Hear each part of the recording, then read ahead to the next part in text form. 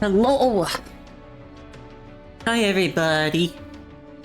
It's me, it's Luke. I'm back again. Once again, it has been a while since last we met. Again, as some of you probably know, I got another surgery! Yeah! This time I got kidney stone removal. And it was unpleasant. Thank you, Ash Frost. Hi, how are you? Welcome back from the PP laser. Yes, it was an unpleasant experience. I'm gonna be honest. I feel like the recovery process for the kidney stone removal was low-key kind of worse than the recovery for appendicitis. Because when I got my appendix taken out, you know, it hurt a little bit. Well, not a little bit. It hurt a lot. But it was like it all got better. Like, just over time. Like, you know, there weren't any fun surprises or anything. When I got my kidney stone removed, it was like, okay, now you have to have this like thing inside of you for a whole week afterwards, and it was very unpleasant. And also, like, sometimes your kidney is gonna just start hurting really bad, and also sometimes you're gonna pee a lot of blood. It was unpleasant, and it was worse so because I was like, how much of this is normal? And at least when I was recovering from the appendectomy, it was like, well, I just hurt in the places where I was cut open, and that makes sense. Hi, Neo. I'm explaining a little bit of what my past week or so has been like. And you're not having a mental breakdown from university, Ash Frost? Well, I'm glad that you're not having one. And if it happens that you do have one, I hope you're able to get through it very, very quickly and get out the other side and have a nice relaxing time. Yes, I did pee blood. Yes, I peed blood quite a lot.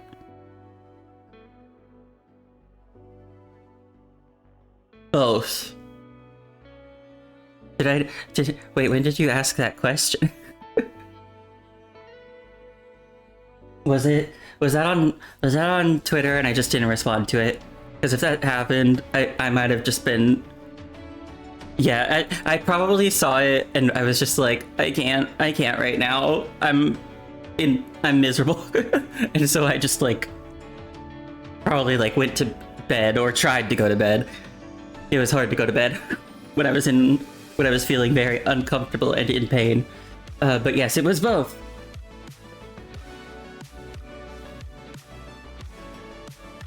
But since the weekend, I've pretty much been feeling better. I'm still... like, I might not be fully over it yet, but since the weekend, I've been feeling a lot better. I don't know if I think I'm still probably passing like the little fragments of the stone, and those do hurt. They do hurt. They still hurt. But at least it's not probably too big to pass now, because that's what it was like before.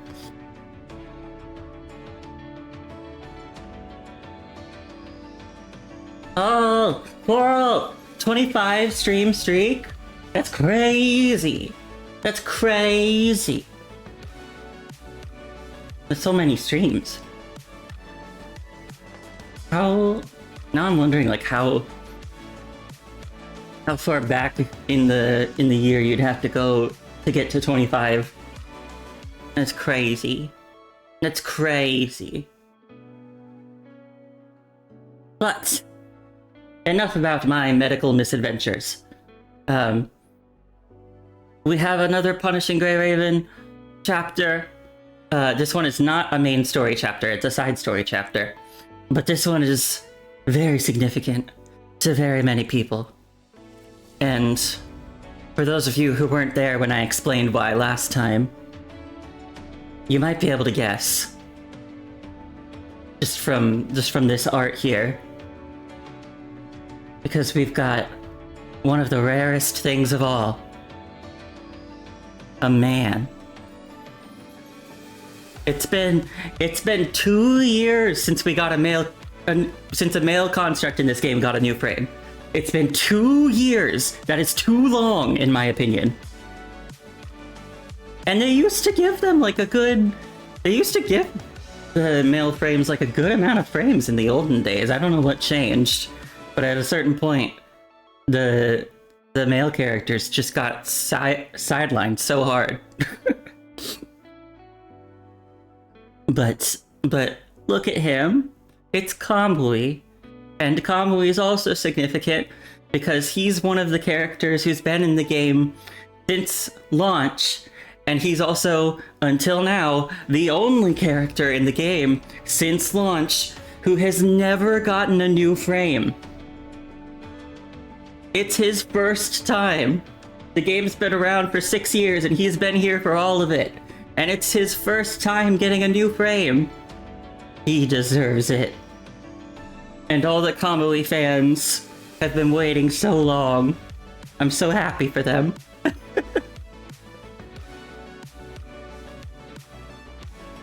So we're gonna go in here and we're gonna look at him before we get started.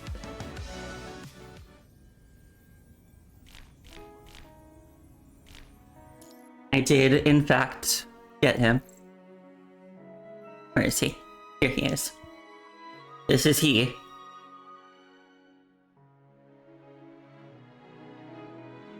Something I really didn't notice at first, but had pointed out to me, is his thighs. They're kind of crazy. And yeah, he's blonde.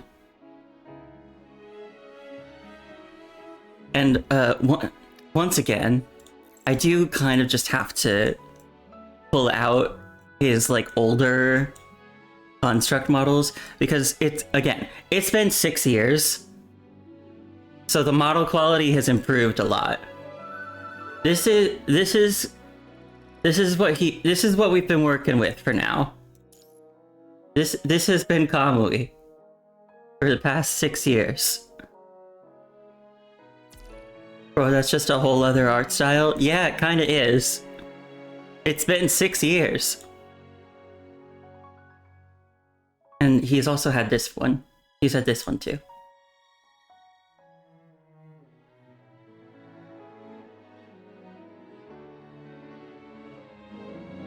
But those have been around since launch. And now, finally, he looks so good. He looks so good.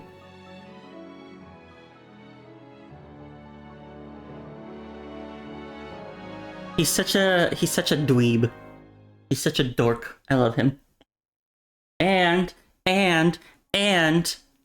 he has broken the curse of male constructs debuting without special effects coatings and then not getting them for like months and months and months after they get released, because he's starting with one and it's good. Ah! Look at him!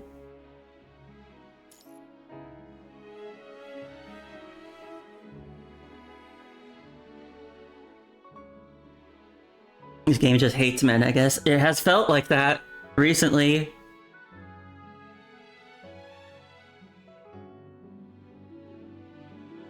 But look at him. Look at him. He looks so good. And the pointy ears, crazy. The pointy ears, crazy. Crazy. Insane.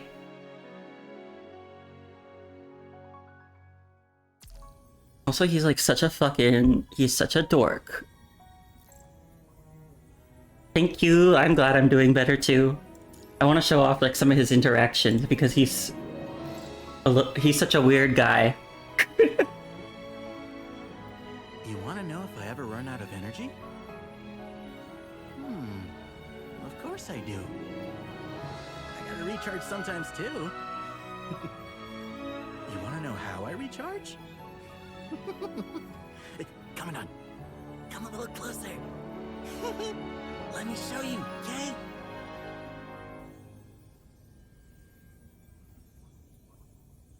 He is a dork-ass loser. He is. He is. Of course I'll be very careful. I'd never let my invert device stab you, Commandant. Besides, I can always cover it with a shield. Either way, something like this won't stop me from getting close to you. Okay?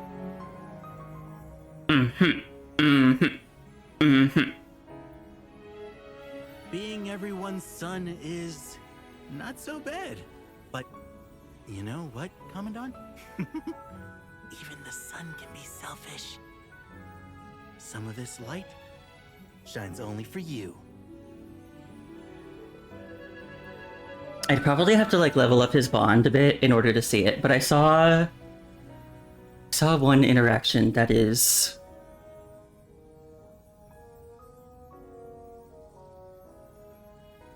my exact reaction was, what's wrong with him?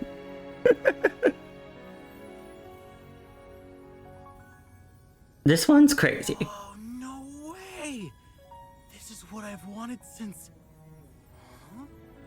Wait, really? You mean it's just because you caught me staring at it? Ah! If all I need to do is stare, and then Commandant will give it to me as a gift.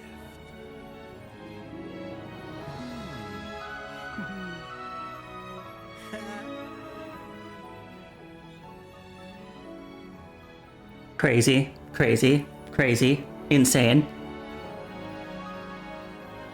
Insane that he would do that. Whatever's wrong with him is better than fixing him. Yeah, I agree. Yeah.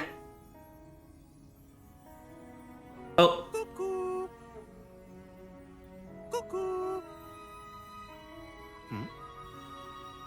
Aren't we supposed to be imitating those time-telling bird toys from the Golden Age? Well, that was the one that I was like, what's wrong with him? This is apparently how he reacts to being poked. Cuckoo. Cuckoo. Aren't we supposed to be imitating those time-telling bird toys from the Golden Age?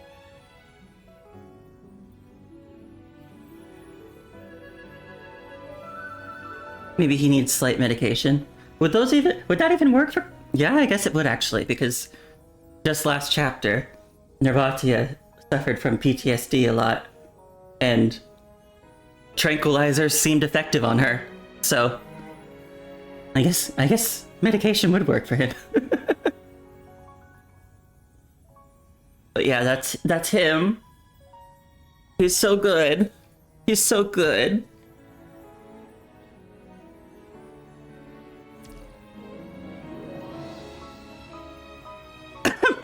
Wait, what did I get?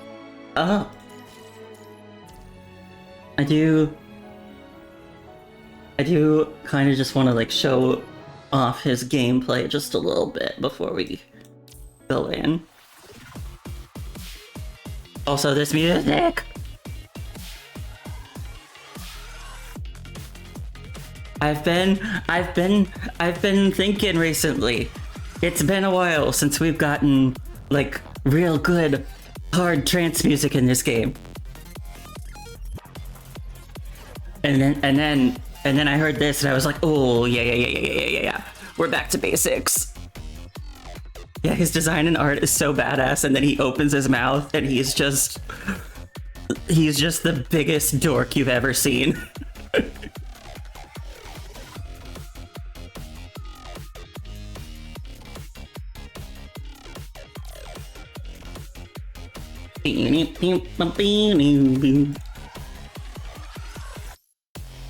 Yeah, I'll just show off some of his gameplay a little bit. Fully energized. Ready for action.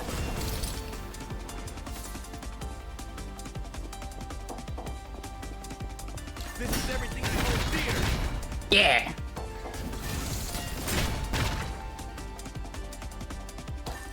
I'll drive away the shadow.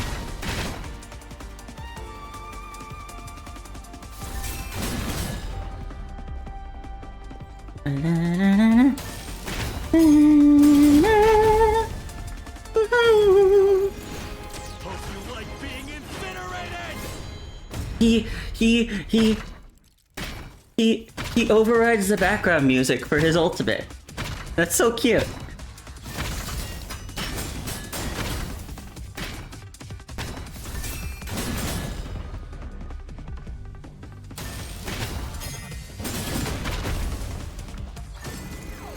I'll burn away the darkness.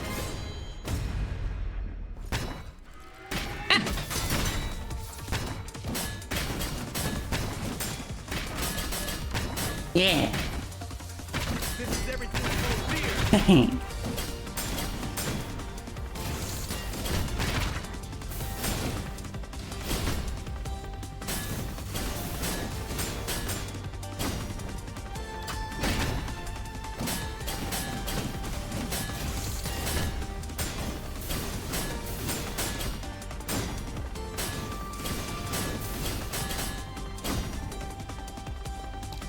I'll drive away the shadow.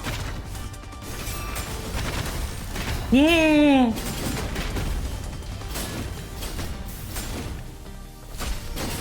This is everything I hold dear.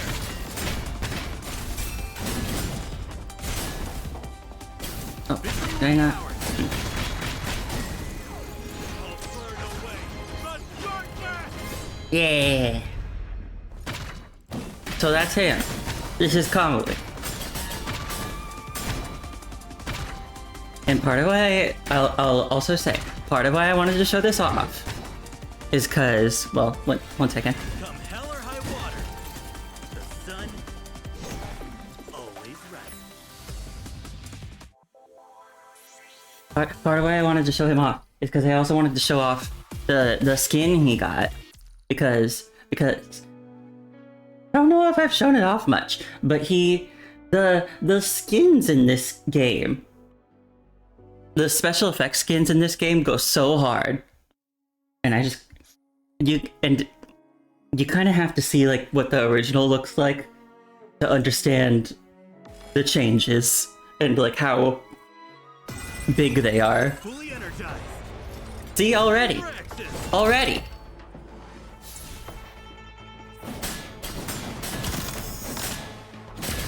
That's it. Ah, hey. Worse wounds. Rude.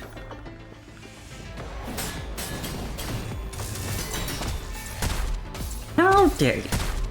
Ah. Go on, try that again. Try that again. Try that again. Yeah, yeah. Huh? Yeah. Uh-huh. Ah. This is everything I hold dear.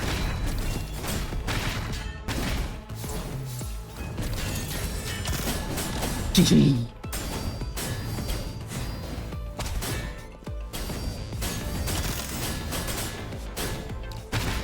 Victory.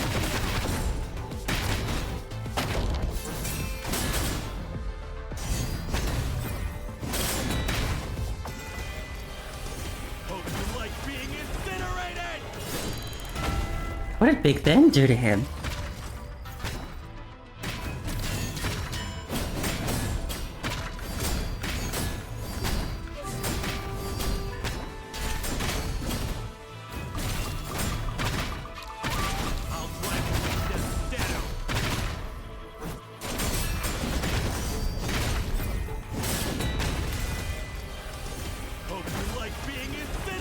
Well, yeah, like you can see. He looks it's very different in this form, yeah?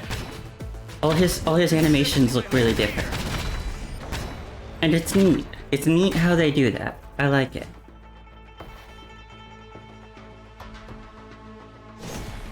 Come hell or high water, the sun always rises. Also, what is it about this skin that makes his arms look so thick? I don't know, but you know. So yeah, there's a new side story chapter featuring our boy. And that's him as a little guy. It's him as a little guy. So, the thing about Kamui is we don't know a lot about his past. Technically, it's debatable if he even has a past, kind of. Because we know, well, this is from the very early days of the game, the early parts of the story. I didn't stream this, so it hasn't really come up on stream yet. Kamui, well, it's complicated, and we don't really know the full story, so it's a little hard to explain. Why is there a child? That's him! That's him as a kid!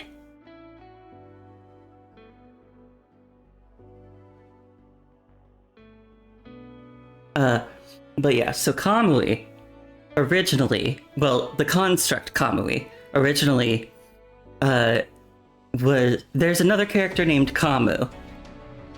And Kamu, when he became a construct, he was real depressed, and he was like, can you guys, when they made him into a construct, he was like, can you guys just like, give me like a completely different personality? I think I don't want to exist for a while. And they were like, yeah, okay. And then we got Kamui. But they did say, and a lot of people forgot about this, myself included, they did say, when they did that they can't really just like, they can't just make a persona whole cloth. They can't do it from scratch. They have to have some sort of base that they're drawing from. And so, in that sense, it's possible that Kamui does have a past. But I think we also know that he doesn't know anything about his past. I could be misremembering that. So Kamui is a bit of a weird case. Because he, depending on how you look at it, may or may not have ever been a real human. I guess it depends on, like, how much the persona that they create, the alternate persona they created for Kamu, draws from whoever Kamui was before, or like whoever they got the personality data from. Yeah, and this is young Kamui, and you know what? He's not. There was like a little trailer that showed an even younger Kamui, and you know what? He was wearing a dress, and I think that's great. Kamui is in touch with his feminine side. Kamui wore dresses as a kid. I think he's wonderful. And he looked adorable. Also, we know he loves video games, so he's playing a Vibby game. He game. He asked if you've got games on your phone.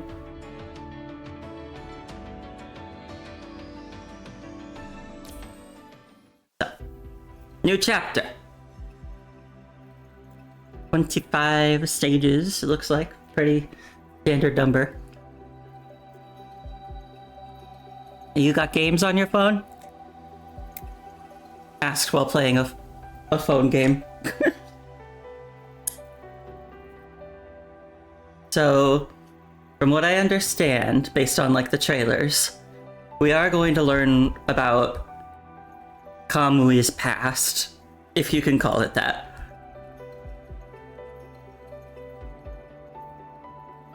So, yeah. Let's see what's in store. So the first...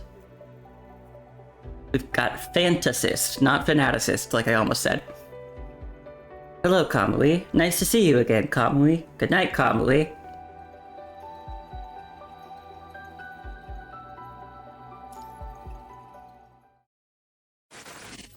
Oh.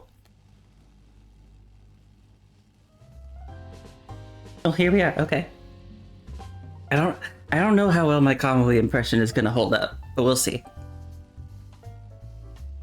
If you had a nickel for guys you haven't heard from in like 2 weeks who randomly showed up tonight, you'd have 2 nickels apparently. I posted about it earlier today, so it's not random.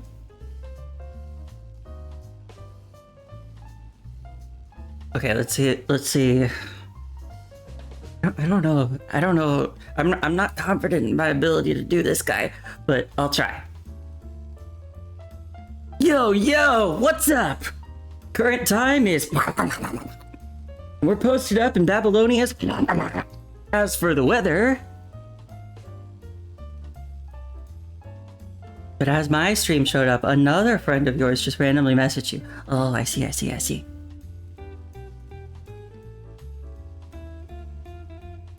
Wait. What's going on?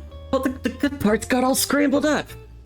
Fixed this thing like 1,000,000 times and it's still busted? Oh, don't you dare glitch out on me now! You ancient relic! Luca's been gone on that mission forever, and I'm counting on you to help me set up the dopest surprise for the Commandant. You never saw me and that friend in the same room?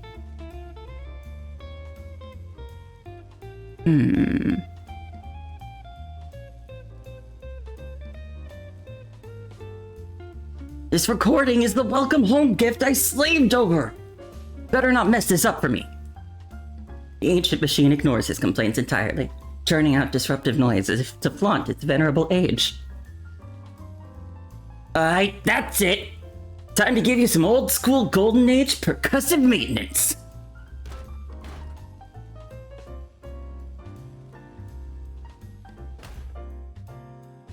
Takes several firm whacks, but the long-neglected antique recorder finally grudgingly whirs to life.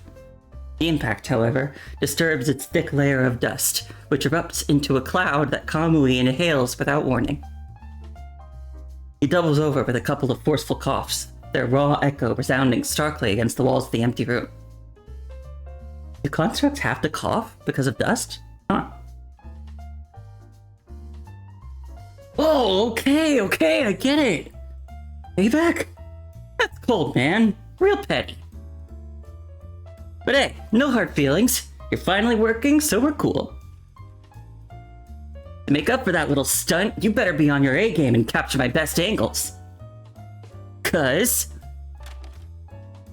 He flips open the recorder's lens, hits the start button, and angles the camera until his face fills the frame.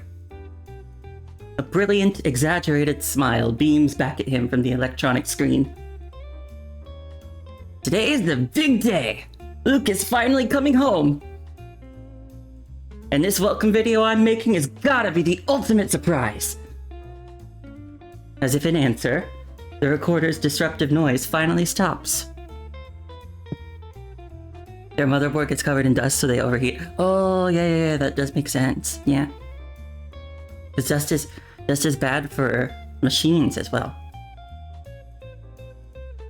Yeah, this angle's fire. Let's hold it for a sec. Man, I look good. Okay, let's get a close-up. Wait, why is my face not popping? Gotta work on my expressions. Let me... Whoa! Something other than laughter flickers across the electronic screen. Then, with a sharp crack, Kamui's face contorts, seized by sudden pain.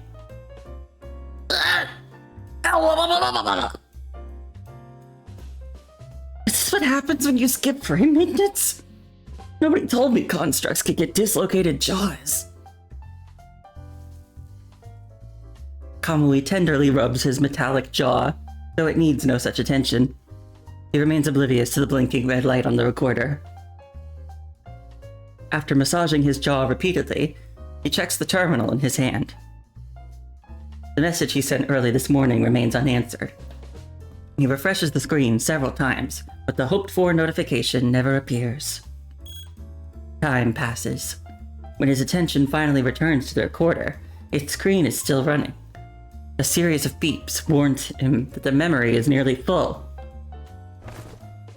Whoa, wait, it's already almost full? Dude, this thing is ancient! I barely filmed anything! Oh no, oh no, oh no! Let's skip the middle parts then. Man, that's tragic. We're gonna witness the legendary Kamui's killer dance moves and my super emotional Kamui sings his heart out sessions. Yeah, he needs to download more RAM. Right, fine. We're jumping straight to the finale. Let's roll. Time to track down the whole squad and get their welcome home messages for the Commandant. He mounts the recorder on his hand, determined to document everything. Something still feels missing. He glances at his terminal again. Just like before, it remains silent, not at the notification sounds he's hoping to hear.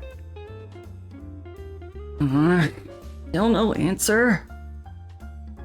Maybe the signal tower's busted again. Did I call engineering to fix it? And surface facilities just can't keep up with Babylonia. This is like the 5th breakdown this month. Never mind. Everybody's stretched thin these days. They're probably swamped with patrols anyway. But hey, no sweat. If I can't wait for the signal to come back, then I'll just go find them myself. Hey! Kamui, rolling out! He's so stupid. I love him. Kamui bursts from the cramped storage room, his cheerful voice echoing through the empty hallway. Feels like he's charging into boundless wilderness, completely free. On the uncovered display screen, light and shadow flash rapidly as he races through the halls. He's apparently forgotten to flip the camera again. It's still in selfie mode from earlier. Back in Babylonia, he could never run wild like this. Watch for transporters, handle equipment with care. But now, none of those rules matter. Because this is just a surface base. Humanity's last desperate clutch at survival after defeat. When did it begin? Even Kamui can't pinpoint the moment. It was a slow unraveling. Babylonia shot down by agents again. Humanity announcing their retreat to the surface. A compromise forged in bitterness. You had to get your PC fixed over the weekend yourself? Oh, I see. Everybody's having technical issues. Order crumbled, not from rebellion, but from exhaustion. From constant struggle. Humanity simply has no strength left for preserving old ways.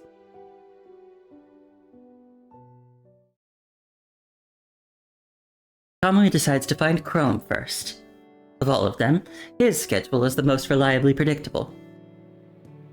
Ever since their retreat to the surface, humanity's combat capacity has been whittled away in endless skirmishes. Chrome is perpetually consumed with organizing guard patrols, his presence demanded in too many places at once.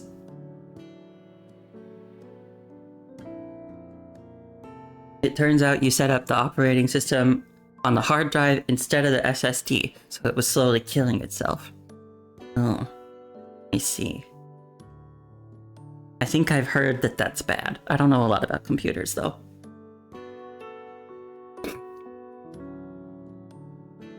He's even taken to sleeping in his office now. The pod installed there allowing him to sequester himself for days. Kamui is sure he'll find him still buried inside. It bad? Okay. Captain! Hey, Captain! Kamui leans against the doorway, calling out while aiming his recorder at the chair inside. Ever oblivious, he doesn't realize the camera still captures only his own grinning face. Yo, Captain! Look at the camera! Just 1 sec, that's all I need. Wait, hold up! We're supposed to be recording welcome messages for Luke. You gotta say something. It'll only take a minute, come on.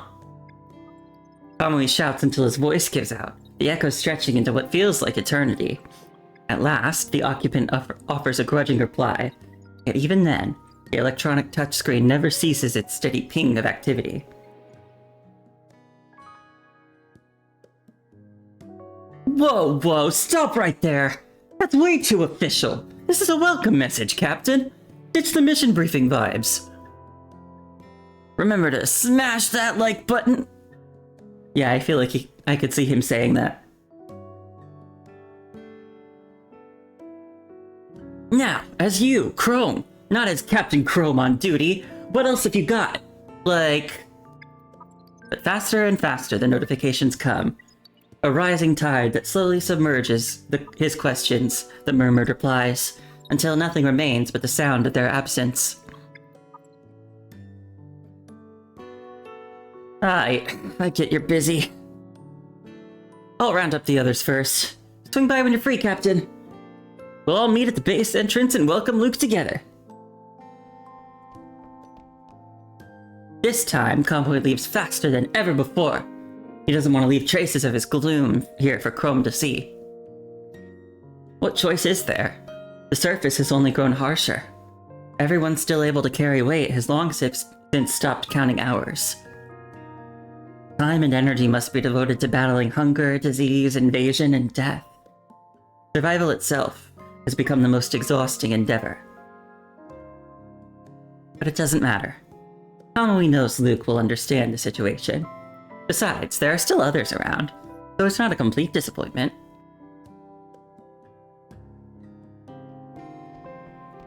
The relentless pings of administrative work recede into the distance. His own footsteps and ragged breathing rise to fill the silence. Kamui bursts into a room where quiet prevails. Monster! Wake up! Rise and shine! I know you're definitely still crashed in your sleep pod. I'm coming in!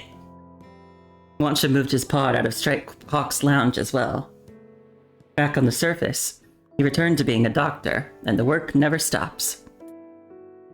He used to sleep anywhere, anytime, but not anymore. Now he needs a private space, a quiet lounge where he can steal precious hours of deep sleep when gaps appear. No reply comes from within. Wansha must be under again, lost in one of those rare, coveted slumbers. Just as I thought. You sealed yourself in again, didn't you? How many times is this now? Alright then. Don't blame me for what happens next. Time to wake you up the loud way. I can't be that loud. My parents are asleep. Wansha!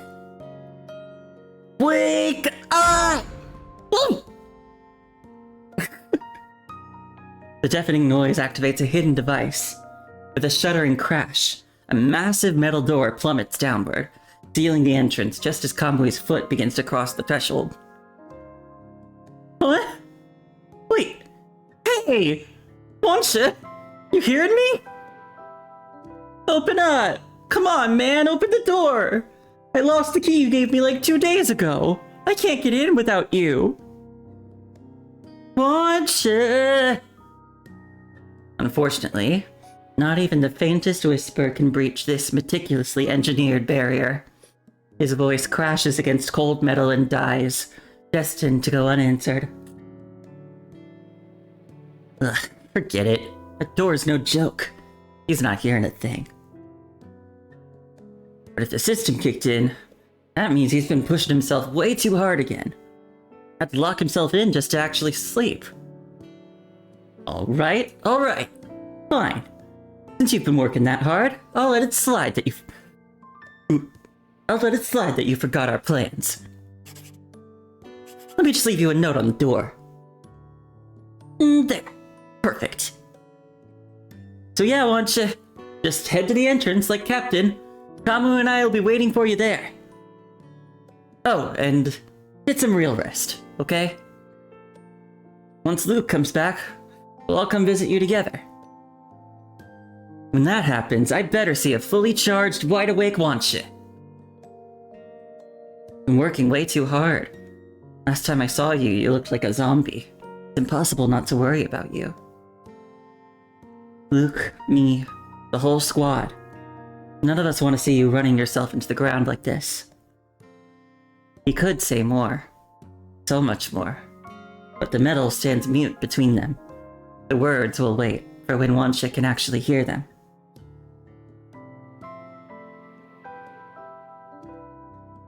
Man, rough start. I really thought at least all of us in Strikehawk would be there together.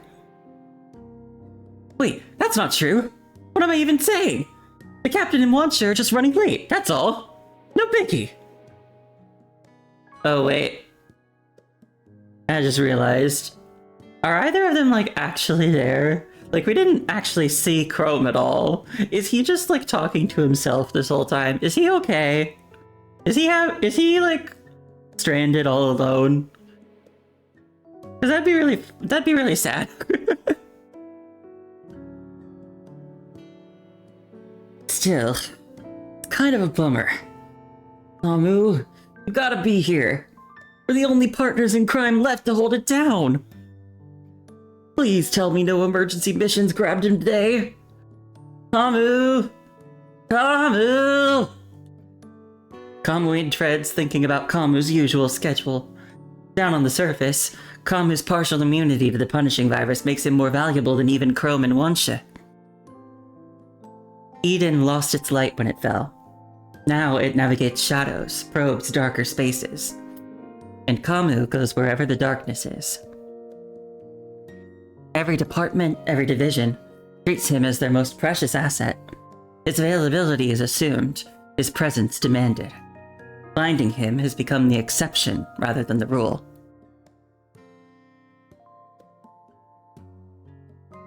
The training room yields nothing. Medical bay stands empty. Even the cafeteria offers no sign. Grasping at his final thread of hope, Kamui makes his way back to the Strikehawk Lounge.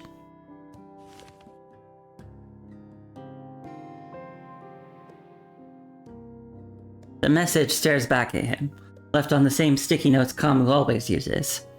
It's so familiar that Kamui can't tell whether this note was written today or weeks ago. Everyone's always looking for Kamui. Asking around would take forever. Honestly, most of them have no clue where he is either. Oh well, I'm used to it. Guess we're throwing Kamui a whole new welcome party when he finally gets back. For now, straight to the entrance. Let me just check if there's enough memory left. Huh? Is that my eyes? My nose?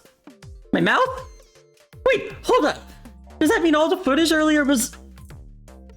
No way! I've been recording my own face this whole time? That icon. Oh, you gotta be kidding me! I never flipped the camera! It's been in selfie mode this whole time! Whatever. Not stopping me. I've got everyone's reactions burned into my brain anyway. Telling Luke about them will be just as good.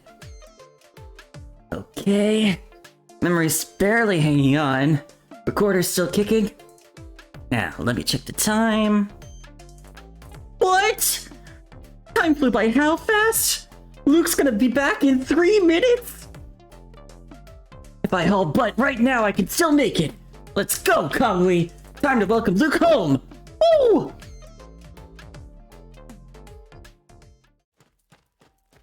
He never bothers to switch the recorder from selfie mode. The resulting footage pitches and sways, capturing only fragments of his expressions. A flash of excitement here, a furrow of concern there. Wait, what was I gonna say first? Oh, I knew it. I never needed a script. And surprise, I forgot it anyway. Whatever, I'll just improvise. Okay, first, ask if Luke is tired. I'm so thoughtful, right? Then I'll tell Luke about everything that's happened at the base these days. The Commandant's gonna be so into it. No, wait. Welcome back is literally the most important part, so that's gotta come first. I gotta reorder everything again. But hey, no stress. The ultimate surprise is still gonna be that thing anyway. What thing? Still talking, Kamui arrives at the main entrance. His eyes snap upward, seeking the top of the doorframe, seeking that gift, that magical thing that brings joy like a spell whispered into existence. He's ready to embrace the arrival of happiness. Welcome home, Luke! He spreads his arms wide, preparing to welcome the arrival into a warm embrace. His palms turn upward, lifting slightly, a gesture meant both to spare the Commandant's travel-worn clothes from further dust, and to receive that enchanted token of happiness. But both his arms and palms find only emptiness. The spell, for all its promised magic, fails to manifest. Huh? That's weird. No way I got the time wrong. This is the one thing I wouldn't mess up. Did something happen on the way? Maybe the Commandant just got held up. And this confetti thing? Of all times to break down, it picks now? No one arrives. No one leaves. Kamui stands alone at the entrance, trapped in a cycle of speculations with no one to confirm or deny any of them. Should he wait? Should he reach out? Both options seem equally viable. Both feel equally futile. Whatever. Guess I'll head back. Getting late anyway. I'll just wait at Luke's sleep pod instead. Now that'll be a real surprise. That he's gone in a flash, not a single glance back. Boisterous as always, Kamui charges toward his destination, the sleep pod waiting in Luke's lounge.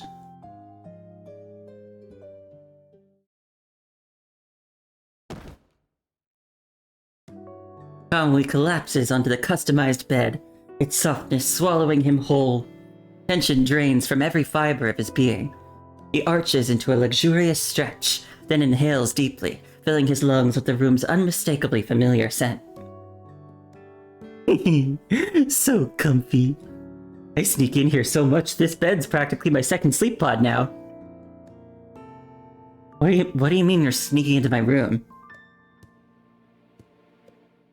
Alright, time to review today's masterpiece. Kamui curls up with the antique recorder, playing back everything he filmed today. It's mostly just his own face, again and again, and somehow he still finds it entertaining. Oh, he's kinda unstable? Yeah, a little bit. Yeah, a little bit. Yeah, a little bit. Because this, too, is a form of memory. Through his own emotions, he can still see them. All the faces he never wants to forget. Look at that! Peak athletic form! Even through all these blurry pixels, you can't hide this level of handsomeness. Captain's office has way too many screens. All those light reflections make my face look weird. Whoa! That shot of me yelling at Wancha's door. My mouth is wide open. Not a good look. Definitely cutting that part. Wait. Hold up. On the table in our lounge. Is that an ugly photo of me? Kamui totally took that without me noticing and framed it. When he gets back, we're gonna have words. Recorder's almost dead. Battery's toast, memory's full. Let me just add one last little bit. Kamui, don't you realize that if you record yourself in here, I'm gonna realize that you're sneaking into my bedroom? He turns onto his side and settles the recorder against the pillow next to him. His gaze meets the lens with quiet sincerity, as though addressing someone so near he can almost feel their presence, almost reach out and brush their cheek. Oh my god, is this gonna be like one of those things in movies where where a guy's wife goes missing and he's watching like recordings of her, and they're like, you know, messing around, and she's like, no, turn off the camera. But they're like messing around, and then now that she's missing, he's like looking back at it like, oh, my wife.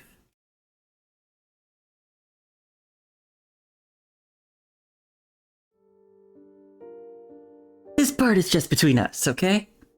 No one else gets to see it.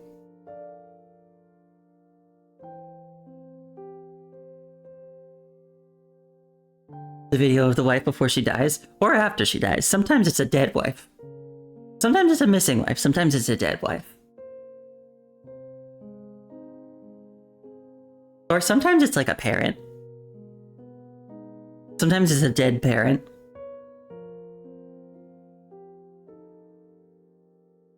Just you and me.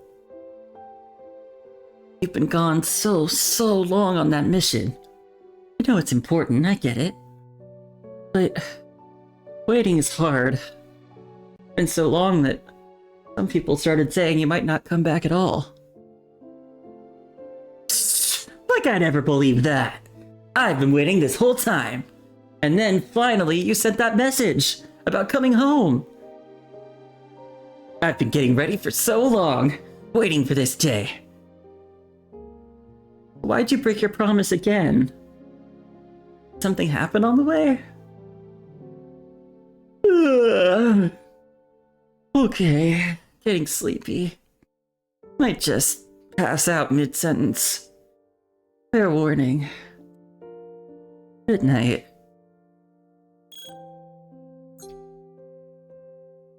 The yawn overtakes him without warning, so huge it drowns out the recorder's tiny protest.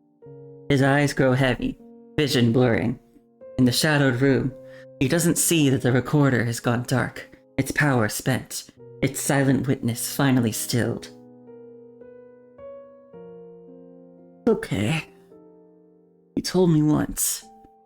If I wait too long, just take a nap. And when I wake up, you'll be right there.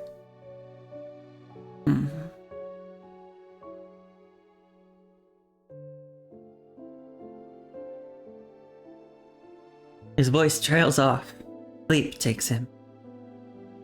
He waits, expectant, for the dream that will wake him up. But what's wrong?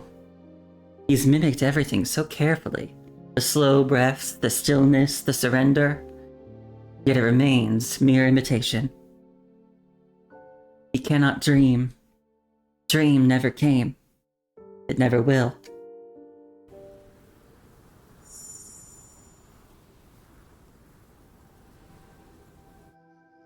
The wind screams outside. A needle of light pierces the room and finds his face. It stabs at his closed eyes, too bright, too insistent. In this heavy darkness, even such a thin beam demands wakefulness. He opens his eyes. Light means day. Day means no sleep.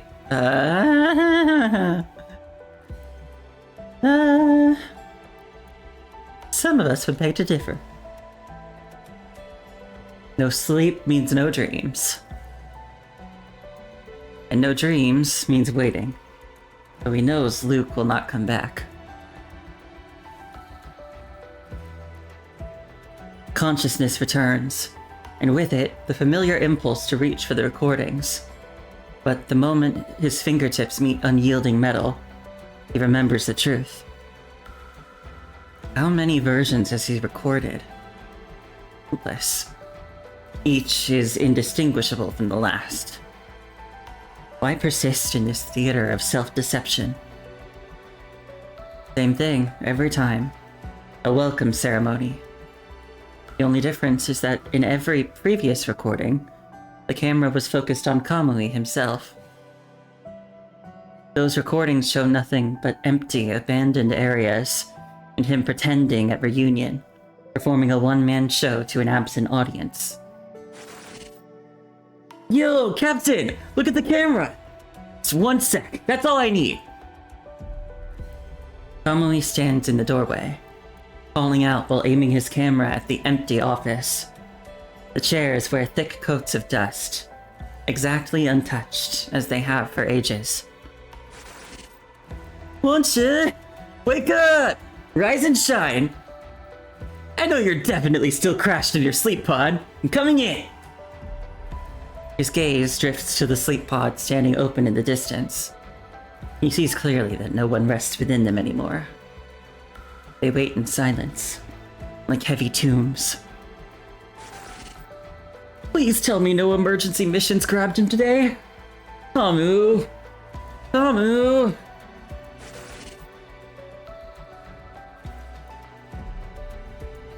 The note has yellowed with time, bearing remnants of Kamu's vital fluid, discovered by other soldiers in some forgotten corner.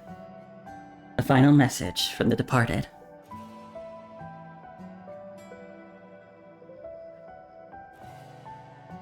Memory, in its mercy, shields Kamui from what he cannot accept. It erases deliberately, selectively, and from what fragments remain, he assembles a mosaic of presence, convincing himself that everyone is still here, that the dream remains intact. Why is this happening, Luke? I just wanted to fall asleep and see you when I woke up. Why didn't you show up? I can't accept it. I can't accept that you're never coming back. I don't want to believe it. I don't want to believe you're all gone. He opens his eyes. The sunlight has found him again, as it always does. This time, he lets it illuminate what he's tried so hard to keep in shadow. He can't stay in the dark anymore, pretending not to see. The place is dead. He's the only one left. He has always known. Humanity's retreat to the surface was only a postponement. The ending simply took longer to reach them. Okay, brief pause. I'm wondering what has happened, because last time, I'm pretty sure Babylonia was still in the sky. So what's happened here?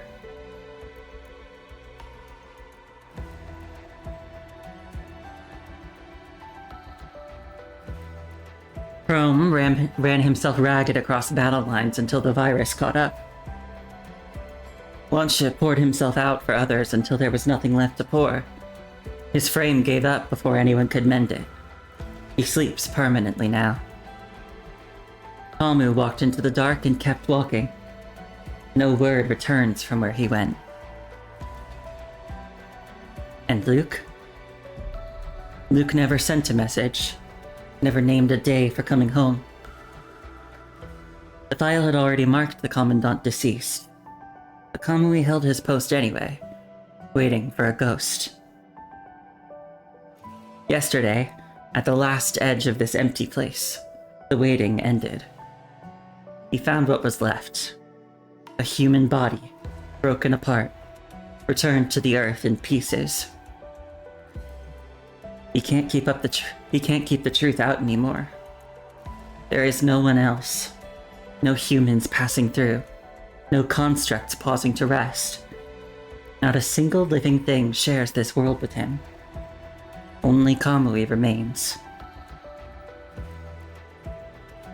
I'm never gonna see you again. Am I, Luke?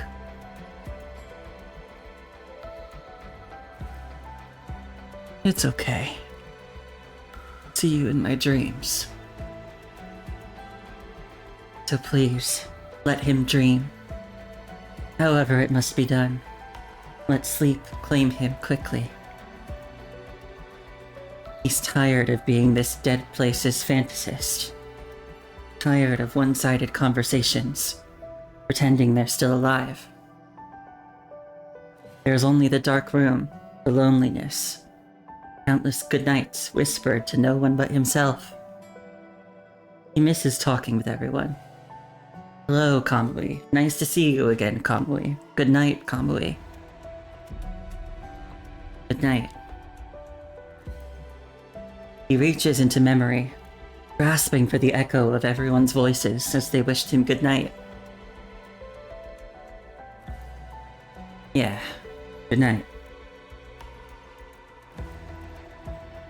And good night.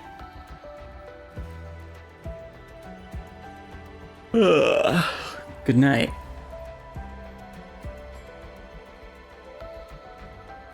Good night, Kamui. Good night, Luke.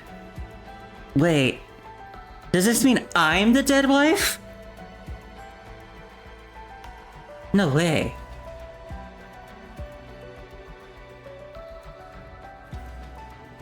He heard them. The voices he missed so much finally reached him. So let him sleep now. Let that embrace, as warm as those remembered voices, find its way to him at last. But wishing changes nothing. The bed liquefies beneath him, becomes a sucking swamp that climbs his body and calcifies into boulders. They press. They sink him. They hold him forever in the dark. Kamui offers no resistance. He has no wish to rise.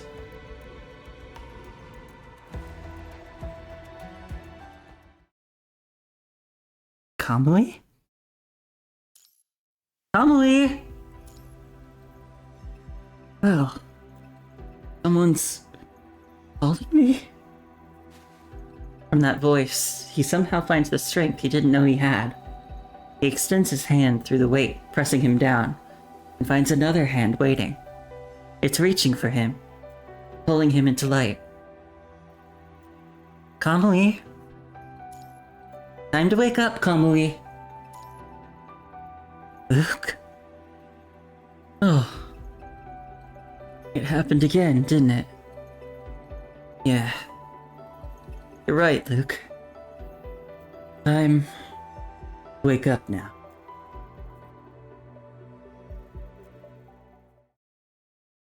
The dying sun.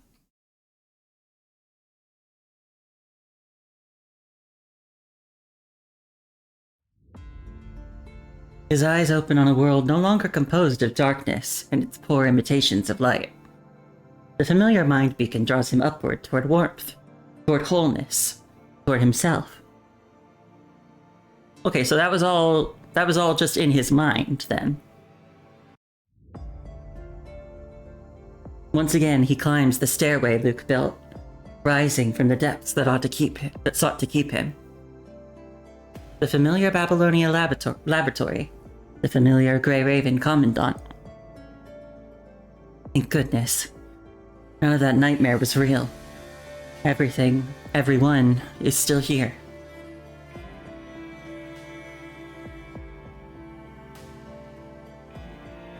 Oh, I'm tempted to say the last one, for the tenderness.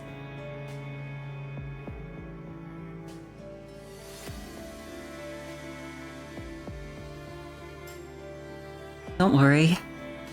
I'm here with you.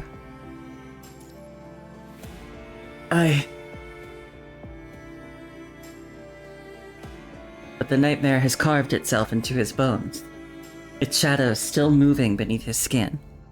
Fear follows him like a patient ghost, and an unshakable coldness refuses to release its hold. Was it all just an illusion? Are you even real? He reaches out instinctively in desperate need of proof. But your hand is already there, wrapped around his, gentling the almost invisible tremor that betrays his fragile state.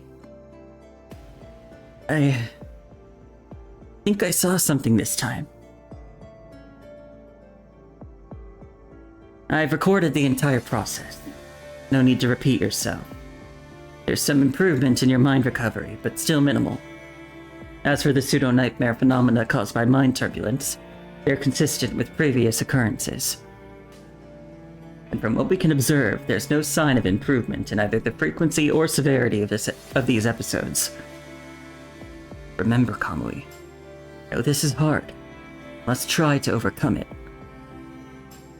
This is an inevitable side effect of the Corona gene. You want to fully master this frame, you have to make it work. Well, there are words I've never heard before.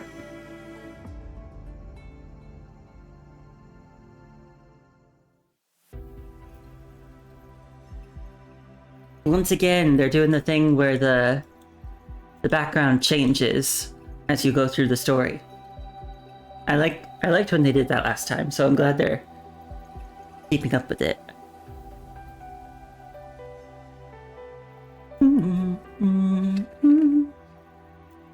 Oh yeah. He's got coronavirus. That's what it is.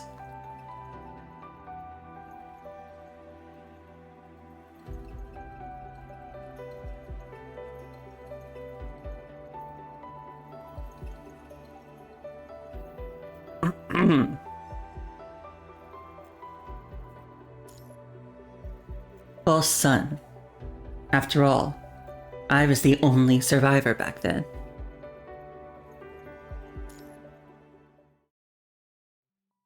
Frame Adaptation Room, Babylonia. Rona Gene. Look at his face and his expression in this one art. He looks so... like, not even upset. Upset's not the right word. Maybe drained is what I'm looking for. Sad boy. Kamui mumbles the peculiar term, his expression momentarily growing distant and unfocused. Kamui? Huh? Oh, yeah. All good, Commandant. See, now he looks so much better. With a reassuring flash of his characteristic smile toward you, Kamui hurries to catch up with Asimov, who's already making moves to leave. Oh, hey, Asimov! So, the mind turbulence I had during the adaptation. Did they mess with my combat data at all? Like before, as long as you remain conscious, the only side effects will be the usual mind pain. However... Asimov stops in his tracks and turns to fix his gaze on Kamui. I don't think your intentions are unclear to me, Kamui. You're operating under the assumption that as long as you don't hit your limit, you can simply push through. Who, me? I wasn't thinking that at all. Let me warn you one more time. Acclimating to a new frame and stabilizing the Corona gene adaptation both require time. I have no interest in whatever phantoms appear in your false nightmares. But I also have no interest in watching a frame I meticulously engineered perform suboptimally because its operator refuses to acknowledge his own limits. So drop the act. Nightmares. Huh? Are they really just nightmares? Ugh.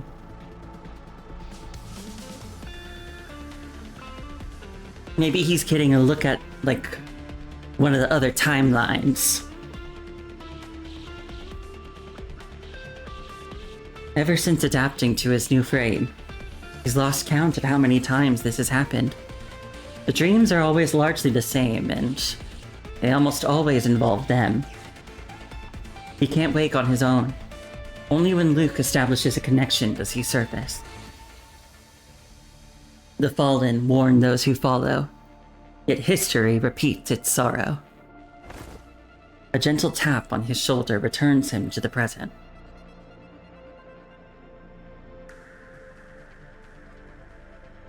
If something's eating at you, you can talk to me about it. Oh, nothing like that. Don't go worrying about me now, Luke. I've got this handled. Your words pull Kamui briefly from the heaviness pressing down on him, but it passes for easy conversation, your usual rhythm intact. But underneath, you both feel the charged silence between the lines, the things left unsaid. Kamui is far from fine, but he's not ready to lay that raw, guarded part of himself bare. Not yet. A soft creak interrupts the moment. The door swings open. Asimov, who's only just left, has returned. What are you doing back here? Urgent communication from Commander Nicola. The meeting scheduled for 2 hours from now has been moved up. You're both to attend immediately. Asimov points to his terminal. And Chrome was asking me about Kamui's frame adaptation status. But if I recall correctly, those reports were to be forwarded directly to the team captain. Yeah. About that. Didn't the commander stress the whole mission confidentiality thing earlier? Anyway, sounds like an emergency, right? Let's roll. We should all head over together. Kamui takes the lead, striding ahead of you and Asimov. Kamui, you haven't been sending Chrome updates. He's gonna be worried about you.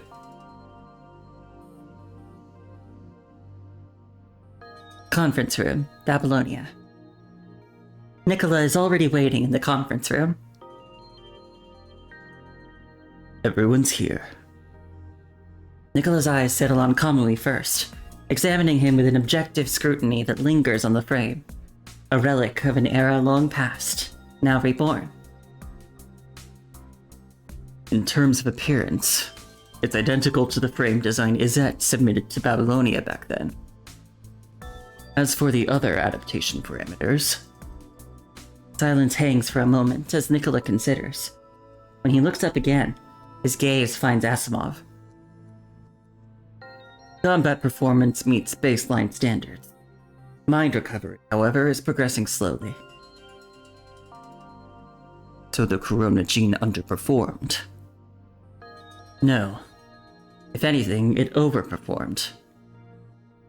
I've since gathered substantial information regarding the Corona gene, solar essence, and the Izette military base itself.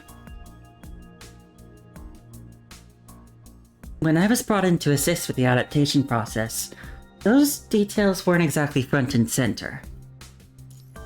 What is the Corona gene exactly? The Corona gene was originally developed as a vaccine-class biological product. Wait, so it's not the coronavirus, it's the coronavirus vaccine! A genetic enhancer, technically.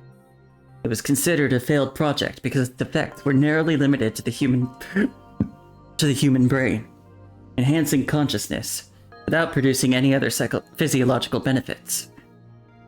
However, after the punishing virus outbreak, additional properties were discovered.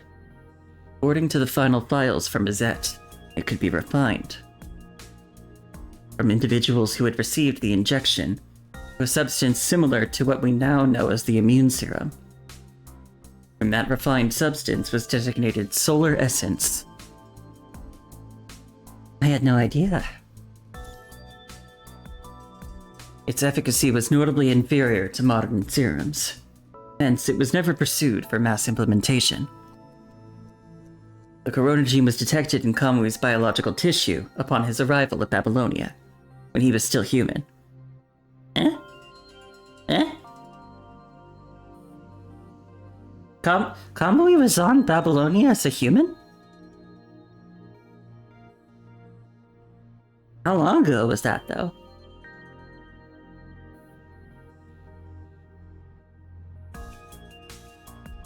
Why was it used for this frame adaptation? In theory, the Corona gene should have no effect on a construct.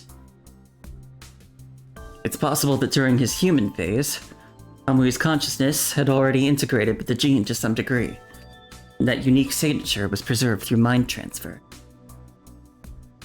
Given the pre-existing damage to Kamui's mind when he first arrived, I synthesized a version of the Corona gene compatible with his current frame to test its restorative potential. The effects were modest, but measurably positive. So the frame is combat ready. In principle, but there are outstanding risks. While it facilitates partial mind recovery, it also produces an unintended side effect: periodic episodes of pseudo-nightmares. I've attempted multiple interventions. None has successfully mitigated the destabilizing effect of the Corona gene on his mind during these episodes. Two hypotheses remain. First, the The authentic corona gene may require a specific artificial intervention protocol to stabilize. But that data was never archived at Babylonia, only at Azet. And the second? Second, Kamui may not be a perfect match for the corona gene, preventing complete integration. According to Azet's archives, individuals with perfect compatibility could undergo a metamorphosis through genetic enhancement and accumulated solar essence, which the records term Golden Sun. Theoretically, such individuals would possess sufficient mental fortitude to suppress this rejection response entirely.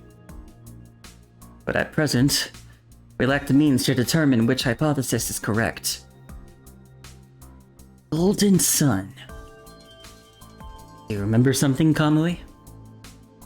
Asimov watches Kamui carefully, his scrutiny quiet but unmistakable. It's a little better than before. I can remember some of the basics now. The Azet archives do reference solar essence. Without physical samples, however, I'm working from theoretical reconstruction based on their documentation alone. Seems the corona gene is having at least some measurable effect. Asimov makes a few notes on his terminal. So the frame's good to go for field deployment, yeah? Kamui leans forward eagerly, eyes riveted to the assessment report on Asimov's terminal.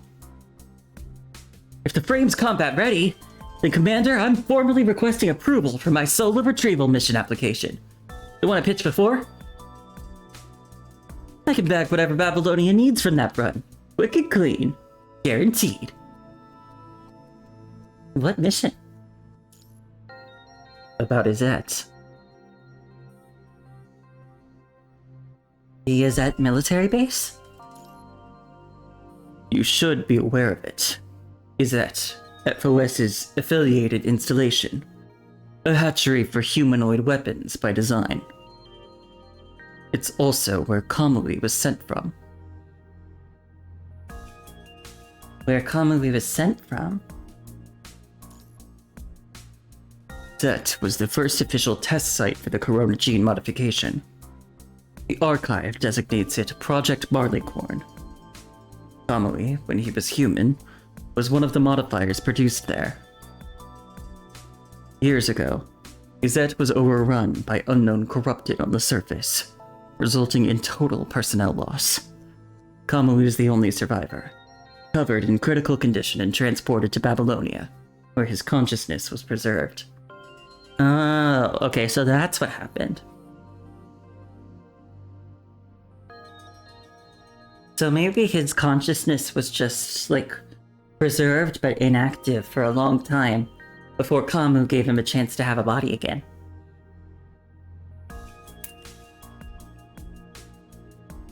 Oh, there's more. During that window, Kurono intercepted a batch of consciousness data through special means. Kamui's was among them. Its damaged consciousness was then placed within Kamu's mind. So the mission target is... After we lost contact with the FOS starship, we made repeated attempts to restore communication. In the process, our analysis indicates Azet... Okay. Our analysis indicates Azet maintained persistent, close contact relay with the vessel in the past. It's possible their equipment retains the capacity to establish a direct connection. I thought we could already detect the starship signal. Detection is not communication. We can confirm its existence from a single directional vector, not establish dialogue. So something even Babylonia can't manage. It might be possible with some old surface equipment. That's one of the objectives. Second one. Kamui draws himself up, attention sharp and focused on Nicola. In his gaze, anticipation mingles uneasily with worry.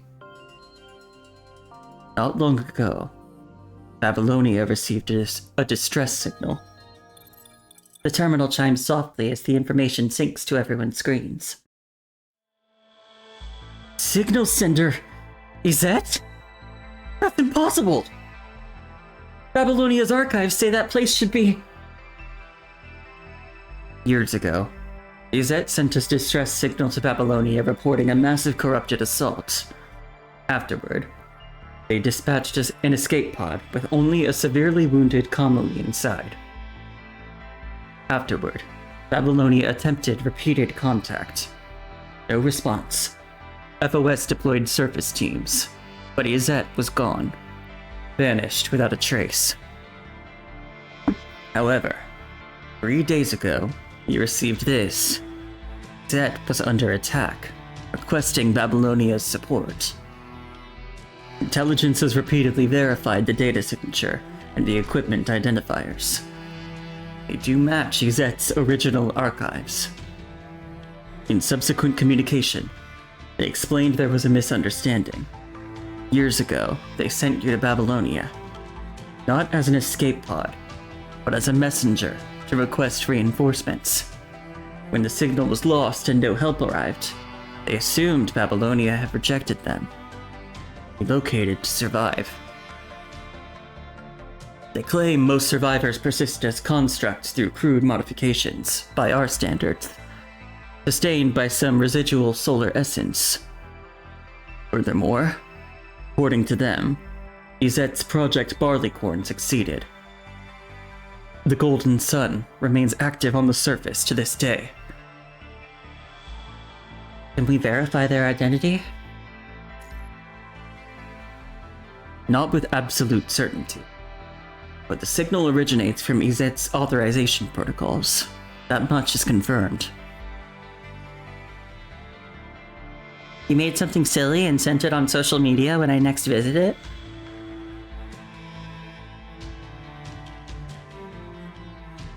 I don't think I got anything. I realized a while ago that I don't get direct messages on Twitter because I never finished setting up the chat thing. So if you did send me a direct message, I probably did not get it.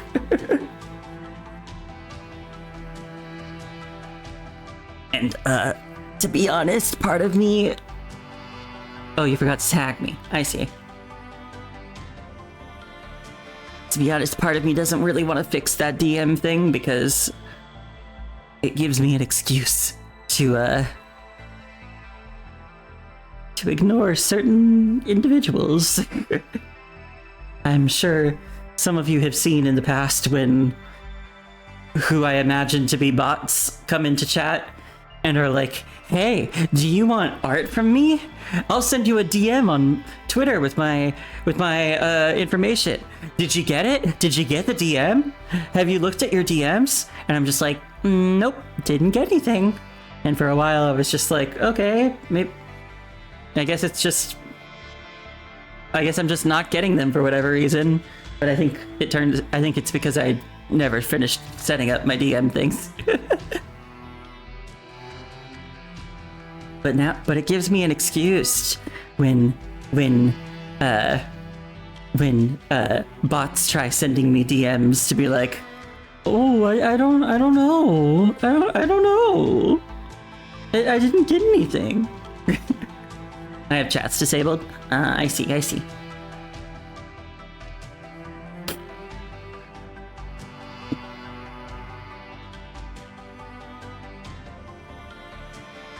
Then why now?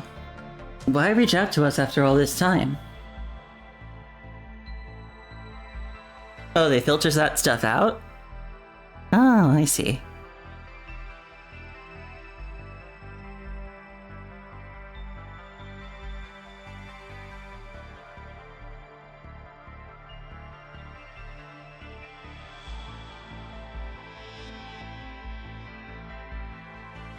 Oh my god. Is that me in your Tomodachi Life Island? I've been seeing so many people play that game.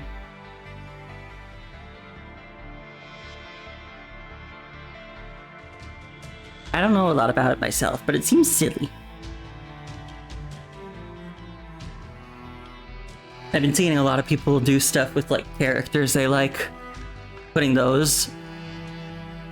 You got the hospital room, and you were like, I know who's been in the hospital recently. So you put me in the hospital room? I hate hospitals.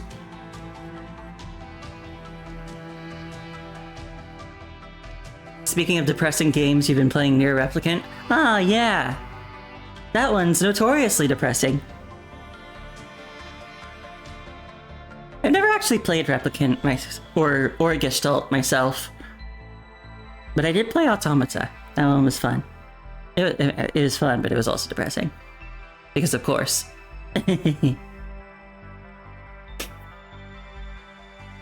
Nier is not exactly known as a light-hearted series.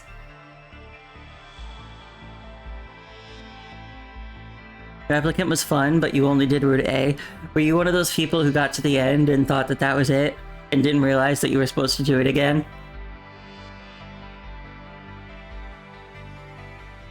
Oh, you didn't have the drive without your dearest 9S. I see. You're a 9S stan? I see. I see. That does check out from what I know about you. You like your nerdy boys. Your pathetic nerdy boys. And yeah, he's baby. That's baby. And he suffers greatly.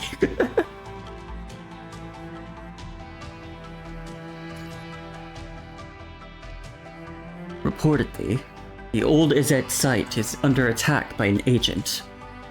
Their limited capabilities, seizing this opportunity to request Babylonia's assistance. I swear, new ascendants are showing up everywhere these days. Isn't there a Nier collab in PGR? Yeah!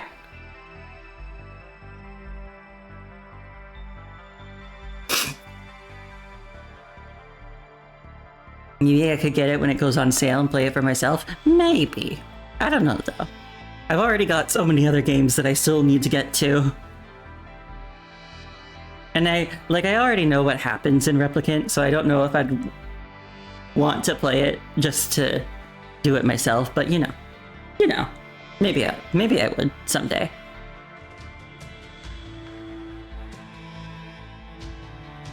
An agent? Another one? Scouts dispatched. I forgot to do my voice. Scouts dispatched to investigate the area have confirmed evidence of agent activity on site. Communication device remains inside the Azet base. That is almost certainly what the agent is targeting. We lose it. We lose our only lead to the FOS starship. We must retrieve it quickly. If there are genuine survivors in that base, and if the residual solar essence they describe is real, those are resources we cannot afford to abandon easily. Okay, have a nice shower.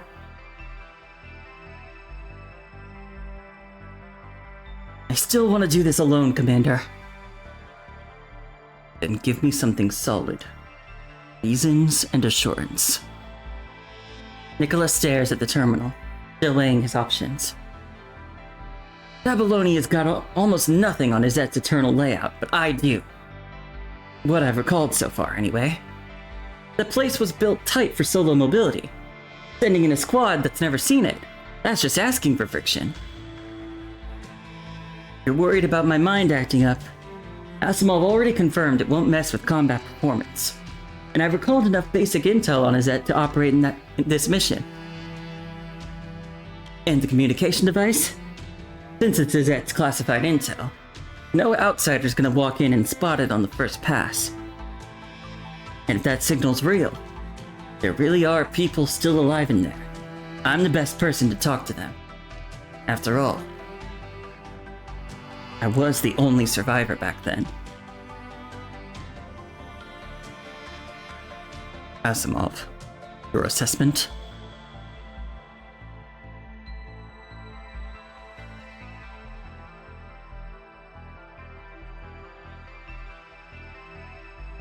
I don't approve. Since when did you change your name to Asimov? Oh, you didn't see the documentation I sent you? Yeah, we switched.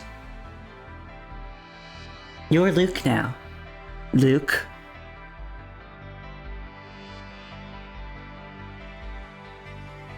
Though my professional assessment aligns with yours, the frame enhancements are holding, but his mind remains unstable.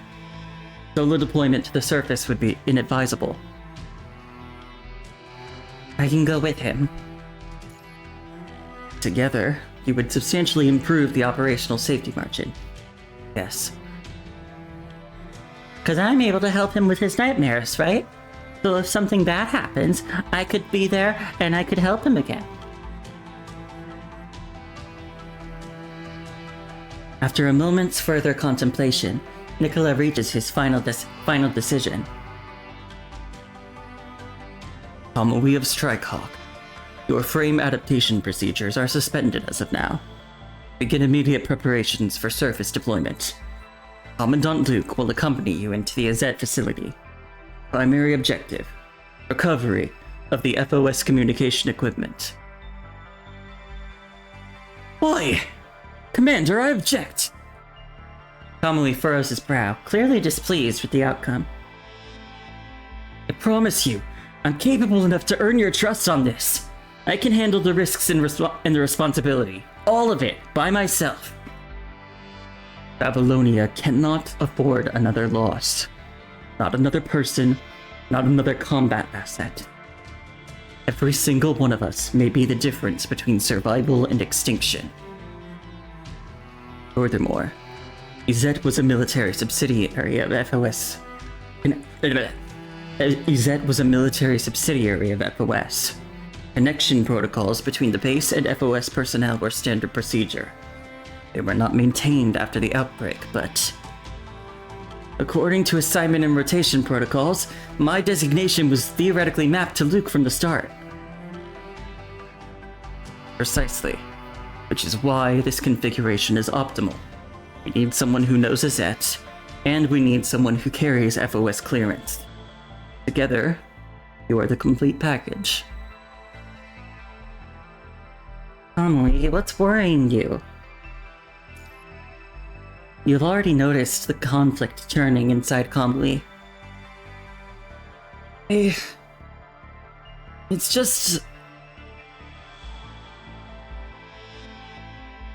Do you want a different Commandant? That's out of the question! I trust you. Of course I trust you. It's just... That's my unfinished business. How could I drag you into it? In the end, Kamui swallows the words.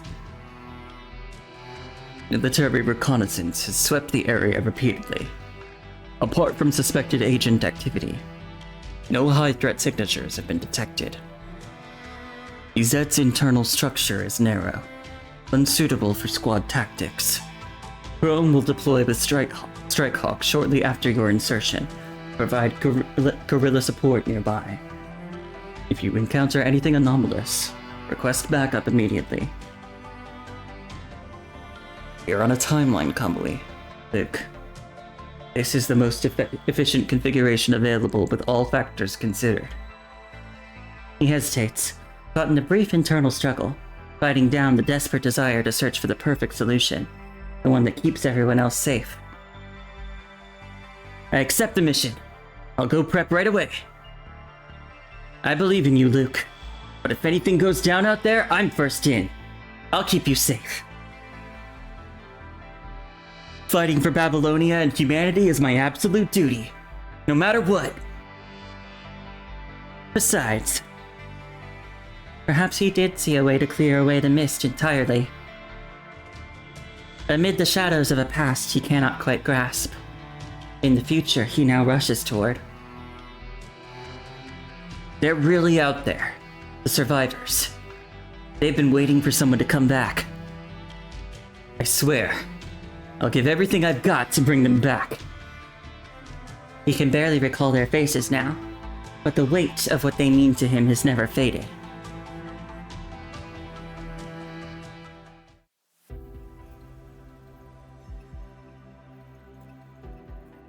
Alright, we're on a mission.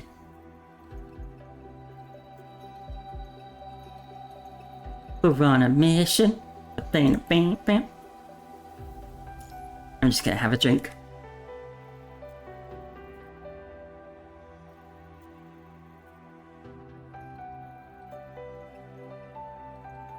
This is unrelated to any of the medical stuff I've had done recently. But I went to the dentist today for a cleaning, so my teeth hurt a lot. Because they always get in there and really wrench around, you know? Also, they said I need a filling. And that fucking sucks. Because right as soon as I'm finally feeling better after my surgery, they're like, yeah, you need to have another medical thing done. And I'm like, God damn it. Come on.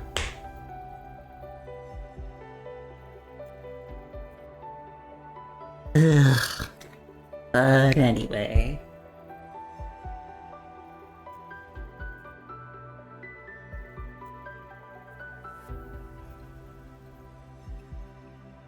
Broken bones. Broken bones don't bloom. Will only grow into ordinary, forgotten mud.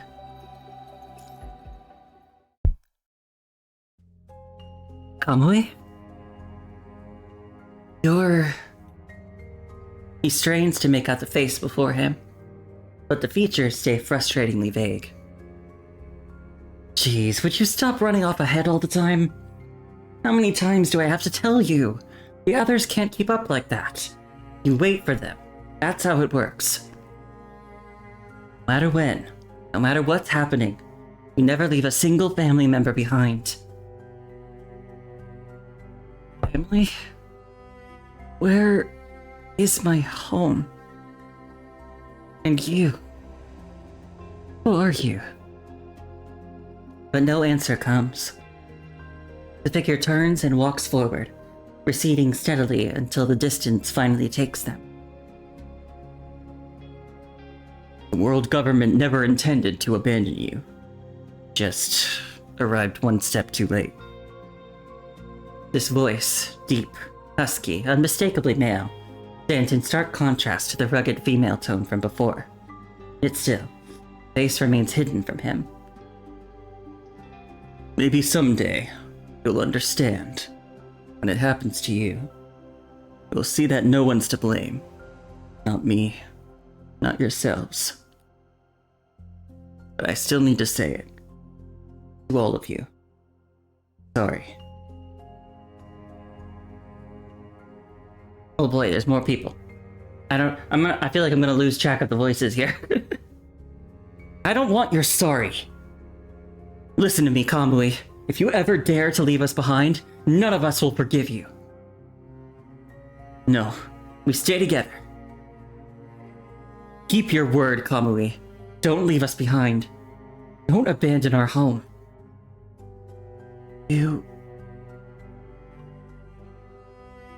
What really happened? Please, anyone. Just tell me the truth. But they're already walking away. No lingering glances, no trace of attachment. They have no intention of bringing him with them. As if he's the one being left behind. Wait! He runs forward, desperate to catch them. But the distance between them stretches endlessly. No matter how hard he pushes, he can't close the gap. Not fast enough. You need to go faster. Somewhere deep inside, he knows a moment too late means losing something irreplaceable. His sprint ends abruptly, as an obstacle sends him sprawling. His arms shoot out on instinct, catching hold of something. Did he finally catch up? You've returned clean? Yay! Hope flickers as Kamui lifts his head, yearning to see their faces clearly at last.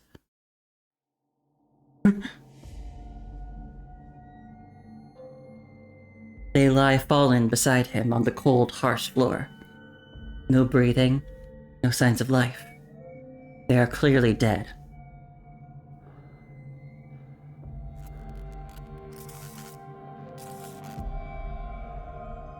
Yet the dead continue to cry out.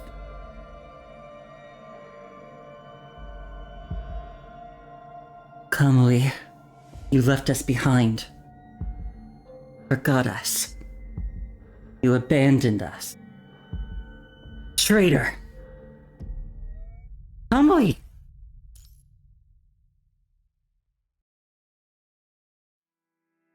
Just before the vengeful spirits can devour Kamui, Luke pulls him from the abyss.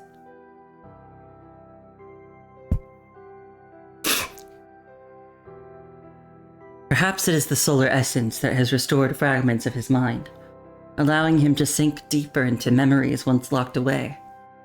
Yet each descent exacts a price. The emptiness upon returning grows heavier with every connection. To feel more genuinely is to become entangled, but maybe that's the point. At least now, he's finally touching the instinctive thoughts that have always been waiting beneath the surface. Test complete. Recording final data. Full report generation will conclude in approximately 30 seconds. Report complete. Ready for review. Would you like to configure parameters for subsequent testing? Acknowledged. No configuration required. Test system entering sleep mode. Manual restart required for future use. You introduced him to your me, and he immediately got a crush. Had to tell him to knock it off because you don't allow romance between me's of people you know IRL to avoid weird implications. Well, I can't tell him to behave because I don't have any access to him.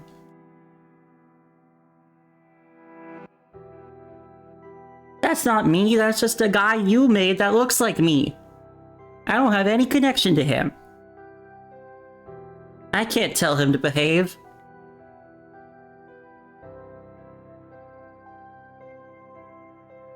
I forwarded copies of the report to your terminals. This is the final pre-deployment assessment. All data will be archived accordingly.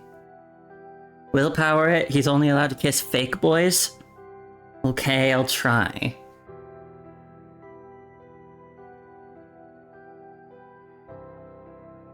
In summary, the Eternian frame's mind turbulence issues remain unresolved, presenting risks. However, all other metrics meet baseline requirements. Deployment is approved. Is there any way to mitigate the turbulence? For example, in the Project Barleycorn archives, did anyone document prior experience with this issue? Those obsolete records offer no practical value regarding Kamui's current frame. Project Barleycorn involved far more extreme cases. Consider it an immune system failure, resulting in disruptive feedback loops. Archival records designated these subjects as sunspots. Their genetic integrity was insufficient. They were gradually assimilated by the corona gene's defective segment, compromising the immune response entirely. This rendered them exceptionally vulnerable to the punishing virus infection. Rapid deterioration, followed by termination. World government's handling of sunspot cases at the time. While not explicitly documented, the outcome was predictable. They were likely abandoned entirely. We're diverging. My recommendation stands. You deploy Surface Side in his current state. Be prepared for frequent turbulence episodes. That concludes my evaluation. You still believe this won't compromise mission integrity? I have no further objections. Even the mind connection can't help stabilize him? The connection can theoretically promote stability, but the root cause is fragmentation. Connection can stabilize a structure that's crumbling, and not restore ruins to their original state. Not even you can accomplish that, Luke. Of course, these are hypotheses, not conclusions. Since you're heading to Azet shortly, your investigation may yield additional context. Kamui's mind damage predates his arrival at Babylonia, after all. It's almost certainly tied to the modifications performed during Project Barleycorn. Just to be safe, take this portable detector with you. It analyzes small solar essence sources for viability.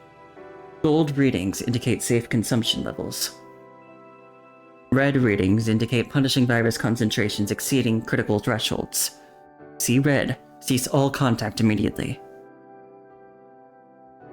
Back during the adaptation before, I remember we tried using that solar essence stuff to patch things up. Think that might be worth a shot? Probability is reasonable. During previous modifications, your mind partially fused with the corona gene. Residual substance at the damaged terminals appears compositionally similar to solar essence. However, most of what I've administered has been synthetic. You can locate and integrate the original solar essence at EZ. Regeneration may be possible at the damaged parts. Again, this remains hypothetical. I still recommend additional defensive countermeasures before surface deployment. Defensive countermeasures? Wait, you mean those consciousness anchor things you mentioned during the last round? Correct. Similar to mind beacons or the connection itself, they allow commandants or constructs to establish stabilization points within your mind. Functionally, these anchors are specialized information packets. When activated, they assist the mind in temporarily regaining clarity. The response is faster and more robust than standard connections, making it an ideal preparatory measure. Yeah, but I remember you saying if someone's mind gets wrecked bad enough, broken anchors can backlash on the person who set them. And even during the setup phase, they would have already started carrying the weight and negative side effects, right? Every method carries side effects. This one remains the lowest risk option available. I get that. Why spread the risk around, you know? It's cool. Let me handle my own mess. I'm not gonna let it drag anyone else down. You dipshit. Asimov's expression remains unsurprised. He chooses not to argue further with Kamui. Instead, his gaze flicks meaningfully toward you, standing behind him. Then let's proceed with the final frame inspection. Estimated time should be... At that moment, your terminal vibrates. A quick glance reveals both the message and its sender. My me called you the F slur, which was kind of funny. I don't understand how Tomodachi life works, but does that mean that you included that word somehow to get your me's to say it?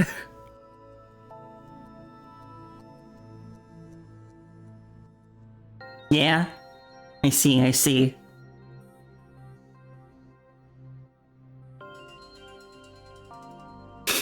There was something else.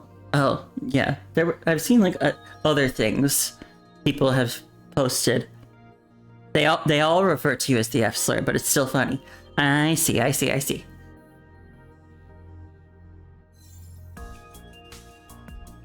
Please keep Kamui busy for 5 minutes. Boom. Keep Kamui busy for 5 minutes? Easy.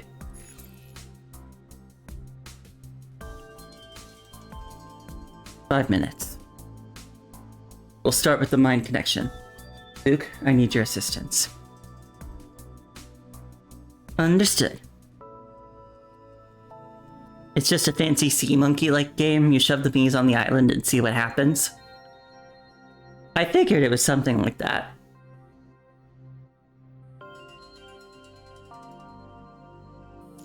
Understood. It's a standard procedure, so Kamui has no reason to refuse. You and Asimov fall into easy, wordless collaboration, drawing out a simple 5-minute check into a solid 15. Didn't Chrome say 5 minutes? You glance at Asimov, brow raised. He visibly suppresses an eye roll, shooting back a look that practically shouts, "Don't look at me, I have no idea." Okay, Commandant Asimov, I can see what you're doing. You can't fool me this time. My frame's good to go, right? So let's bounce. We've got a mission to start. Kamui. The moment that familiar voice calls his name, Kamui's enthusiasm evaporates. Captain? Hey, what's up? You need to go to sleep for work. Nice seeing me again. Thank you, Neil. Nice seeing you again too. I'll be able, from now on, hopefully I'll be able to start streaming along the lines of my regular frequency again. Although tonight I feel like I might end a little soon because my mouth is bothering me from going to the dentist earlier. I mean, I know stopping isn't really going to make it feel better, but you know, it'll make me feel better because I'll get to rest more. Can I stop being operated on? No! Because did you not hear? I have to get a filling! It never ends! I was so mad when they told me that today. I mean, I didn't get upset at them, but I was just like, God fucking damn it. As soon as I start feeling better after my second surgery, something else comes up. I'm so fucking mad! You know that evil well, you have a tepid history with dentists?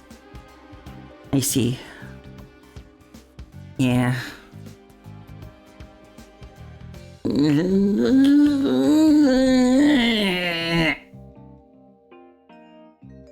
Well, at least it's not gonna be like a full-blown surgery.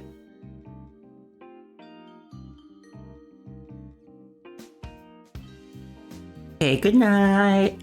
Sleep well. Luke and I were just, heading out. Super important mission. Whatever it is, it can totally wait till we get back.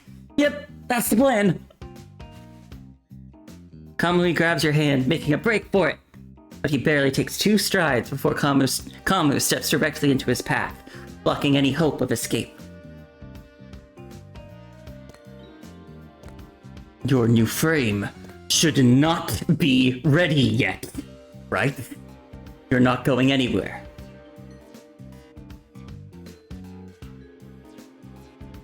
Sorry, Kamui, you're on your own. So, funny story. Even though you manually disabled the report notification to the captain, the system still auto-sent the data anyway. And as luck would have it, when the captain received it, he was projecting his screen in the Strikehawk Lounge.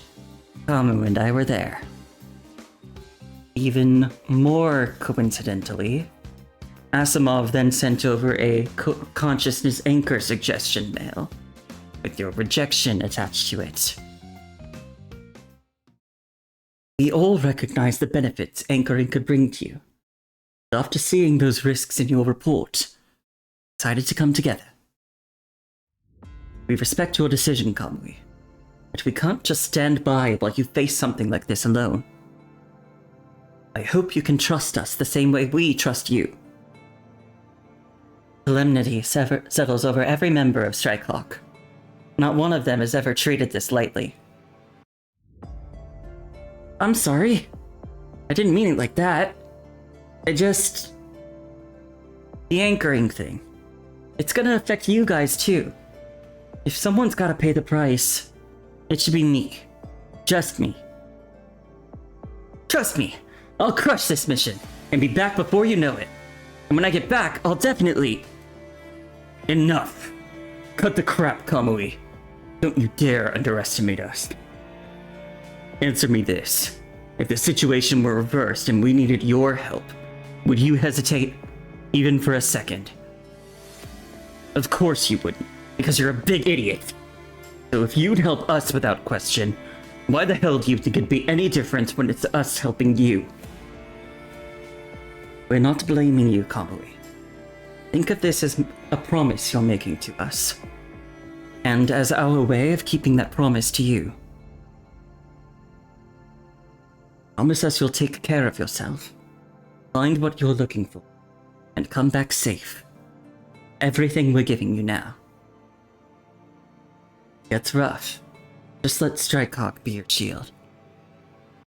Remember, no matter what happens, you're part of Strikehawk.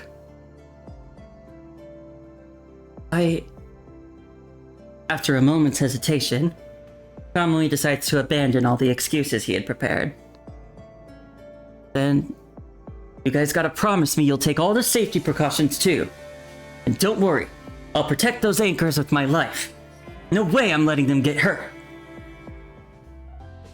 Oi. Since when did you turn into such a wishy-washy crybaby, Kamui? Kamui stretches his head impatiently. No matter how much they drag this out, they won't actually delay the mission. Fine. Since you're admitting your wrong attitude isn't totally garbage, I'll put you down for compensation, and you better pay up when you get back. For me, 20 snack delivery runs. For Wancha, 20 sleep pod transport services. For the captain, I forgot. We'll figure it out when you get back. 20? That's way too many!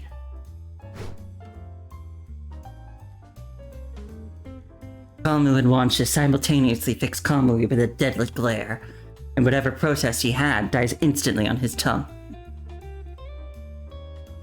I may interrupt this heartwarming bonding session.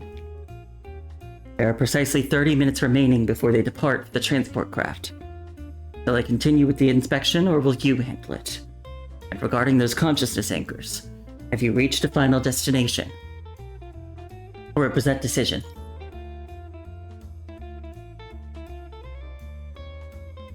Isn't it obvious? More hands make lighter work. We can be more thorough. As for the anchors, I'll take care of those at the same time.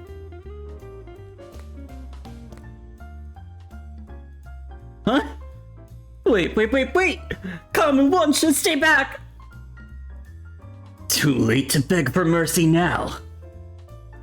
We're not professionals, so we might be a little rough. Just bear with it. Kamui and Wancha drag Kamui to the opposite corner.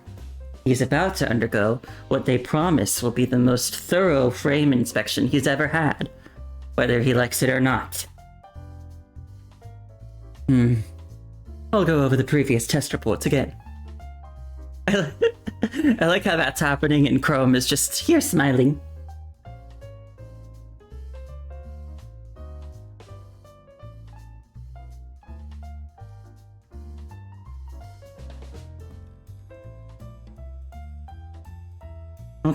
Okay, I have 3 options here.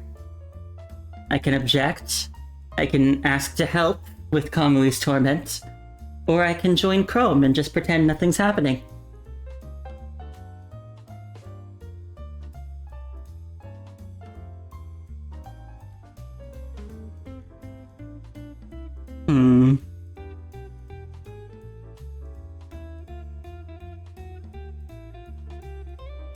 You know what?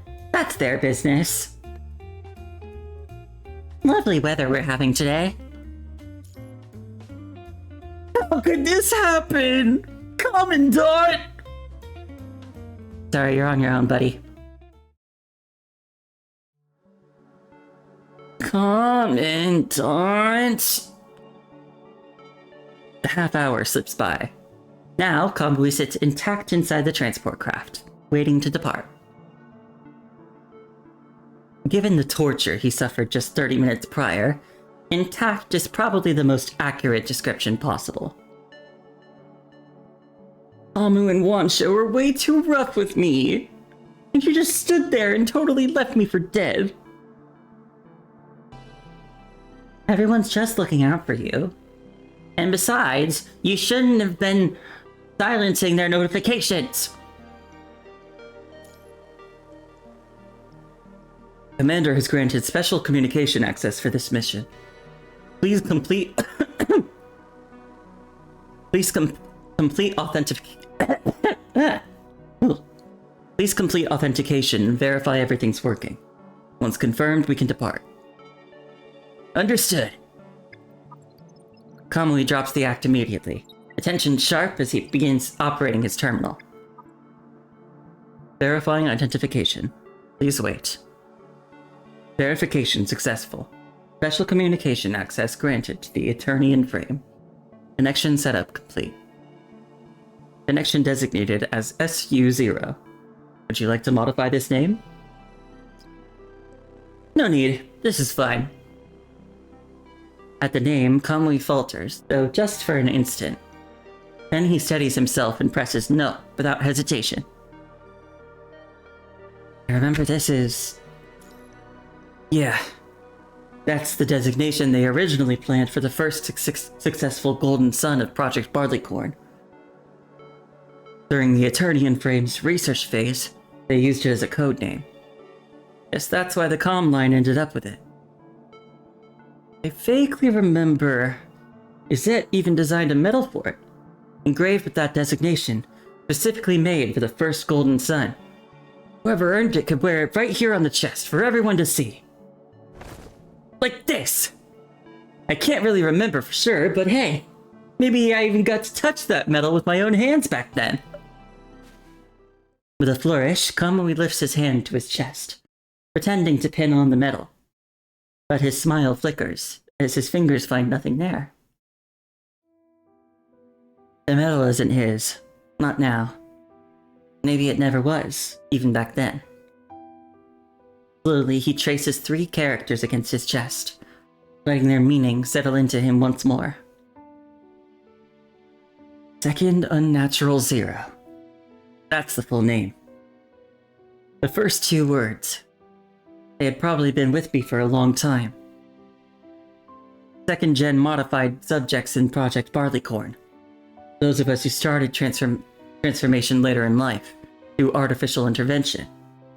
We all got the same prefix. Pretty amazing when you think about it.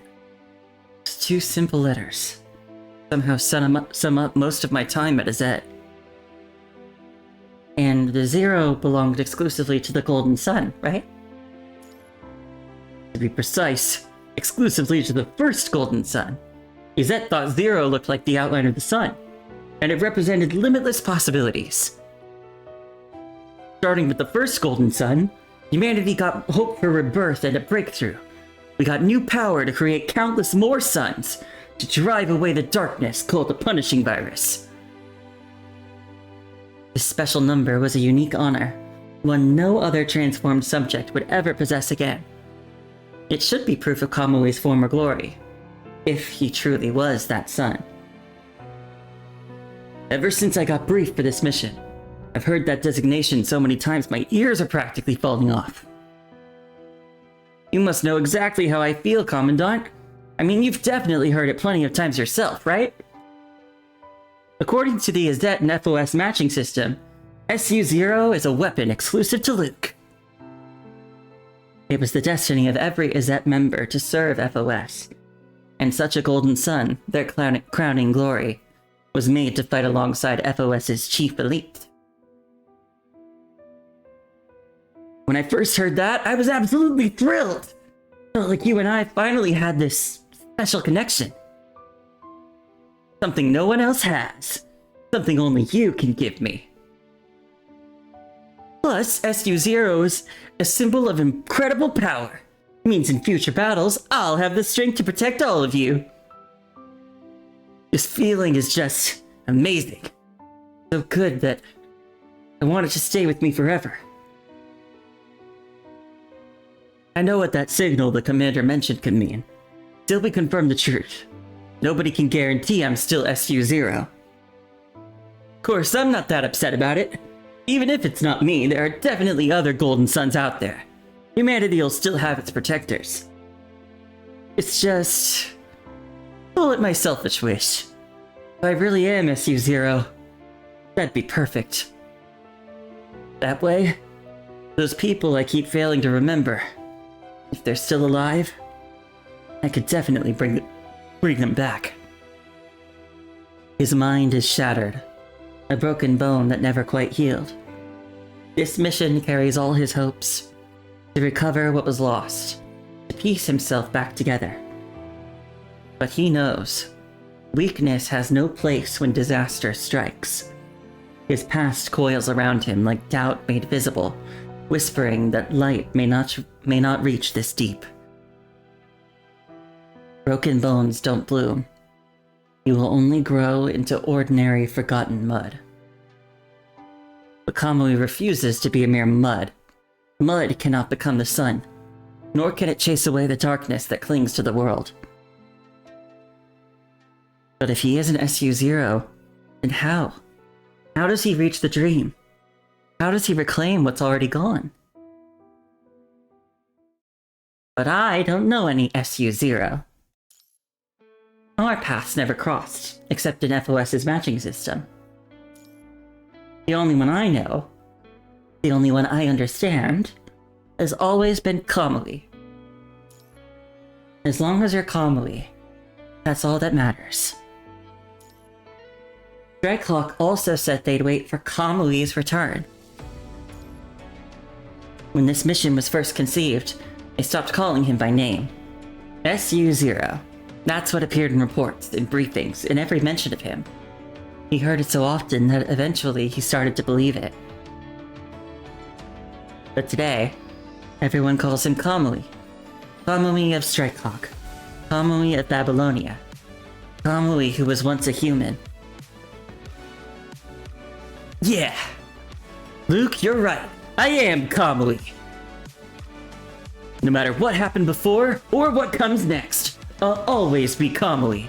That'll never change. If something's really waiting for me up ahead, then let it come. I'm ready. Whether I'm SU-0 or Kamui, there are definitely things that only I can do. And if that message was telling the truth, if there are still people in Izette who need my help, no matter who I am, I'll find them. And I'll tell them, Kamui's here. And I'm bringing them back safe.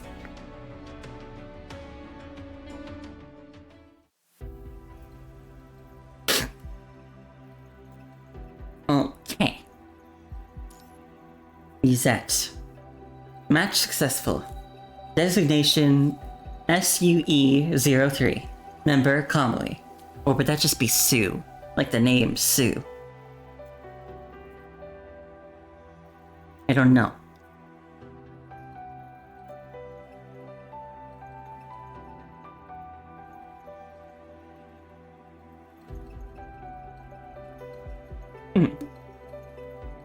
I've been really liking a lot of the new music I've been hearing in this update already.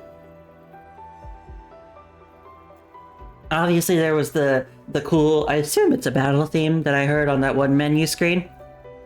But the slower, more emotional ones are really good too. I really like them.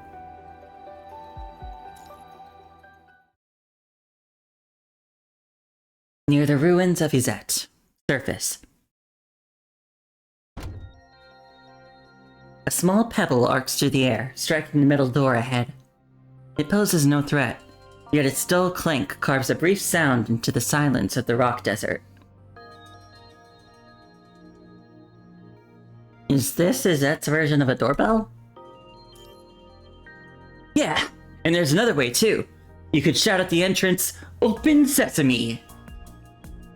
That, Kamui bends down, selects another stone, and throws it at the neighboring door. This time, the door answers with a sound distinctly clearer than the last. And boom! That's it! Okay, jokes aside, I found it. The real entrance. Let's roll. But for real, I was just scouting. Izette's entrance game is wild. These doors look exactly like normal walls to confuse intruders. You gotta figure out the real entrance by the thickness of the metal plating. Sneaky, right? Kamui approaches the door, kneeling along its side until he triggers a hidden mechanism. He pushes inward, but the structure shows no response, not even a shudder. His brow furrows slightly, his expression immediately turning serious. Not right. According to protocol, soon as we find the entrance and hit this hidden comm thing, someone's supposed to buzz us in.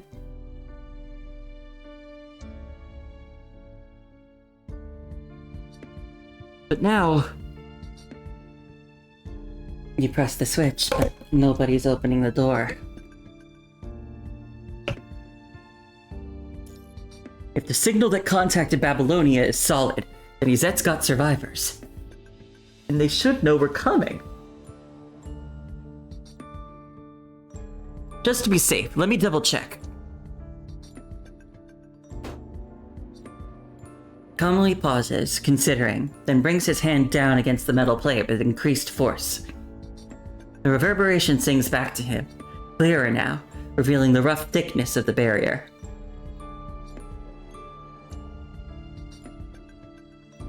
At the same time, his eyes catch on a crack that's running along the seam where the door should seal shut. Someone has already forced their way through. Back up a little, Luke. Suspicion prickling at the back of his mind, Kamui readies himself. He raises his weapon and swings at the metal door. The crack splits open, widening just enough to reveal a sliver of faint light from within, accompanied by nothing but deadly silence. This is not what a reception team should look like. Not according to the signal.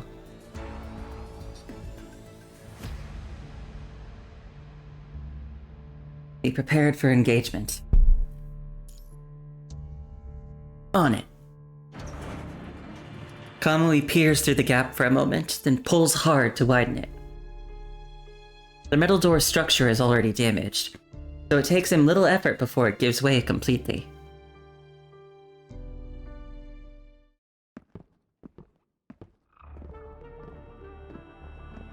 Complete silence greets you. Kamui scans the area, only to find no one in sight. He feels along the wall until his fingers find the light switch, flooding the passageway with illumination. He advances carefully, deeper into the corridor. Nothing stirs. No enemies lie in wait. It seems for now you're truly alone. Wait. The signs of forced entry from outside flash through his mind. Perhaps alone isn't the right word. Perhaps they've already met a grisly fate. The possibility settles over him as Kamui begins to examine his surroundings even more meticulously. This is... Kamui's gaze catches on several indentations nearby. He closes the distance immediately, crouching to examine them with sharp attention. These are fight marks. Like recent fight marks. No dust settled yet. And traces of the punishing virus. Signal did mention an agent attack. Yeah, and that means we play this smart. No splitting up, Luke. I'm sticking close to protect you. The odds aren't in your favor. Kamui remains vigilant, weighing possibilities as he searches for a path forward. Oh! Wait, the message board! I remember every entrance in Izette has one for emergency comms. If anyone left word, it'd be there. The memory is still hazy, but Kamui remembers roughly where the device should be. He jogs over to the message board he mentioned and presses the power button, heart racing with anxious hope. To his relief, the screen flickers to life. It's still operational. Please enter your designation for verification. Access to the message board will be granted upon confirmation of authorization. He hesitates briefly before typing in a designation, one he's never once mentioned to another soul. Match successful. Designation SUE-03, member Kamui. Authorization confirmed. Message board system access granted. That's a different designation from before. It's my training day's call sign. Told you about it on the transport craft, remember? Good thing it still has enough clearance. Anyway, I mean, we can't even be 100% sure that SU0 is really me, right? So rolling with something I know is mine just makes sense. Saves us time in the long run. System has detected one unread message on this board.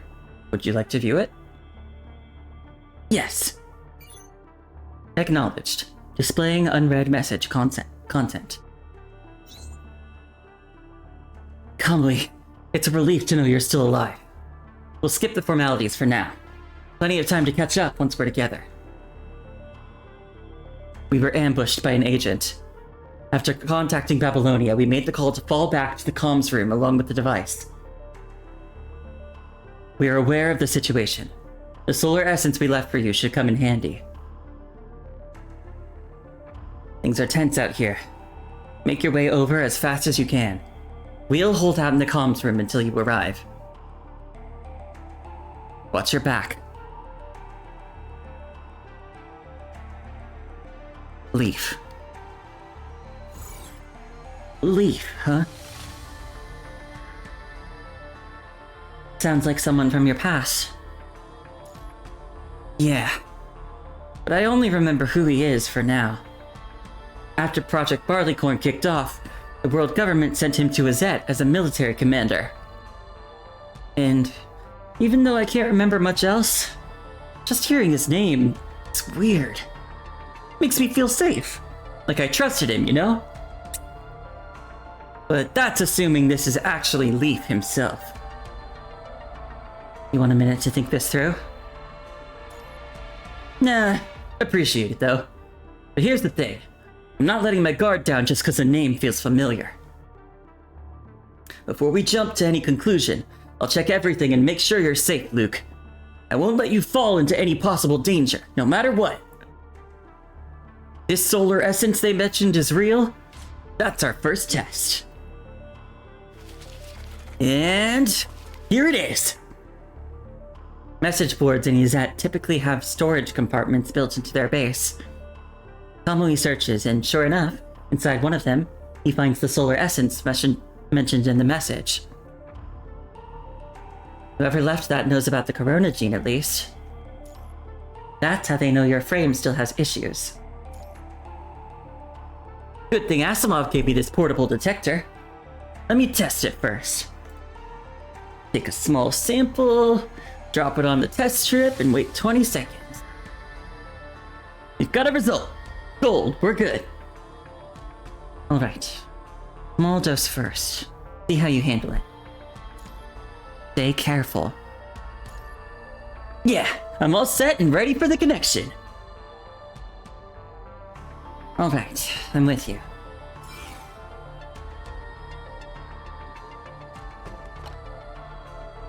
Once the connection is complete, Kamui places a small amount of solar essence into his chest for absorption. The core within him begins to rotate as the essence takes effect. He feels it clearly.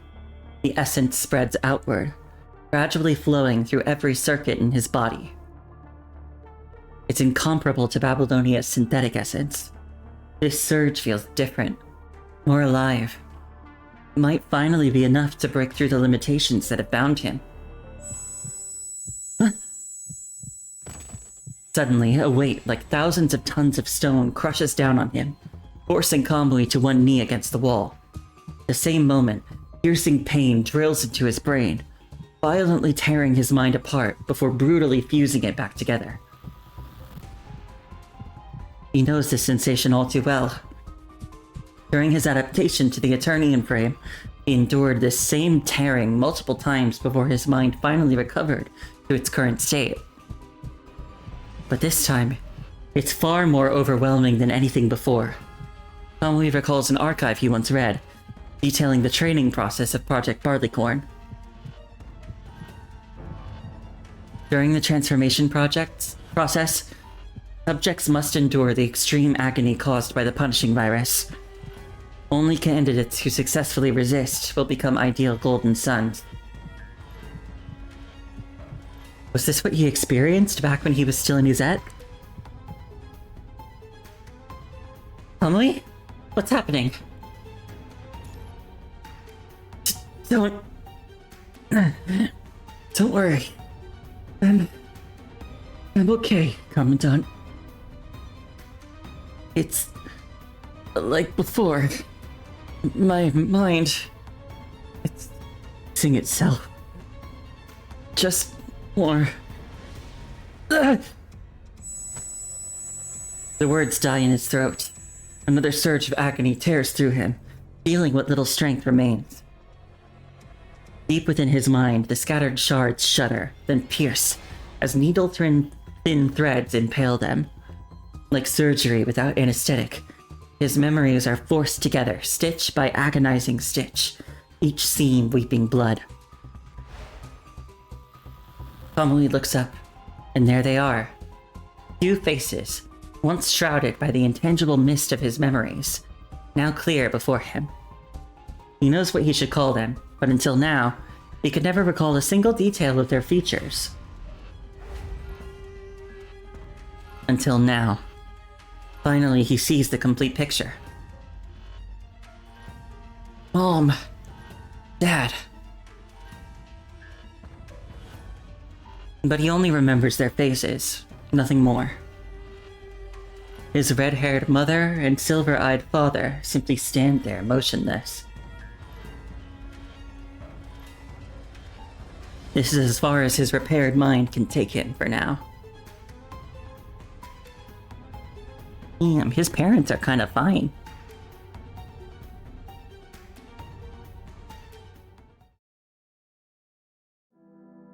The faces he'd only just remembered begin to blur, fading like mist until they vanish completely. The scene before him shifts. He's now back in Izette's ruins, and standing in front of him is the familiar human commandant.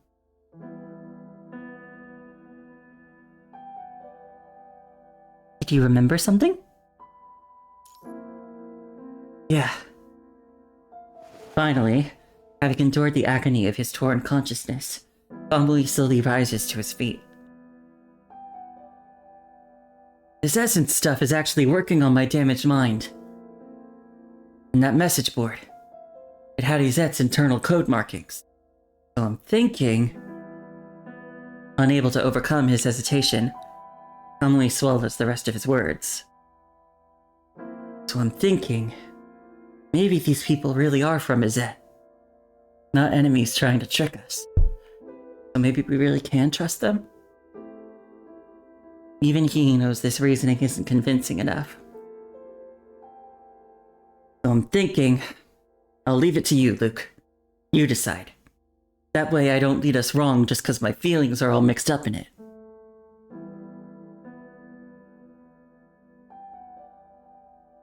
Understood. I'll assess the situation. Aight, I trust your call. We already verified the essence is clean, so no point letting it go to waste. And you already made a solid analysis. Whoever left that message knows Izette inside and out. Not nothing. If we want answers, we don't turn down leads. Besides, I believe your feelings actually matter. This is your past we're talking about, so I'm not tossing that chance aside. I'll hold on to that hope with you. Alright, then let's do this, together. I'll finish absorbing the rest of the essence, then we move. The interval between the two absorptions is short, so there won't be any severe reactions. After absorbing the remaining portion, Kamui chooses not to linger and immediately heads to the next destination. If that message was legit, then the survivors should still be holed up in the comms room. Problem is that passages are locked behind clearance levels. Different passwords for different paths. And if I recall correctly, comms room should be in a higher level path. Which means we hit the archive room first. Master access controls are there. We unlock the path from the source. This way! Follow me, Commandant! Your memory's already recovered that much? You know the whole layout now? Huh? No way!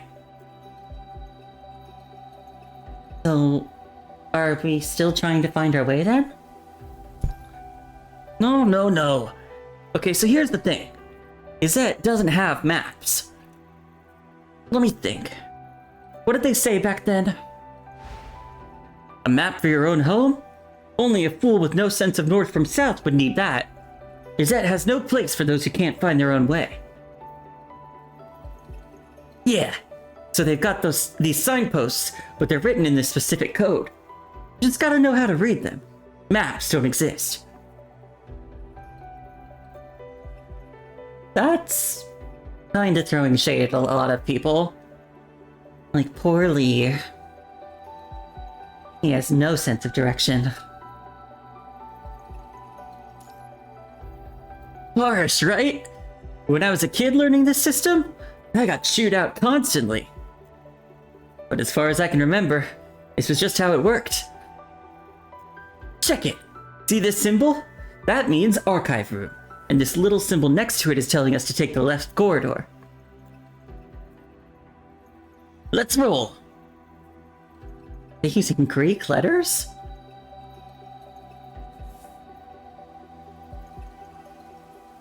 Words still hanging in the air.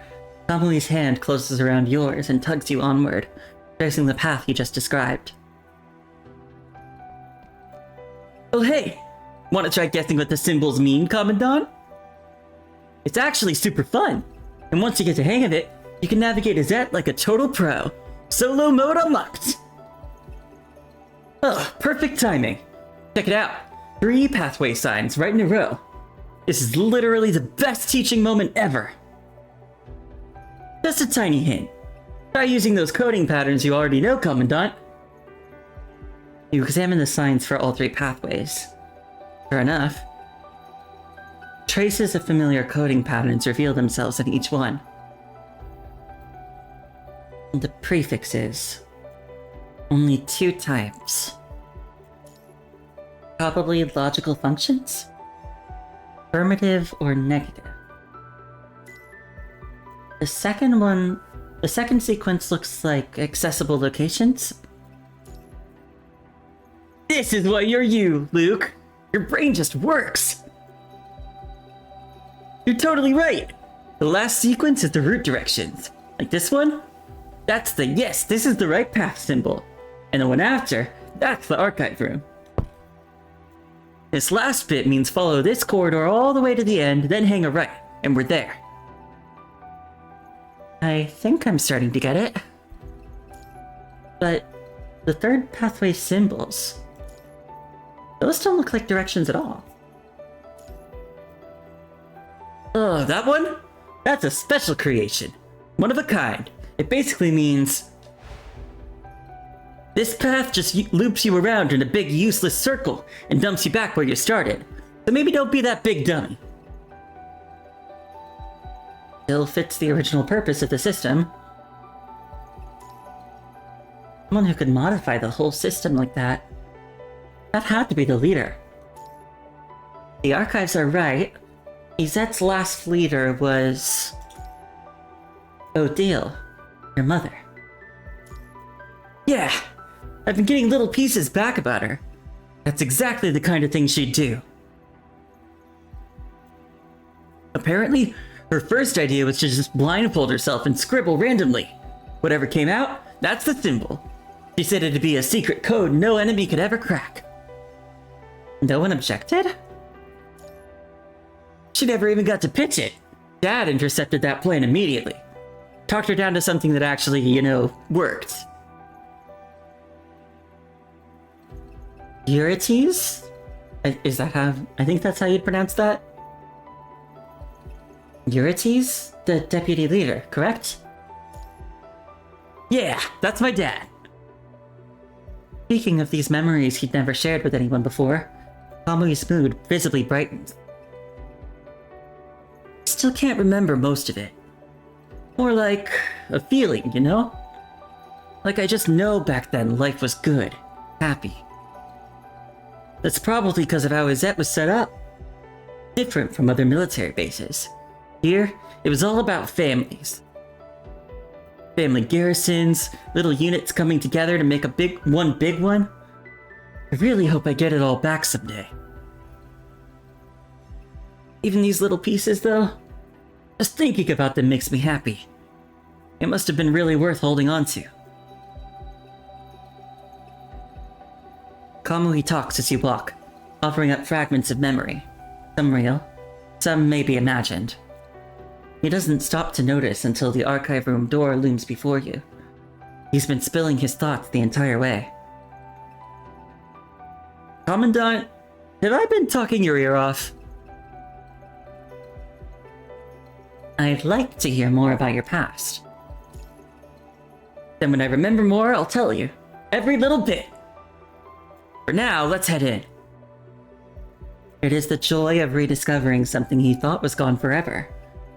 The emotion wells up from deep within him, impossible to contain. A desperate wish to share this happiness with the one who means everything.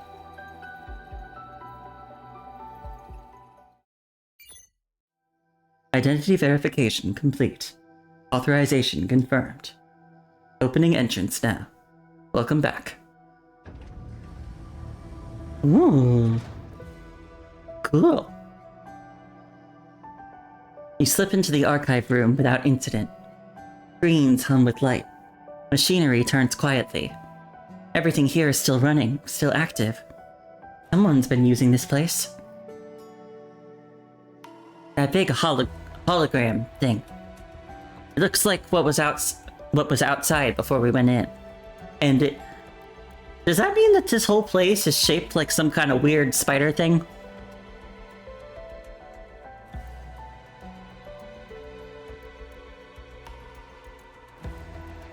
Access permissions. Kamui's eyes scan the electronic displays flickering across the main console. A few deft inputs later, and he's found the pathway to controlling access permissions for every corridor. Warning. Current account SUE03 Kamui does not have administrator access. Authorization denied. Please log in with an account that has administrator permissions. An account with administrator permissions? That'd have to be the leader. Kamui doesn't hesitate. His finger finds Odile on the login screen, and he types in the password without pause. 0329. Hi, Suzu! You're having dinner right now? Ooh, what are you having? And I hope you're having a good day.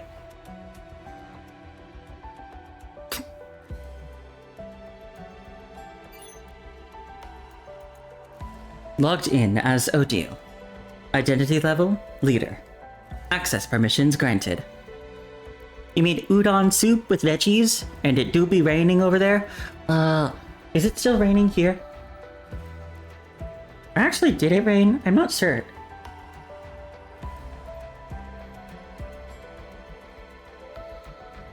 Yeah, it's not raining anymore here. PGR going... You hope PGR is going well? Yeah!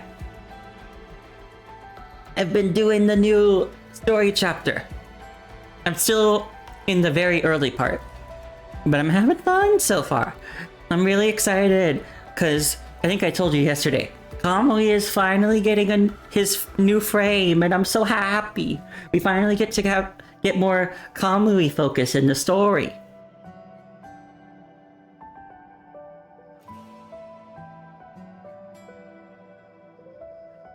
Plus, there have already been some shippy moments.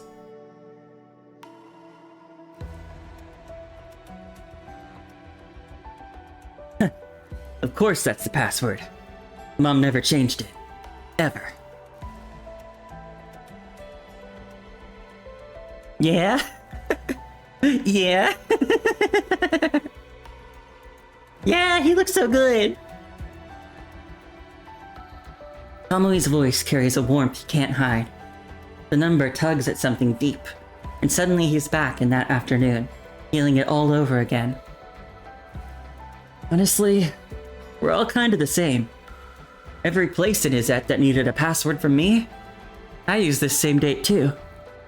Oh, so that's a date? March 29th? That date must mean something special for your family. Yeah, it's from when I was real little. Can't even remember exactly how old. Izette's family day, March. We took our first family portrait together. Also the only one we ever took.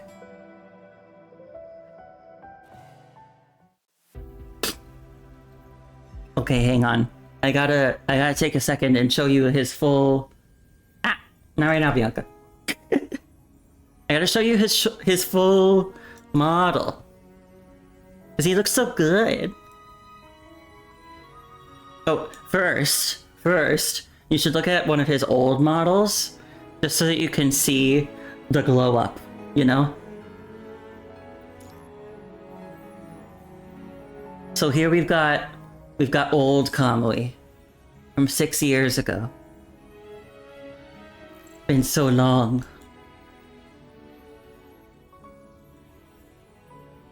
It's almost like he's looking at the menu as I go through it. And now, he looks so much better. Look at him.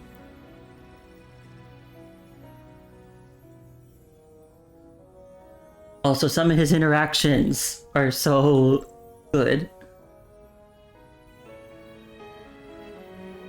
Oh, no way! This is what I've wanted since... Hi, Ellen. Really? You mean it's just because you caught me staring at it? Ah. If all I need to do is stare, then Kamui gave it to me as a gift.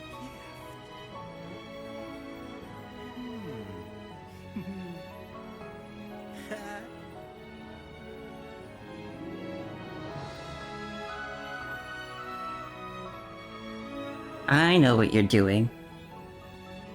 But hi, Ellen. You're popping in to say you're glad my recovery's going well? Thank you. Yeah, I'm glad it is too. Hopefully, from now on, I'll just be okay. Hopefully. Okay. Let's get back to the new story.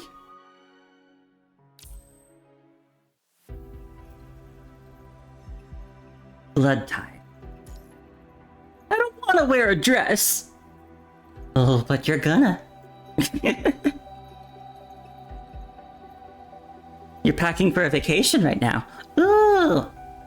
Are you excited?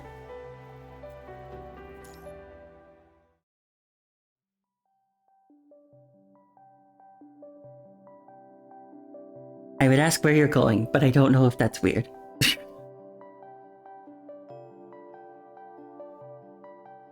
I feel like people are a lot more comfortable with it nowadays, but I still feel weird about, like, you know, like, asking for, like, whereabouts. Oh, you're going to California? Ah, I see. But sadly not for FanFest. For something else. I see. I'm excited for FanFest. Although I did just realize earlier today that my static has raid time conflicting with the FanFest keynote. And I'm gonna bring it up. I'm gonna be like, hey, our raid time on Friday conflicts with the keynote. Should we just start a little later so that we can watch it? I know, I want to push it back, but I don't know if everybody will agree. I mean, I know I want to watch the whole keynote, but I don't know if everybody does. But I do.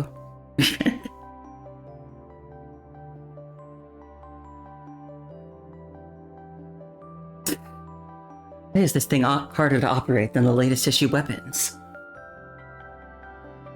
Odile raked a hand through her hair in frustration, her scowl fixed on the delicate gadget in her palms. It was a labyrinth of incomprehensible terms. Light balance, exposure, color temperature. Eurytes had given her a thorough tutorial, she remembered that much. but the specifics had long since evaporated. Damn it, she thought bitterly. Information leaked from her skull faster than a bullet through air. Screw it. Let's just press something and see what happens. Is the sound off? Not even a beep or anything. You've gotta be kidding me. I barely touched it and it's already busted? Faced with a stubbornly unresponsive camera, Odile's frustration reached a boiling point. Her first instinct, as always, was to deploy her tried and true technique for malfunctioning electronics, a good solid smack. It had worked on tape recorders, televisions, and all manner of finicky gadgets in the past. Her hand rose automatically, poised to deliver justice, when she caught herself. Wait, Eurites seems to really like this thing. With that realization, Odile's jaw tightened as she wrestled with the urge to give the device a good lesson, trying instead to figure out what to do next. Abandoning all hope of recalling what the various buttons actually did, she surrendered to pure instinct. Her finger hovered uncertainly over several mysterious buttons before settling on one that, to her untrained eye, looked the most like a shutter release. Then she pointed the lens at herself and pressed it. The camera erupted in a rapid-fire burst, shutter sounds mingling with a strobe-like flash that caught Odile completely off guard.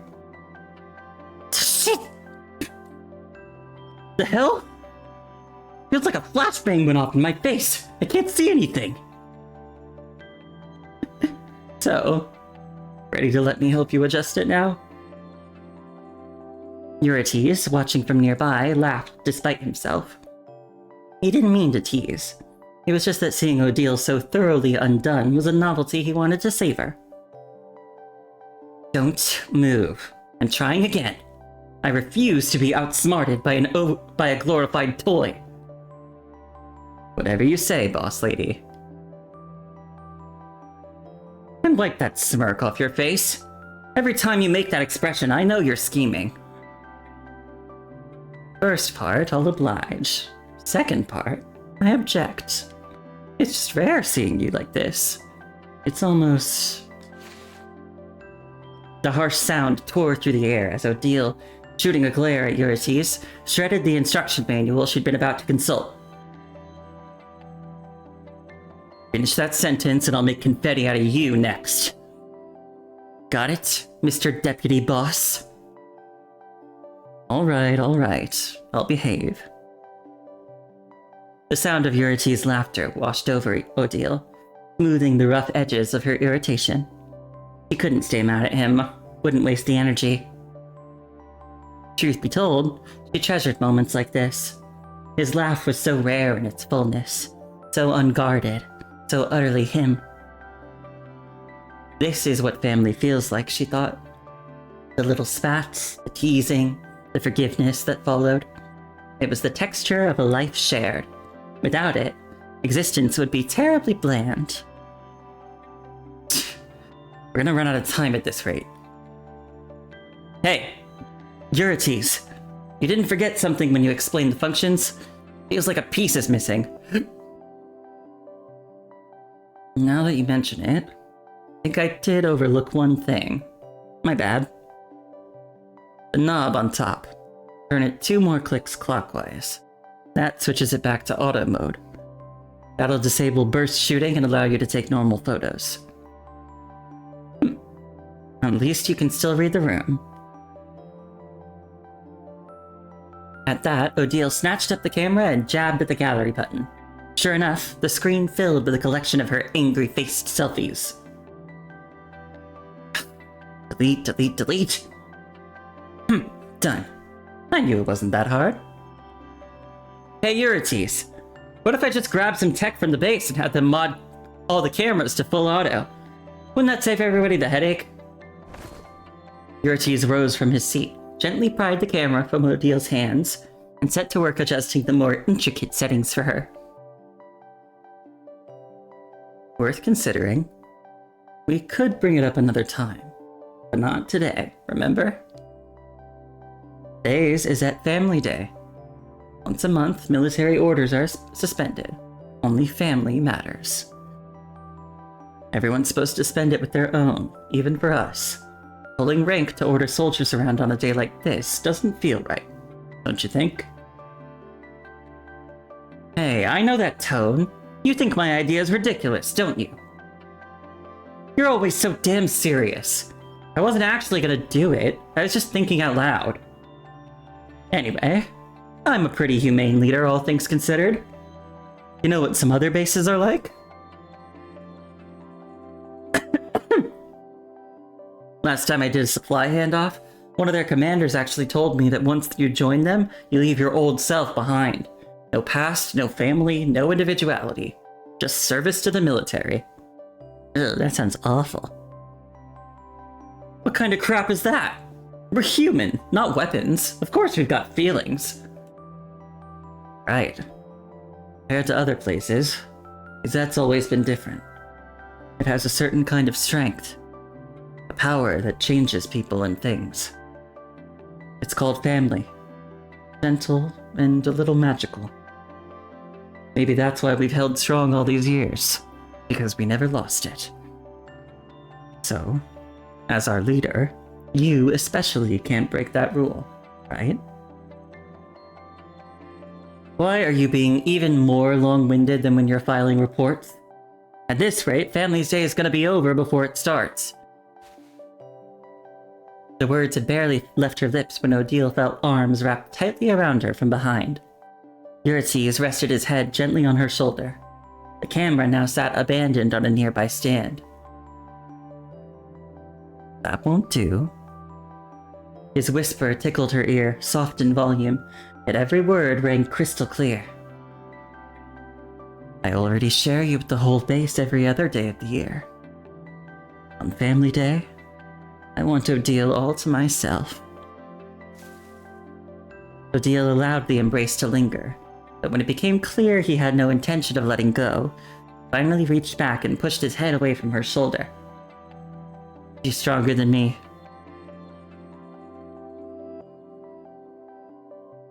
That's enough. My shoulder's getting sore. Move it. What's this about having me to yourself? After all these years, you still haven't shaken that possessive streak. Contradicting yourself. You forget what you just said? Family Day. We're not the only ones in this family, genius. You're a grown man acting like a toddler. Enough with the clinginess. Go get the kid. Yes, ma'am. Whatever you say, boss lady. You never let up, do you? Talk to me like a normal person for once.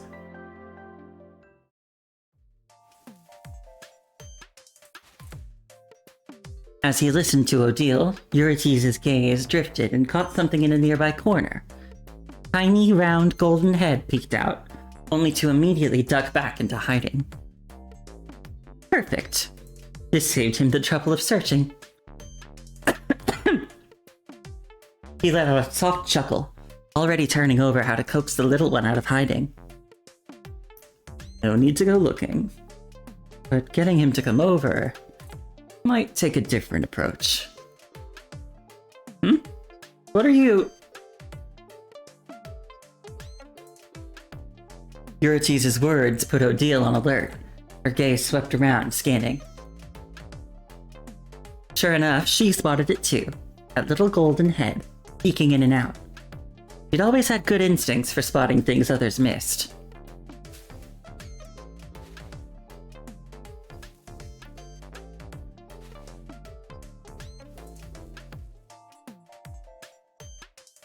Back and forth it went, appearing and retreating, repeating the motion several times with no real intention of emerging. Come out. Come out. Come out. Why does it still come out? But I don't wanna. I'm gonna pick a different flower and count again. Watching his endless indecision, Odile's patience finally ran out. Kamui! You think your father and I are blind? Stop messing around and get over here. Now. Odile's voice cracked like thunder, and the tiny golden head flinched. After a long pause, slowly, Kamui emerged. He kept his head down, small fingers twisted in the fabric of his clothes. One hesitant step, then another. Risked a glance up at Odile before his eyes fell again, too scared to meet anyone's gaze. Aw, he's so cute! Little guy. Oh wait, do his goggles have little, like, dog ears? That's so cute! Aww. Odile's eyes are bored into Kamui, who is still wearing his everyday training uniform. You're seriously planning to wear that dirt-rolled training uniform for our family portrait? Where are the clothes I laid out for you?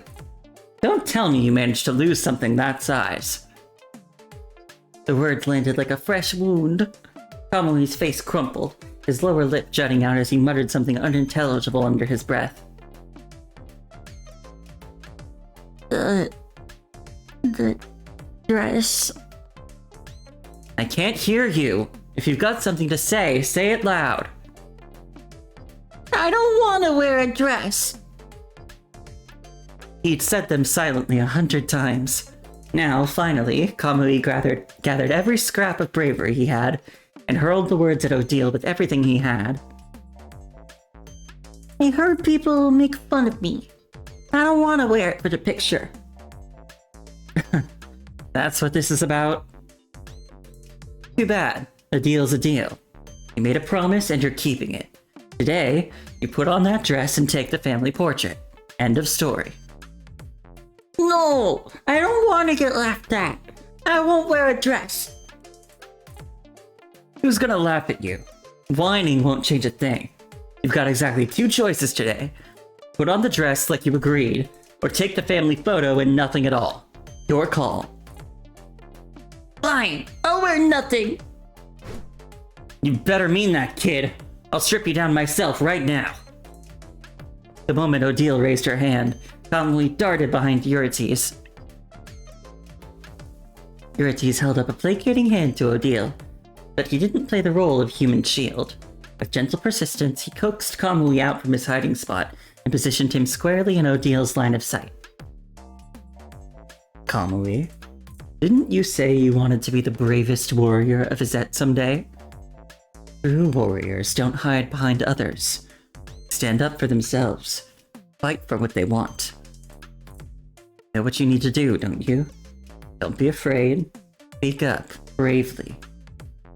Mom? I really don't want to wear a dress for the family portrait. Just this once. I promise I'll keep my word next time, really. Fine, we'll do it your way. One last chance. Tell me, those study materials you promised you'd read, how much have you actually gone through? Half? He had told Odile earlier that he'd finished reading everything.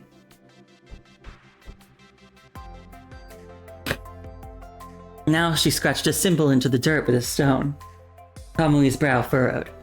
He had seen it in the book, definitely. But the meaning... There. What does this symbol mean in Izette's signpost system? Left turn?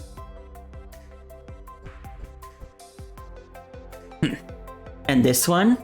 Don't just stand there, speak up.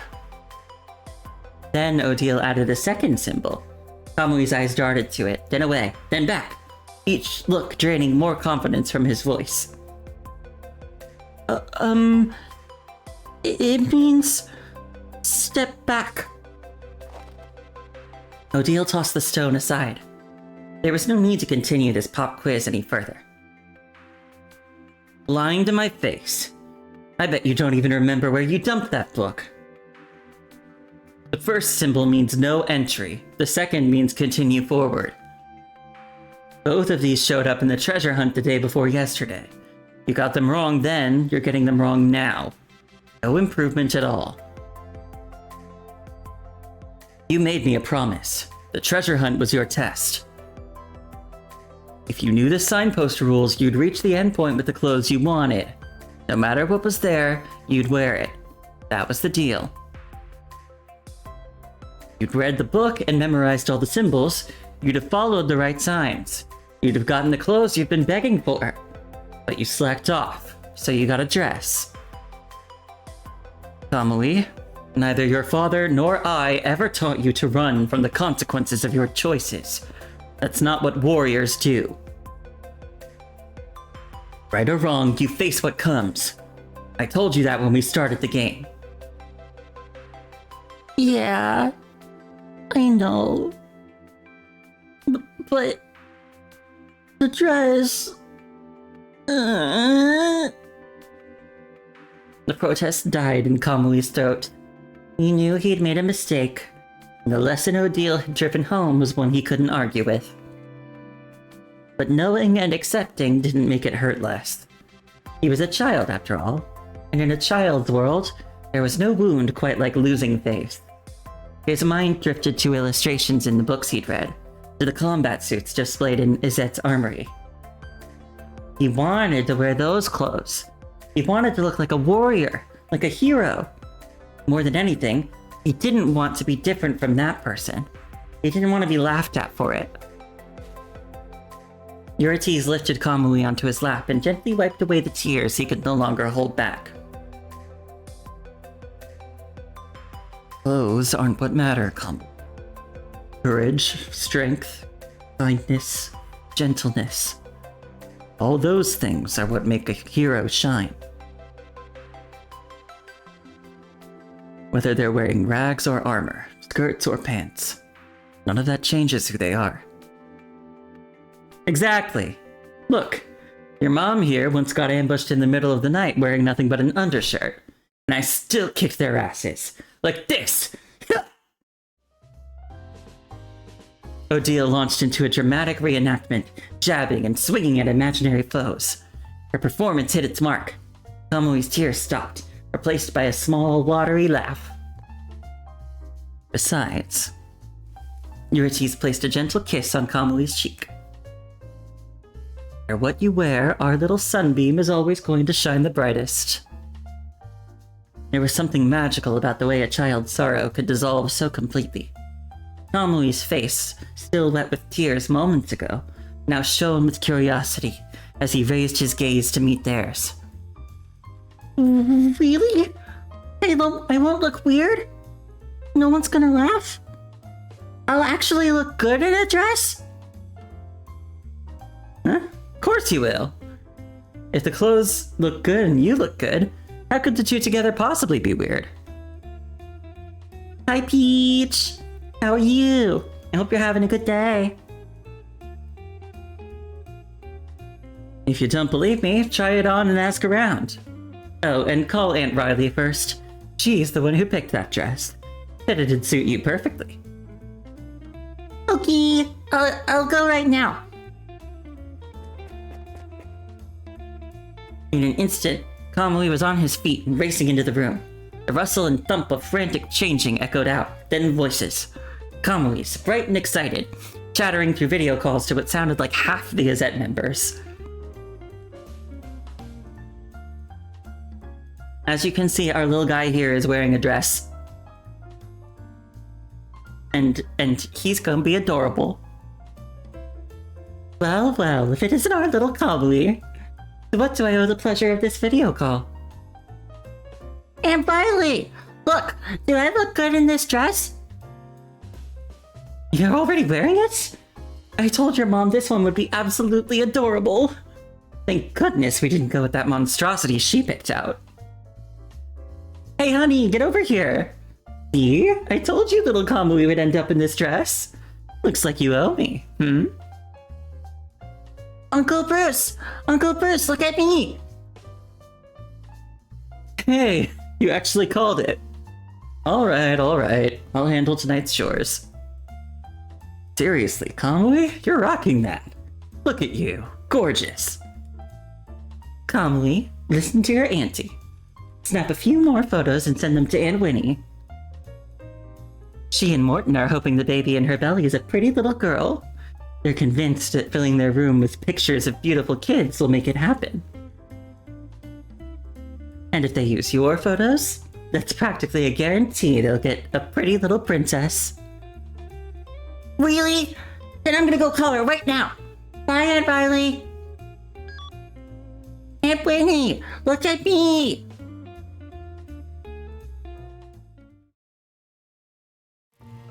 The chaos showed no sign of stopping. Kamui worked his way through what sounded like the entire Reset roster, one video call after another.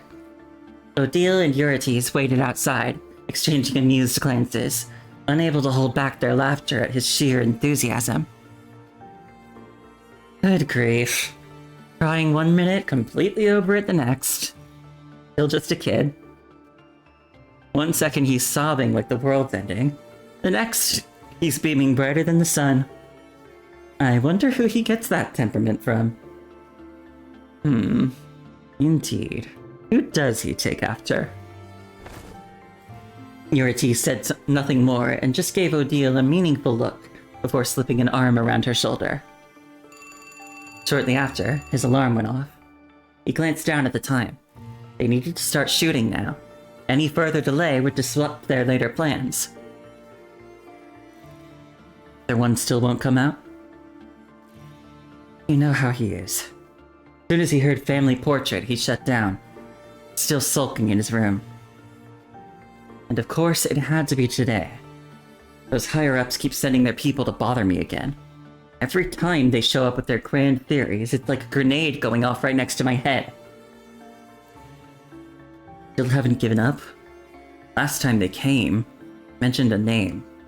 I believe it was Project Barleycorn. Wolves don't abandon prey. As soon as they catch a whiff of meat, they'll chase it forever. I still don't approve. That thing is far too dangerous. It'd only aggravate Exet's existing, that problem. And from my past experience dealing with those people, your hair feels like 10 times lighter. Oh, did you get a haircut?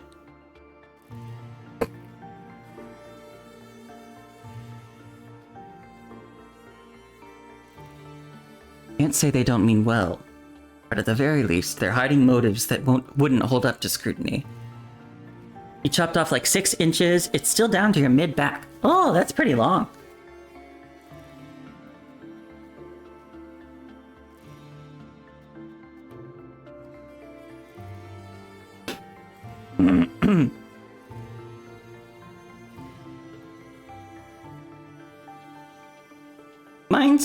Mine's still like, pretty short, but like getting a little longer compared to what I'm used to. My bangs are starting to get into my face a little bit.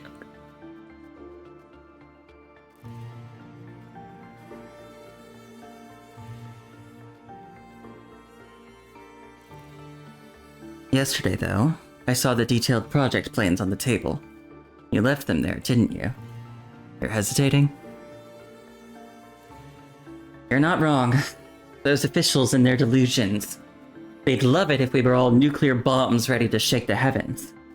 I couldn't care less about their ideas, but it works. Could use it to save more people. And you know about that problem. Right now, we've got no way to fix it. Izette's been suffering from it for years. But if Project Barleycorn succeeds, maybe we finally can. I told them I'd think about it. If we actually start implementing, we'll have our hands full after that. We definitely need to take this family photo today. If we postpone, no one can guarantee we'll find the time later. Alright, you do it like this, and I'll... After finishing his conversation with Odile, Eurites turned and knocked on Kamui's door. Kamui, come here. Daddy has a little secret to share with you.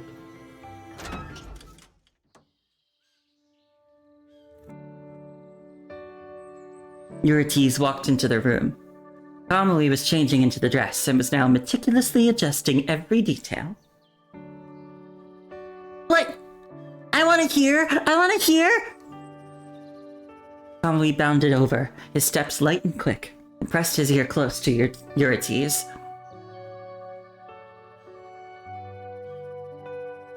That's the plan.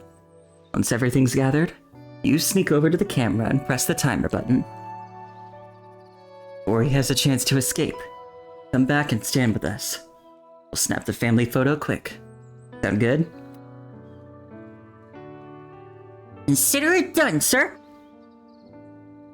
Kamui burst out with such enthusiasm that his own dress tripped him. Down he went, but he was up again before anyone could react, patting down his clothes and trotting toward the camera outside with renewed determination.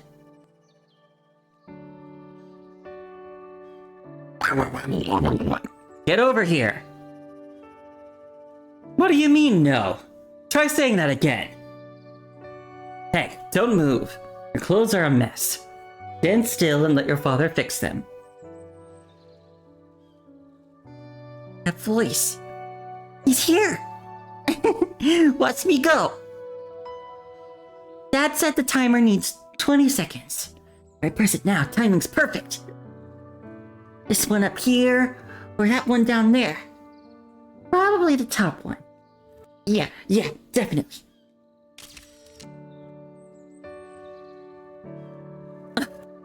Kamui, you got it wrong. That's the instant capture button. It's fine. Kids get confused. Let me see. Actually, I think this family photo turned out pretty special. Looks good. Wanna see? It does look pretty good. Show those two. Kamui, come here and take a look. And... Why so quiet? Don't stand so far away. Come closer. Look at it with Mom and Dad, okay?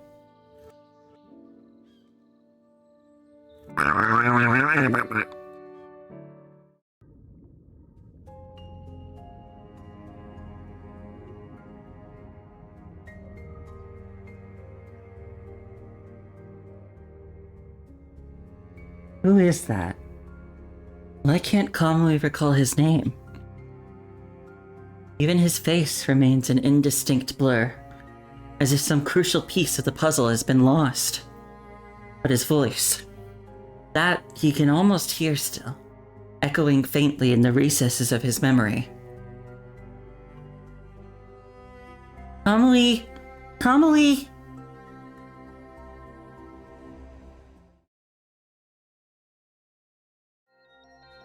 Kamui? Familiar voice pulls Kamui from the depths of his memories. What? Oh, sorry. I totally zoned out there. It's just... I finally remembered something specific, you know? And I couldn't not tell you about it. Guess something here triggered it. You mentioned another child in your family? Yeah. His name and face... That part's still drawing a blank for me. I thought for sure I'd see him in the family photo. Of course, that's exactly where the memory cuts out. I really want to know who they were, what we had.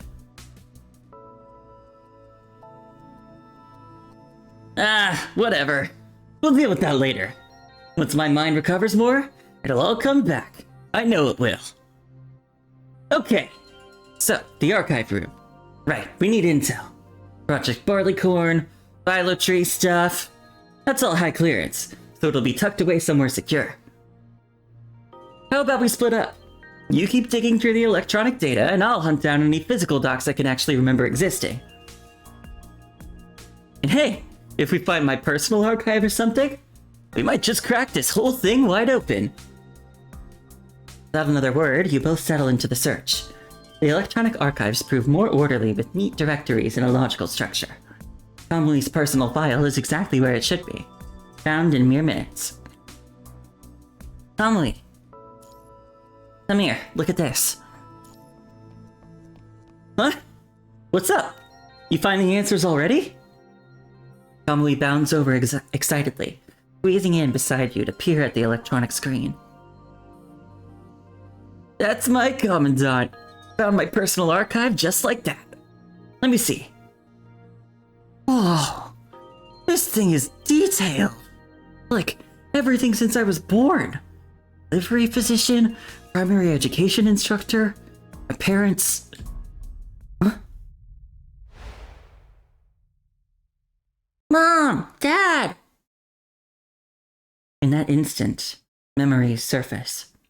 Countless more from his past. Each one of him calling out to Odile and Eurytes. Father, Sol. Mother, Ra. On the electronic screen, the photos in the parents section stare back at him.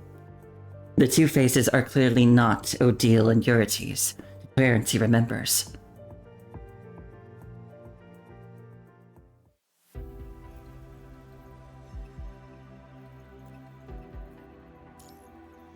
Shattered mirror. You really think a family is held together by something as flimsy as blood?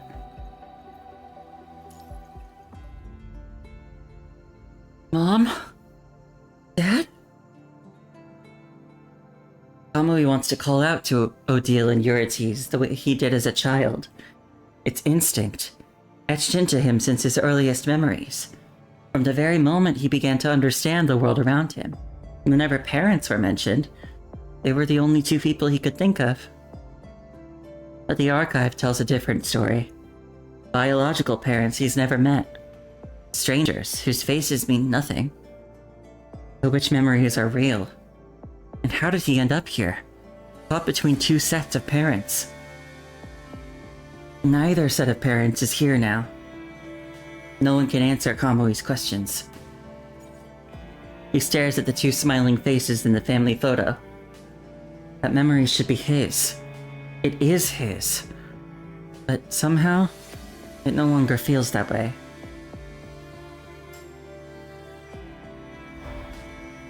Kamui, you okay?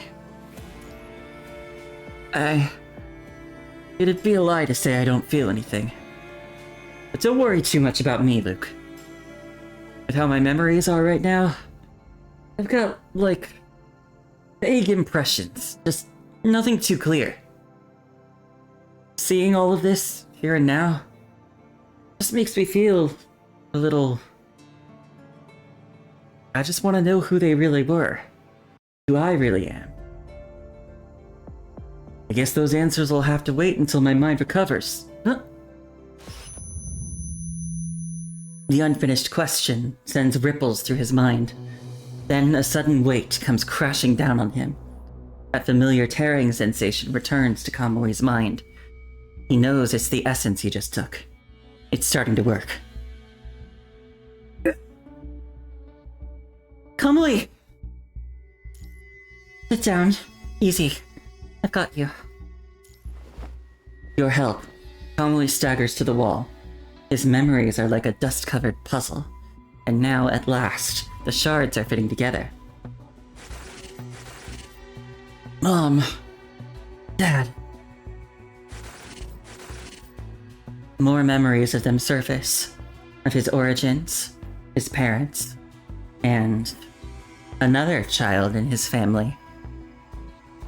A young boy, around Kamui's age, who called their parents by the same names he did.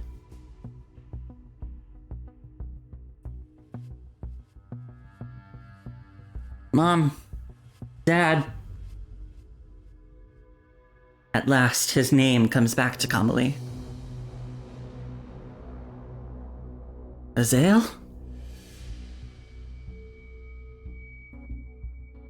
Oh, it's older human Kamui.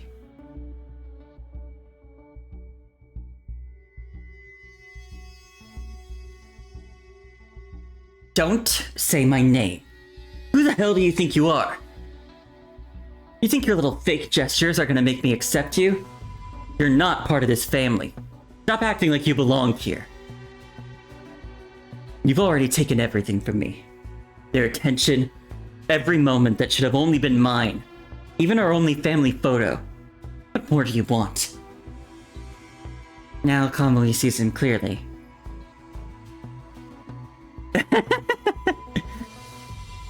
future Kamui is Debbie Ryan gif. Wait, when you say future Kamui, do you mean current Kamui or like still past Kamui, but later past Kamui?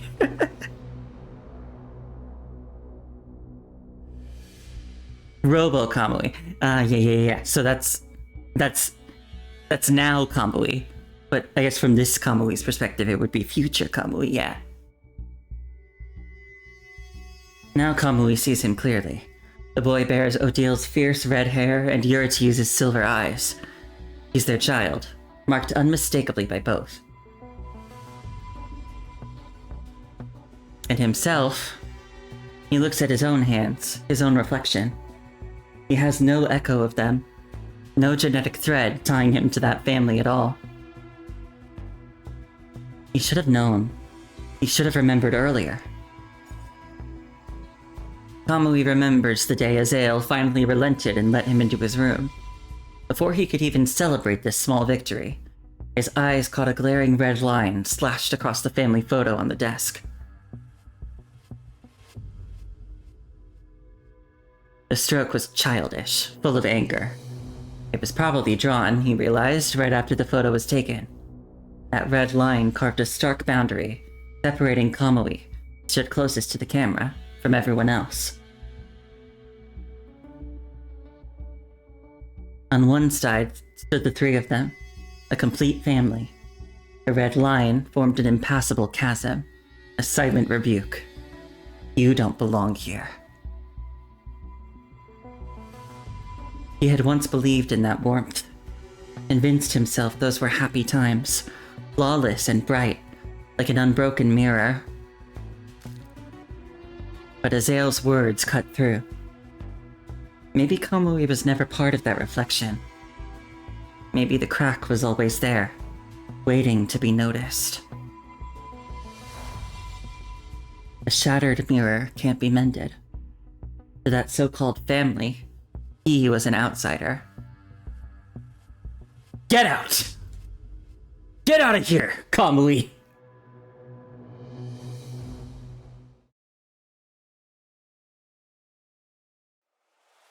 Kamui! The swift blur of the weapon grazed Kamui's hair. Had Odile not pulled back in time, her attack would have sent him flying several meters. Kamui's weapon clattered to the ground, severed. As Odile delivered her final strike, the lower half slipped from his grasp and plunged into the earth with a resounding thud. This was new to him. Children born in Izette were required to begin practical combat training once they reached a certain age, with the freedom to choose their own weapons. Back then, Kamui hadn't overthought his choice. He'd selected a greatsword, the one with the most powerful potential, and never looked back. Odile had called him a natural talent for battle. He rarely tasted defeat while mastering the blade. But today was different. Today marked Kamui's first humiliating loss. Even though his opponent was Odile, the strongest warrior in Izette, he shouldn't have fallen so spectacularly. Something was clearly troubling him, disturbing his focus. Kamui stared at his halved weapon in silence. On a real battlefield, today's performance would have left him dead with no one to bury his remains. This was a fatal mistake, and he was prepared to face severe punishment for it. Odile set her weapon aside and approached, her expression grave. Kamui? Her gaze fell on the broken greatsword. Explain it to me yourself. What stupid move did you pull during training? And what the hell was going through your head to make you screw up this bad? Yeah, it's... Get out! The boy's cruel words rang in Kamui's head again, each one a fresh needle of pain. This had happened 3 days ago on Family Day. Odile and Eurites rarely claimed to be too busy, so they told the children to spend the day without them. As usual, Kamui had brought snacks and a gaming console to visit Azael in his room. Should have known something was off the second he opened the door. The look on Azale's face stopped him cold. What are you doing here? Huh? Didn't Mom and Dad tell you? They're still busy, so I came to hang. Check it out! Got all your favorite snacks. Plus that game we couldn't beat last time. I studied up after I left. We're totally clearing it this time.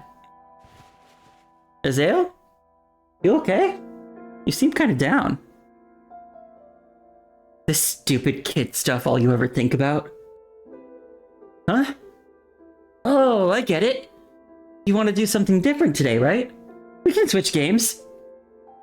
It's just, the last few times you said the game was pretty good. Thought you'd like it, so someone like you. Why do they even compare you to me? They put themselves on the line. Trust important stuff to an idiot like you. Who do you think you are? You idiot. Get out of here. I don't want to see your face. They're not your parents. Why do you keep hanging around our house? This is my home, not yours. Get out! It was my own carelessness. I wasn't focused during training. It's all my fault. Kamui replied without missing a beat. Lying wasn't his strong suit. If he stalled or added too much, Odile would see right through him. That's so. Kamui, I'm giving you one more chance. Think carefully. That's really all you've got to say? Yeah, that's it. I'll take whatever punishment's fair. Fine. Listen up. Starting today, your training regimen doubles. You're banned from using your weapon of choice. You'll only use backup gear from storage. You'll go through the whole weapon application process again. Only after you survive this training and hit the standards do you get to choose another weapon. Now get to medical, patch yourself up, and start training. Move. Roger that. On it. Stop! Hearing the voice, Kamui turned around in surprise.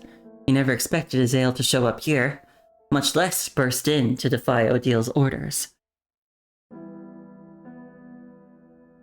Forcing him into intensive training with zero recovery time is just gonna make his injuries worse. And those backup weapons are practically useless. There's no way he's meeting standards in this condition. This vicious cycle is completely unfair. Fair? Tell me, Azale, what exactly would be fair in your book? Don't think you can throw a tantrum and intimidate me. When something goes wrong, someone answers for it. That's what real accountability looks like, damn it. Get out of my way. This doesn't involve you, so keep your mouth shut. How can you say it doesn't involve me? Mom, you think I wouldn't figure it out? These training sessions have been evaluations from you and Dad all along. I made excuses to dodge testing, so you used Kamui to keep running your scheme instead. I sabotaged his weapon. I know exactly what the outcome should have been, and it's nowhere near as bad as you're making it out to be. He doesn't deserve this punishment, and you two should have dropped this unrealistic crap a long time ago. That's enough, Azale. Mom, I accept all orders. We just handle this as planned? Please. Let's not take this any further. Kamui finished speaking and reached for his broken sword on the ground, turning to go. But his acceptance of defeat only stoked Azale's fire. In a flash, Azale lunged forward, tore the weapon from Kamui's grasp, and planted himself firmly in his way. Who said you could leave? Kamui, you're hurt. Where do you think you're going? Get back to the quarters and stay put. I'm not a coward. I don't need you taking the fall for me. That's not what I meant. It's just what you said earlier. You were right. I shouldn't be taking up space that isn't mine. I shouldn't have taken things that belong to you. So, this is fine, really. I don't want to take anything else from you. Never meant for things to go this far, Kamui. I only wanted you to fail the assessment. So that... So you two finally decided to come clean. Odile closed the distance. Her gaze swept over them, and whatever fight they'd had in them drained away. Both boys looked at the floor, suddenly fascinated by their own shoes. Kamui, being kind doesn't mean being a doormat. If you can't tell the difference, you're gonna pay a lot worse down the line. You're not the type to lose focus in a fight like some idiots. So stop carrying every piece of emotional baggage that comes your way.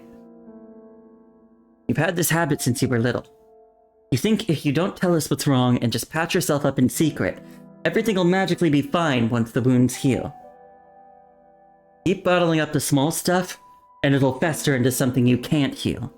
By then, regrets won't mean a damn thing. With that settled for Kamui, Odile turned her attention to Azael. Same goes for you, Azael.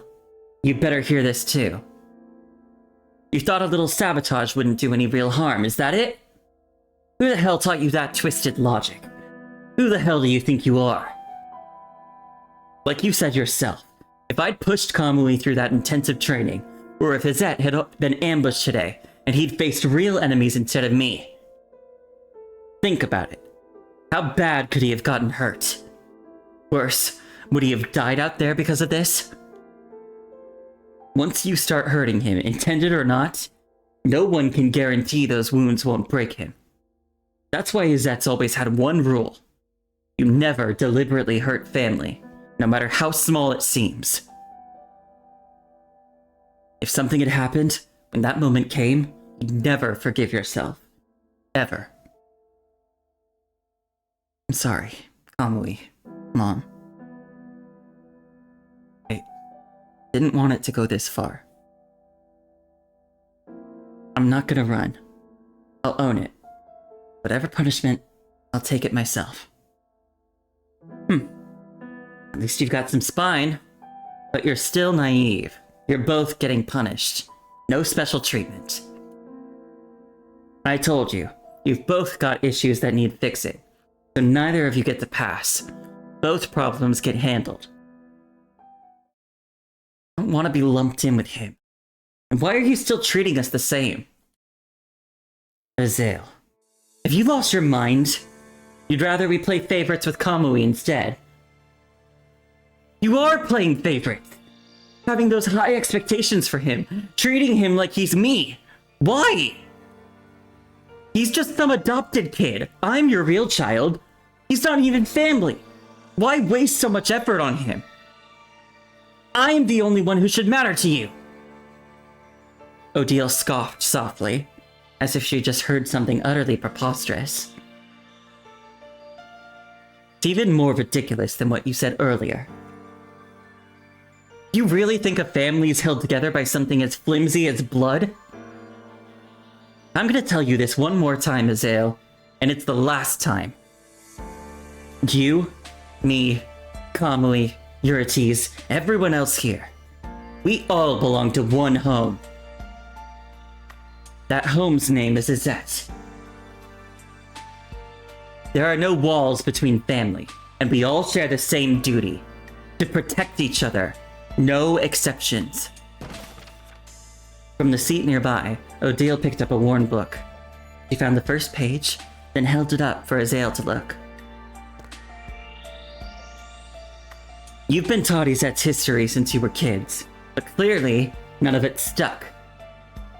Azael, tell me yourself, what's in this photo on the first page? It's the founders of Izette. Their first group photo after they settled here. And among them, are any of them related by blood? No. They came from all over. Each of them lost their homeland to war. They met by chance, came together, and built Izette, hoping to create a new home. But they left descendants, didn't they? There are bloodlines that continued inside Izette. If Izet had relied on blood ties alone, it never would have become what it is today. Over hundreds of years, we grew from an unknown mercenary group into a major military base. What do you think drove that? She traced her fingertip to the second page, revealing an enormous world map crisscrossed with countless red lines. These are all the places our predecessors traveled. Wherever they shed blood, they brought back the ones left homeless by war. Anyone willing to stay was welcomed, treated as family. We grew stronger because of that, but that growth also meant we needed more stability. Why do you think Izet gave up its freedom to be incorporated under the world government, became a regulated military base? Because the world government promised us protection, professional training, resources to better fulfill Izet's dream. To build a world where no family is divided, and all live under the light of the sun. Every person who belongs to Izet fights for that dream. But if you're really set on tracing everything back to origins, fine. I'll grant you that wish. Odile turned to Kamui, knowing it was time to finally dispel the shadow that had long lingered in his heart. Ever since you were old enough to understand, Eurytes and I never hid the truth. You're not our son by blood. You have every right to know that, and you should never feel lesser because of it. Now I'm going to tell you more about your birth parents. Your father, Saul, and your mother, Ra, were the previous leaders of Izet. They themselves were orphans of Izet soldiers. They chose to stay, to carry on their parents' legacy. They became the strongest warriors of their generation. In their final battle, they stayed behind to cover their retreat, gave their lives so their comrades should escape. You're so hung up on bloodlines, then think about this. The blood running through your veins has always been that of two heroes. I see. And you, Azael, do you really believe that being our son gives you some automatic claim over Izet? Odile approached her son, her gaze drawn to the shock of fiery red hair mirroring her own. Izet does not follow some hereditary dictatorship. Neither you nor I possess some innately superior, noble bloodline. I, your birth mother, was an orphan from some nameless village massacred by bandits. Before rescue came, wild beasts carried me off, raised me as one of their own cubs.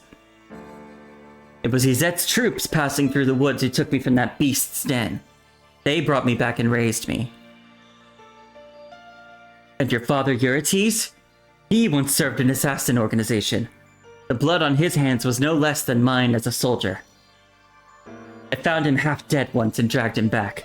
Had to beat some sense into him, but eventually he helped us take down his old organization's hideout.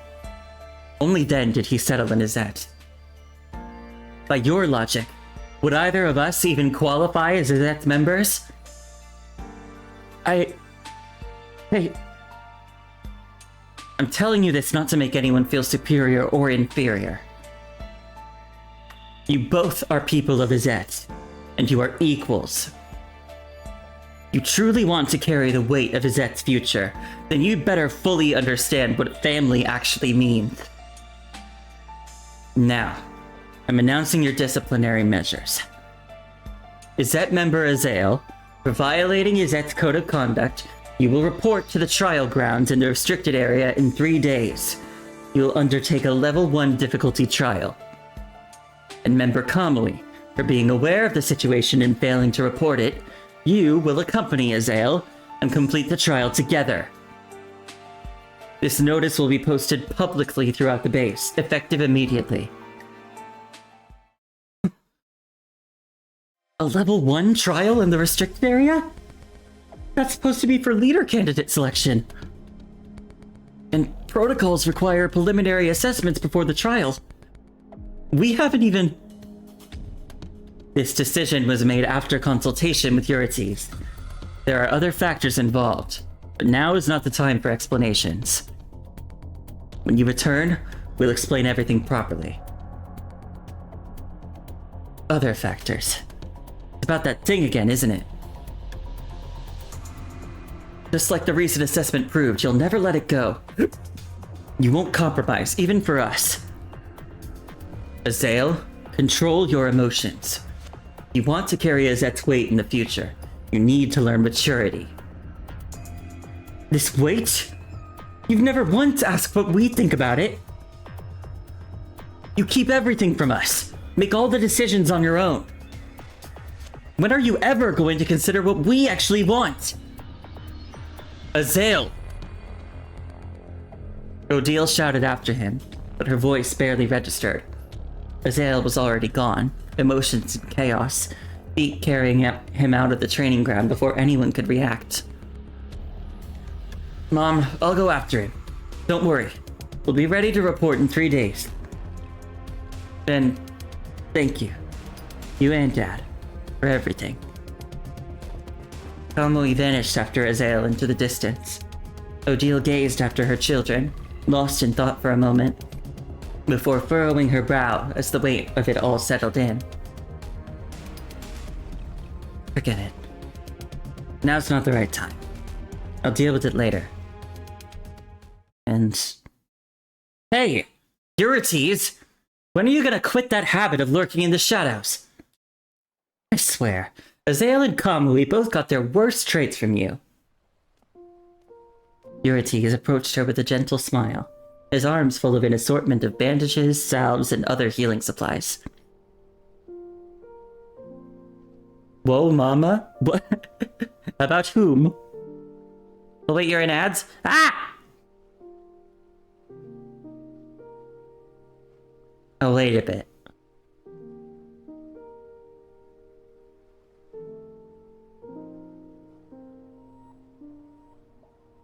I should take a drink.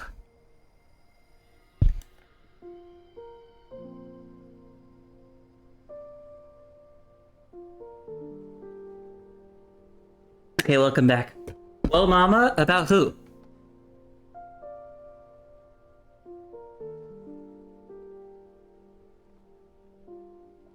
Old habits die hard.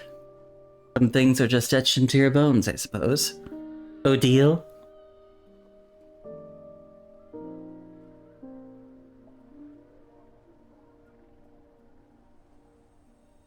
Besides, I figured I'd keep my head down while you were sharing with the kids those embarrassing stories about my past.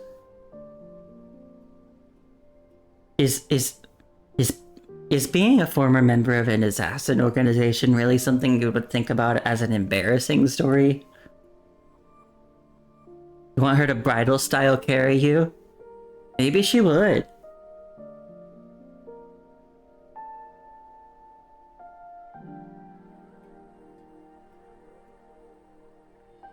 Nothing to be proud of there. Odile folded her arms, one eyebrow arching sharply in Eurites' direction. You're nothing like the ruthless viper you used to be. You know that?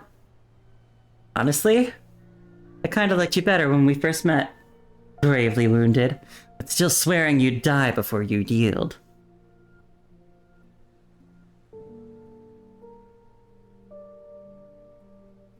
The only embarrassing part of being an assassin is killing someone in the bathroom.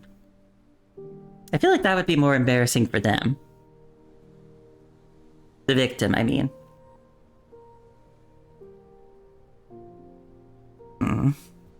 That would have only held your interest temporarily. I think my current self has better odds of keeping you around for the long haul. Give you an inch and you take a mile. Unbelievable. Odile's gaze fell to the supplies Eurites was holding. Dented bottle caps, bandages shoved in every which way. It was small, almost insignificant, except that Eurites was never this careless with his things.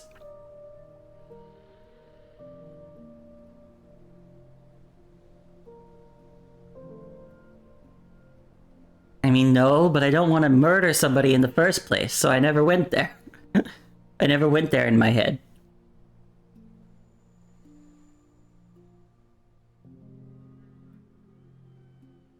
Azael brought these, didn't he?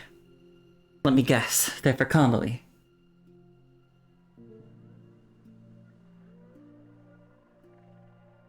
Yeah, they fell when you shouted at him. Ran off without them. Always the moral voice of reason? Well, I try my best.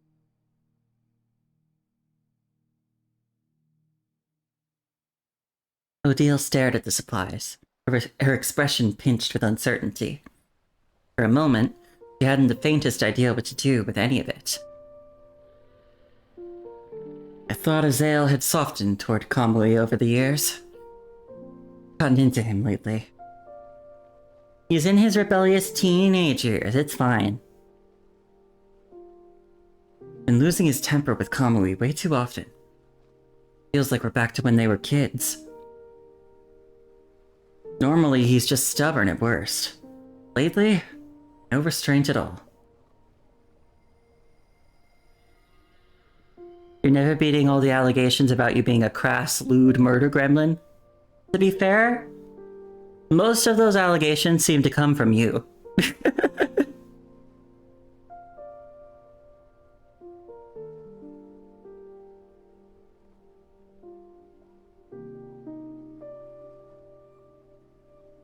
Growth is complicated. Can't rush it. It doesn't happen overnight. They both need a chance to finally resolve this, once and for all. Besides, boy might have sensed something. He'd been going through our materials about that plan, secretly. Fortunately, he hasn't found the classified files yet. Otherwise, information Izette's been suppressing. Don't overthink it, Eurites. We focus on the trial and error. If we succeed, that problem won't matter anymore. Not just for individual physiology. For everyone in Izette. None of them will have to carry that weight again.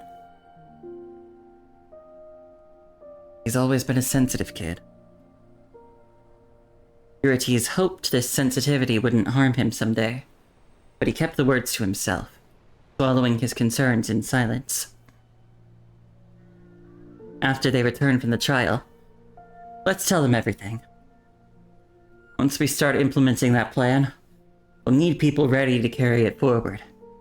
They're the best candidates we've got. Oh, well, that kind of phrasing just makes it seem like they're not getting back from the trial. Or that when they do get back from the trial, something terrible will have happened.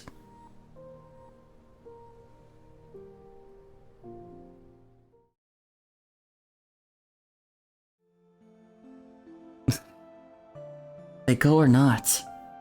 This is killing me. Kamui thrashed in his bed, blankets and pillows taking the brunt of his frustration as they flew to the floor one by one. At least, he thought bitterly, he and Azael were grown now. Odile and Eurites were no longer walked in unannounced. Back in childhood, that door would have burst open already, Odile's hand reaching for his ear. He'd caught up to Azael after the training ground, but Azael wouldn't even look at him. So Kamui had busied himself instead, checking the supplies needed for their task in 3 days. But the real problem gnawed at him. His weapon was shattered. Odile had ordered Azael to hand his over as compensation, but she hadn't said a word about how Azael would fight. Kamui had to fix this. This won't do. I can't just sit here doing nothing. We leave first thing tomorrow. I won't get another chance. Kamui shot up from the bed. With no time to waste, he decided to sneak into the arsenal now. He couldn't let Azael walk into that trial without a proper greatsword. Wait. Knowing Azael, he'd totally say, "Who needs your pity? I don't want your charity. Take your stuff and get lost." But what if I just swap weapons with him after we leave? Genius! Yeah, that's the plan. He gave himself a little fist pump and took off toward the bedroom door. But at the last second, his feet skidded to a stop, hand hovering over the door handle. A beat of contemplation, chin thoughtfully stroked. Then, with a grin, he pulled the door open. knew it was you, Azale. My ears never lie. Azale stood frozen in the doorway, hand raised to knock, whole body flinching at Kamui's sudden appearance. The surprise lasted only a heartbeat before he rearranged his features into a scowl, layering on a voice thick with feigned ferocity. Kamui, I swear, if you ever scare me like that again, I'll beat you into paste. As the words left his mouth, he pulled back his fist in a mock punch. Ah! No, no, no! I surrender! Don't hit me! Kamui stepped back and collided with the doorway decoration. The impact caught him right on a fresh training wound, and he let out a sharp little gasp. It was barely a sound, really, but enough to make Azale tense up all over again. You idiot! Without thinking, Azale drew Kamui closer, his attention zeroing in on the wound as he examined it with care. Such a pain. Get over here, now. Azale guided Kamui into the room, and the boy went without protest. His eyes widened slightly as Azale produced a full array of medical supplies, clearly prepared well in advance.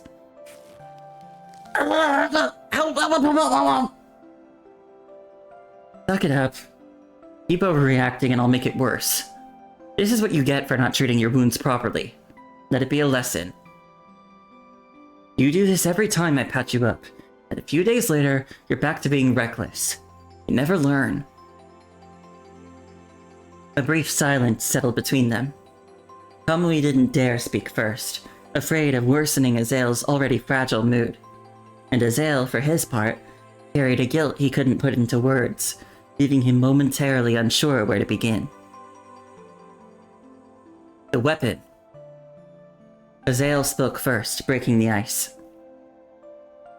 As Mom asked, I brought yours. By the door. You can bring it in later. What I said the other day... I was... off. I didn't mean to do that! It wasn't entirely because of you. That's all. I'm heading back. Meet me at the training ground tomorrow. We'll leave for the restricted area from there. That he turned to leave. Kamui immediately rose to his feet as well. Wait! You gave me your weapon! What are you gonna use? Gone was the explosive temper or the brooding silence Azale would have once defaulted to. He didn't turn his frustration on Kamui this time. Instead, he dropped his voice, reaching for an air of casual indifference. I've got a few smaller ones. Should be fine if I bring them all. My strength isn't in the weapon. I can handle the trial with those. He knew those small weapons weren't nearly enough, but he was determined to take responsibility, to make amends for his mistakes. He promised he'd give his weapon to Kamui, and he wouldn't go back on his word. No way! Even with both of us, we can't underestimate the restricted area. Without a real weapon, you're screwed. Then what do you want me to do? Don't say something stupid like giving it back. Mom finds out, she'll just make the punishment worse. And I don't need your charity. Hey, that's not what I meant. If we're short one, why don't we just get another one?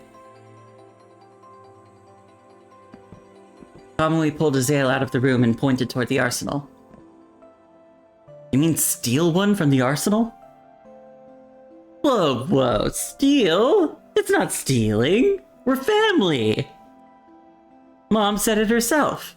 Figure it out yourselves. I'm not getting involved. Worst case, if we get caught, I'll tell them it was all my idea. Azale took in the sight of Kamui, hands on his hips, chest puffed out, radiating pure, unearned confidence. A helpless smile tugged at his lips. Some things never changed. This silly child had always been exactly this innocent. Fine, let's go. I remember there's a repair kit in there. We'll see if we can fix yours first. Whether it's taking credit or taking the fall, you're not doing it alone. So you're in? Excitement bloomed across Kamui's face, bright and unmistakable. Yay! Azael's teaming up with me! Let's go, let's go! Time to roll out! Yahoo! Idiot! Keep it down! You want Mom and Dad to hear us? And like, your dad was an assassin, he's probably got really good ears.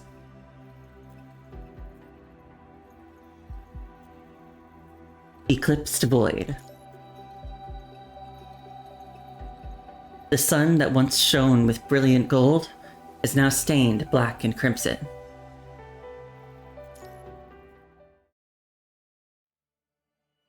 Izet, night.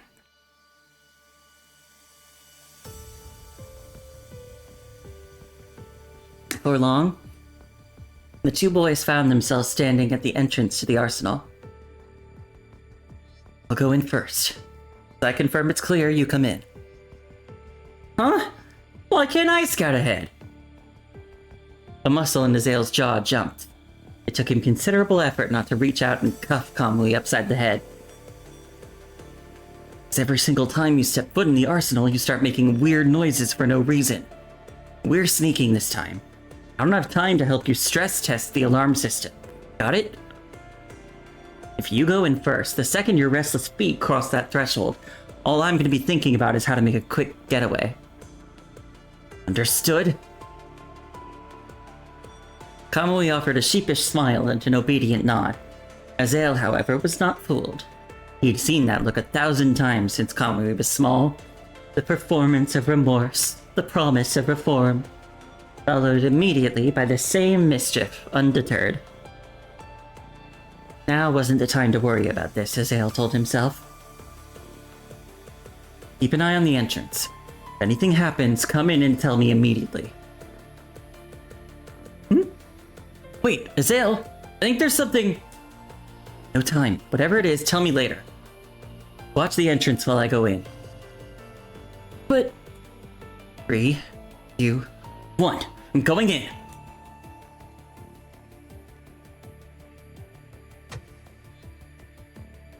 Just seconds after Azael entered, the switch flipped, and the dark swallowed Azael no more. Light exploded into the space, and he recoiled, arm rising instinctively to guard his unprepared eyes. They're on? Did we get caught? Azael could already picture it. Odile standing before them, arms crossed, waiting for an explanation. At least Kamui was still outside. The boy hadn't followed. We could still salvage this. It was my idea. I told Kamui I needed a replacement weapon.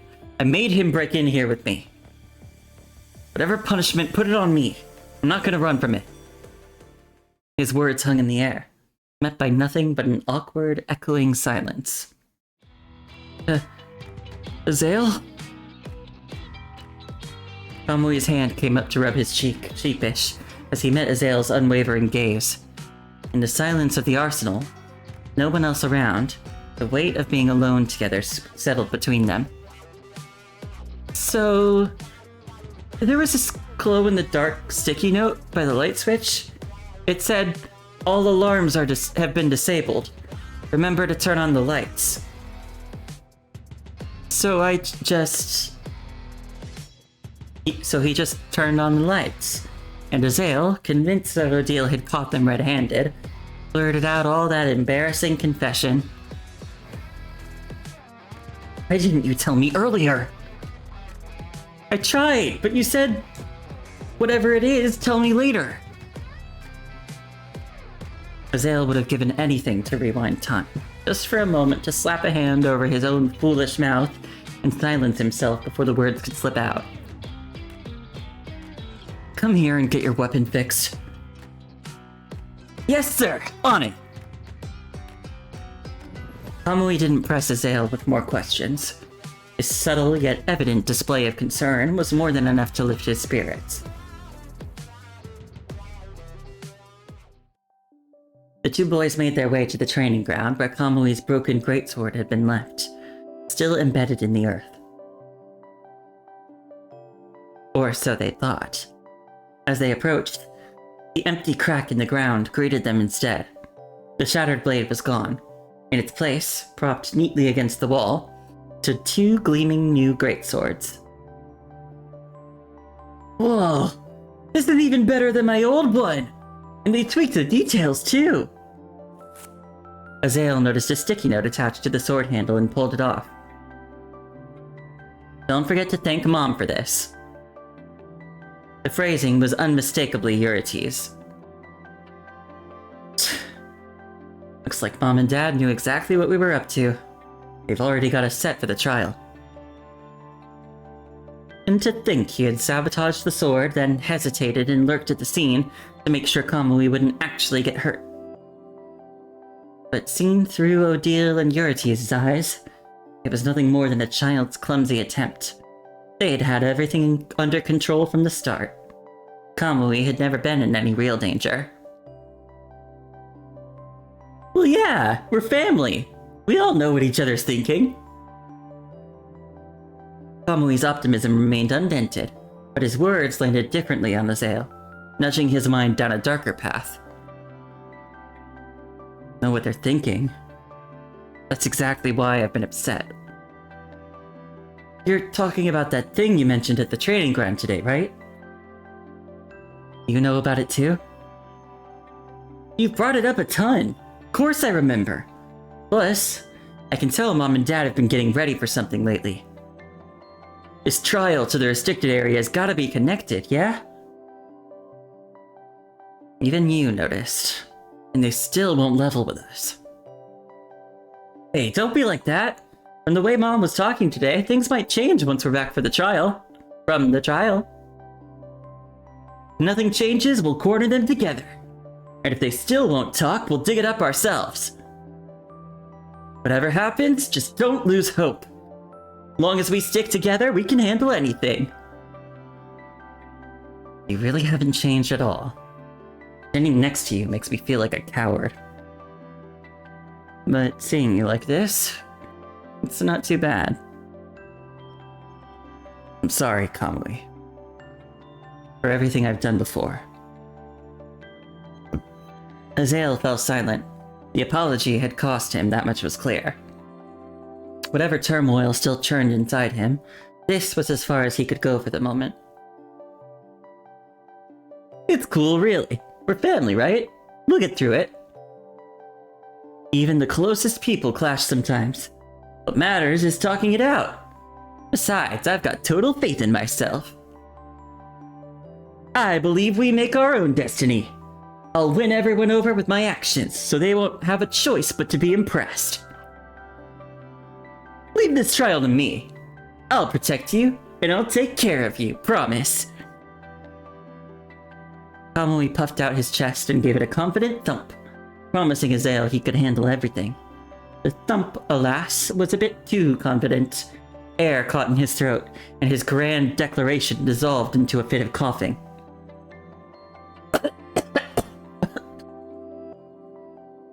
You idiot!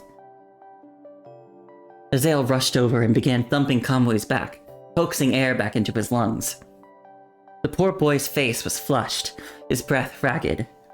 But through the coughing fit, he still managed to lift his gaze and offer Azael a smile. He truly was a hopeless fool, Azael thought. Kamui, you really are.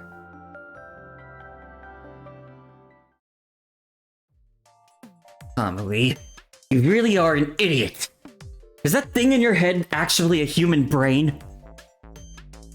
Deep in the restricted woods of Izet, Azael felt his cheek twitch. He rushed up and snatched Kamui's hand mid-reach, stopping it inches from the dark pot. If your birth records weren't so detailed, I'd seriously question whether you were genetically modified before you were born. Why does your brain work nothing like a normal person's? Huh? Does it? You genuinely don't realize it, do you? Let me refresh your memory. On day 1 in the restricted area, we overcooked the fish we caught. Then, you somehow decided to prop them up and start talking nonsense to them. What was that? It wasn't nonsense. I was describing the cafeteria's grilled fish special. You know that story. Imagine plums and your thirst goes away? I figured if I brainwashed the fish hard enough, they'd start tasting like the cafeteria ones. And they did turn out way better. You like Kamui too? And he looks even better in the present day.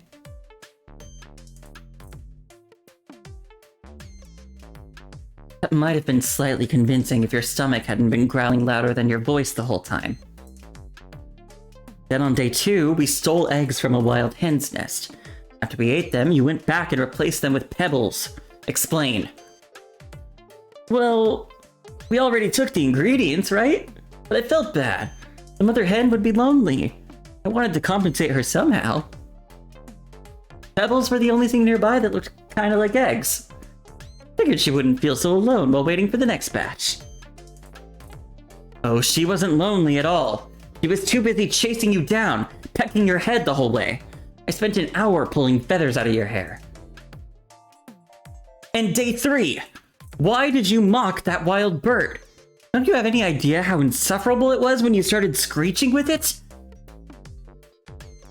That wasn't just any bird. I remember its species always nests near water. You were scratched up by those thorn bushes. We needed to clean your wounds and we were low on water. I thought, why not try? And it worked. My impression was so good it thought I was one of its own. Led us straight to a clean stream. It didn't think you were a companion. It thought you were a female bird and spent the entire day trying to court you. We even had to leave before dawn just to lose it. And today, the pot burned. We have backup cookware. Why were you scraping the burnt food off the bottom? Huh? Didn't you say we were running low on ingredients? I figured I'd test it. What if burnt food wasn't so bad? Then nothing goes to waste. Azael's attention wavered for just a moment, but it was long enough. Kamui's hand shot out, grabbed a piece of charred jerky and stuffed it into his mouth. His face lit up with delighted surprise as he turned to Azael, nodding vigorously, as if saying, "Not bad at all. Genius move, honestly." Azael's smile was terrifying in its emptiness. It was the look of a man who had passed through frustration, through anger, and arrived somewhere beyond caring. You've actually been useful these past few days, so I'll let it slide. I don't have the energy to deal with you anymore. But from now on, Kamui, keep your guard up and stay in my sight. No wandering off to do stupid things alone. You must have noticed it too. Something's wrong with the restricted area these days. I know. Good news is we're close to the end. Once we find the exit, we're out. Wait. You've actually been behaving for a while, ever since the danger picked up. What's with the sudden relapse? Oh, that? Doesn't matter. I just noticed you've been all tense and gloomy. So, after letting all that out, you feel better now? I'd feel a lot better if you'd stop charging headfirst into every beast attack like you've been doing. I'm not your backup. Stop underestimating me. I'm just as capable as you are. Course. I know you're awesome. If you hadn't had my back during those ambushes, I'd be way more banged up. That would have sucked. At least you know it. Go wash that grime off your hands at the river. Fill the canteens. I need to get moving. Suddenly, both Azael and Kamui freeze. An unnatural silence descends, swallowing the usual ambient sounds of the area. Their gazes lock onto the dense brush nearby. Something was wrong. It wasn't just quiet. It was a dead zone. A patch of stillness that screamed of a hidden, waiting threat. Grab your weapon. Got it. Their gazes remained locked on the brush, every muscle coiled for an imminent attack. The standoff stretched until finally the undergrowth rustled. A moment later, a wild wolf emerged. Kamui and Azael are giving "you're an idiot, but I'm your idiot forever" type energy. Yeah. Although I'm worried about how this is gonna end up.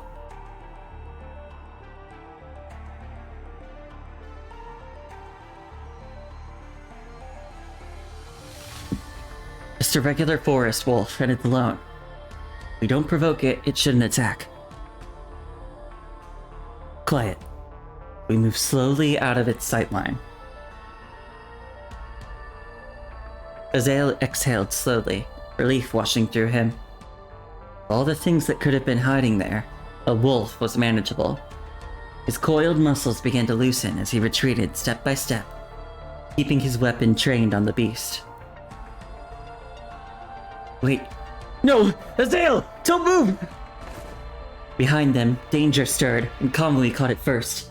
His hand shot out, seizing Azael by his clothes and yanking him backward, just as something lunged for the space where he had been standing. It's a pack. By the looks of them, they're setting up an ambush. Too many of them. Damn it. Why'd our luck have to run out today? The first wolf hadn't retreated. Far from it. With unsettling confidence, it began to advance, each deliberate step eating away the distance between them. Around them, the rest of the pack waited patiently, eyes tracking their leader's movements. That one's the alpha. What's the call? Take it down first, or find a gap and run?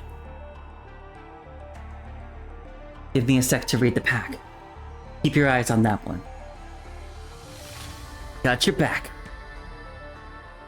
Back to back, the two boys formed a single unit against the encircling threat, neither willing to blink first. The alpha wolf began to circle. Kamui met its gaze without flinching, knuckles white around his weapon as he settled into a combat stance.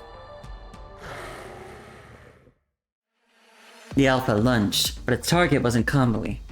In a flash of gray fur, the beast pivoted midair and hurtled toward Azael, who had been scanning the pack for openings. Azael! Look out! The sound registered before the sight. Azael glanced down and froze. Blood stained his leg, dark against his clothes. But there was no pain. Not his blood. Kamui? Azael lowered his guarding arm, and his heart stopped. Kamui stood before him, having placed himself directly in the wolf's path. The beast's fangs were buried deep in his forearm, blood dripping from the wound in steady pulses, but Kamui didn't move an inch. The fangs had sunk deep. Another millimeter and they'd scrape bone.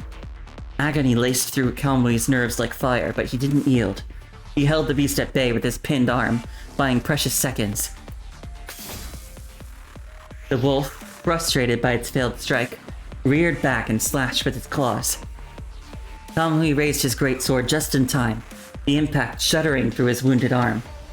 He seized the moment and hurled the beast away. The wolf crashed to the earth with a heavy thud.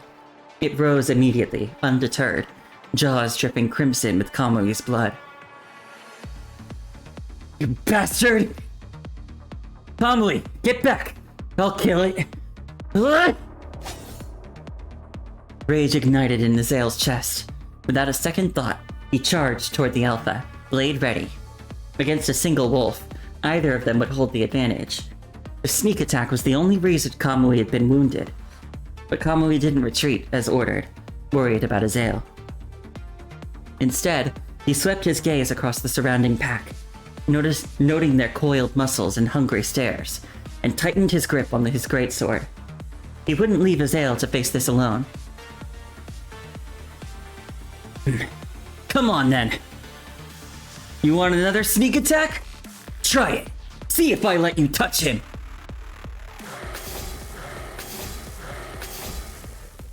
Several wolves broke from the pack to test Kamui. They were nothing compared to the Alpha. A few well-placed strikes sent them tumbling to the ground, yelping. The pack hesitated. Their reckless charge stalled. Kamui held his position, confident he could hold them off and keep Azael's back covered. Azael, meanwhile, had descended into something primal. Each strike landed with savage force, emotion overriding technique as fury drove his blade. Kamui watched for his moment, then surged forward to join the assault against the Alpha.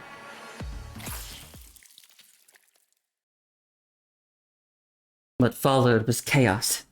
Man and beast alike lost to bloodlust, trading blows and wounds in equal measure. Roars and snarls filled the air. By the time the grass beneath them had soaked through with crimson, the Alpha Wolf finally fell, death delivered through their combined effort. The Alpha lifted its head one last time.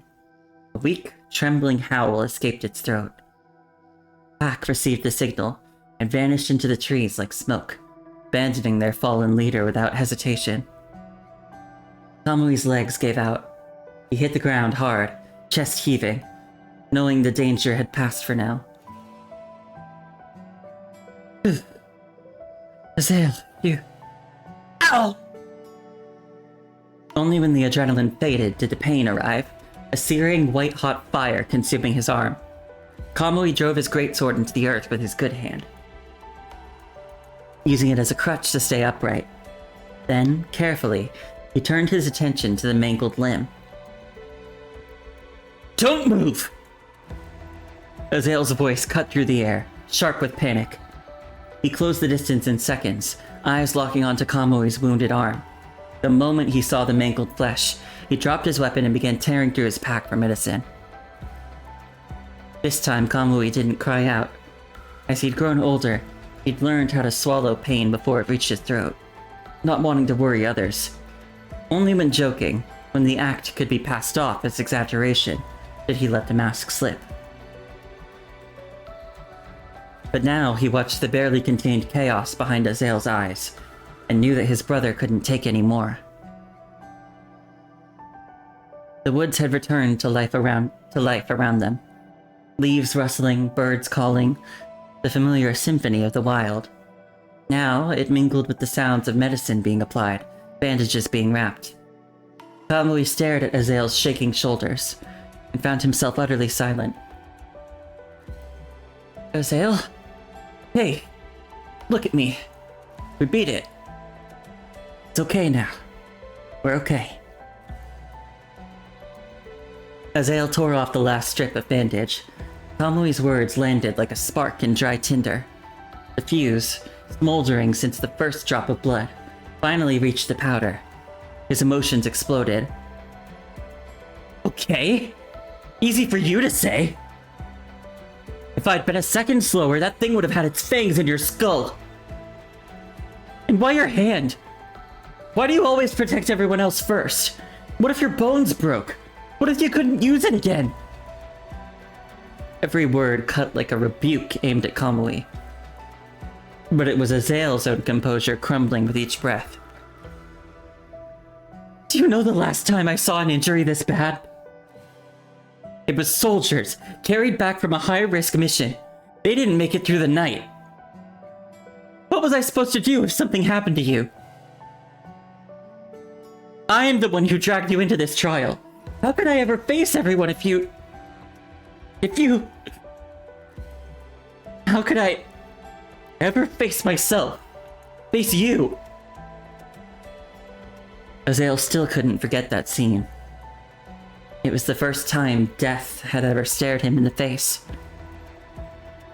And now he couldn't shake the fear that Kamui would join them. Gone were the jokes, the bickering, the simple proof of life beside him, replaced by carved stone and silence. Everyone who joins is it. We can't just walk away. Kamui, you need to hear this. You need to value yourself the way you value everyone else. You're one of us. If you ever dare to leave us behind, none of us will forgive you. Remember that. if you really see me as family.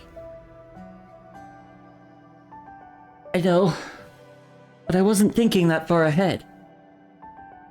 I just saw it coming at you, and all I could think was, I have to protect you. I'm sorry for scaring you, but thank you, Azael.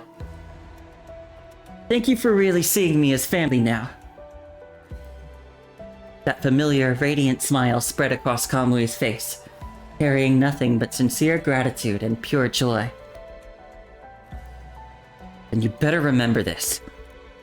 Stop being reckless. Stop acting like you don't matter. If not for yourself, then for us. You, Mom, Dad, none of you. Nothing bad should happen to any of you. That final sentence hit Kamui's ears like a warning bell. Something wasn't right. Is this about the thing we talked about before we left? I'm not certain yet, but it could be bad. You know why our punishment lined up with the candidate selection? I looked at their planning documents. If they activate that project, they'll start handing Azette over to us. This isn't just busy work anymore. They're willing to risk their lives for it. So when you mentioned the weird training lately, that was them evaluating us? Yeah. I thought if we failed, they'd put it on hold. They won't stop, and they won't tell us anything.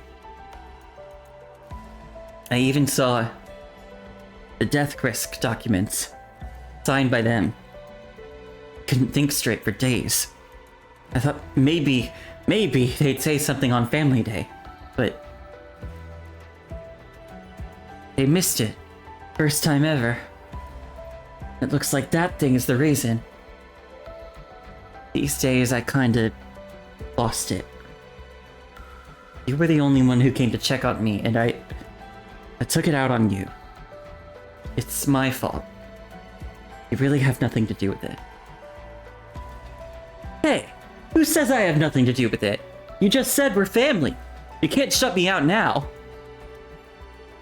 Don't worry, we've got leads. We'll handle it when we get back, like we said. Relax. Kamui's got this. You don't need to worry about a thing. Really are something else. Right now, stop moving so I can finish treating your arm. The fury and fear bled out of Azael until only quiet concern remained. Wordlessly, they worked together to finish bandaging Kamui's wound. You need real treatment back at Azette. Calling Mom to end this trial early. I'll take whatever extra punishment they give. Then I'm right there with you.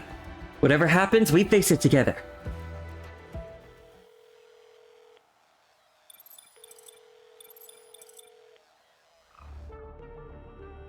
The two tried to contact Odile, but she wouldn't pick up. The line stayed stubbornly busy. Puzzled, they tried Eurytes. Nothing but the same endless tone. Something's wrong. Did something happen to Azette? Azael was already reaching for the emergency line to Azette when Odile's call came through. They answered instantly. Azael, Kamui, stop the trial. Return to Azette immediately. Maximum speed. Turn on your real-time location tracking. I'm already on my way to pick you up. Mom? What's going on? Odile's voice came through sharper than usual, agitated and breathless. She was clearly moving, rushing somewhere as she spoke. No time to explain. Just move. And listen, if you see any strange machines on the way, stay away from them. Do not engage. Your only job is to get back to Azette now. The punishing virus. Azael, look at this! Halfway back, the urgency behind Odile's recall revealed itself. Remote outposts had barred their entrances.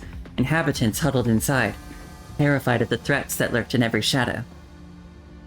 Some cities had already been reduced to chaotic ruins, fallen not to any army, but to something far more inexplicable. They found no survivors, barely any signs of life at all. Today, they infiltrated one such place, searching for supplies. Kamui discovered the scene first. The attack was fresh. Bodies lay scattered across the ground, impaled by strange metallic machines. Blood still seeped from wounds, pooling beneath the dead. Every victim stared with wide, unseeing eyes, frozen in final terror, denied even the peace of death. What the hell happened here? Now they couldn't stop thinking about Izette. No ordinary war or disaster could cause this much devastation across so many places.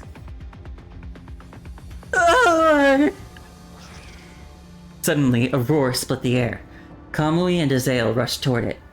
In an open clearing, a black-haired boy charged forward, metal pipe clutched in trembling hands. Before him stood an eerie machine, eyes glowing red, the very image of a monster. This guy's got unique art too, so I wonder if he's gonna be important. I mean, he's gotta be, right? He stood protectively over the fallen, likely victims of the mechanical monster ahead. Dirt caked his young face, masking his expression, but not the fury in his stance. Then he lunged forward, reckless and desperate, willing to die if it meant avenging them. But he was outmatched from the start. A crude pipe against metal and malice. He never stood a chance. The machine struck him down in seconds, and now its slaughter blade rose high, poised to end him. No! Kamui didn't hesitate. He was already moving, surging forward to shield the boy. Idiot! Have you lost your mind? Before Kamui could take another step, Azael seized his sleeve and hauled him behind the wall. You've seen what's out there. We might not be able to take that thing.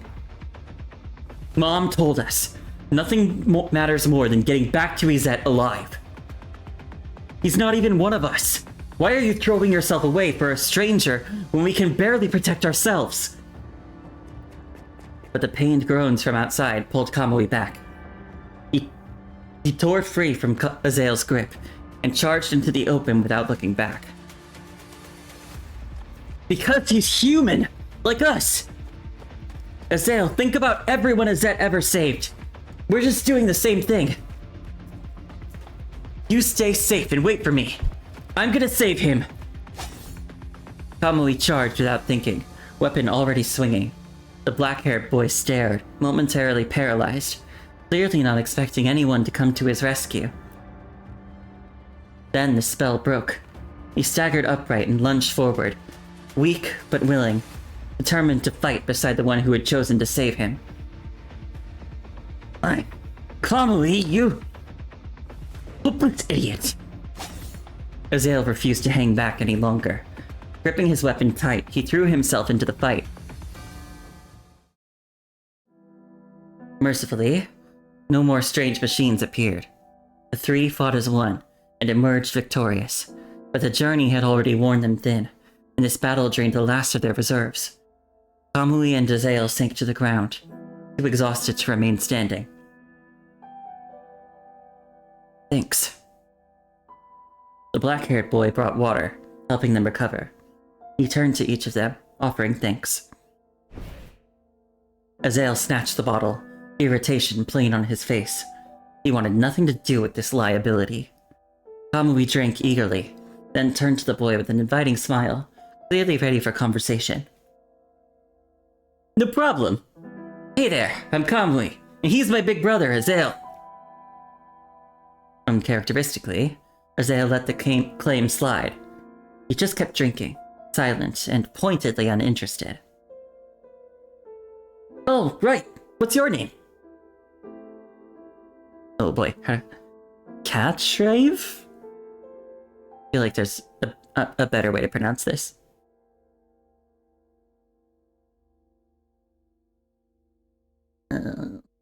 Internet?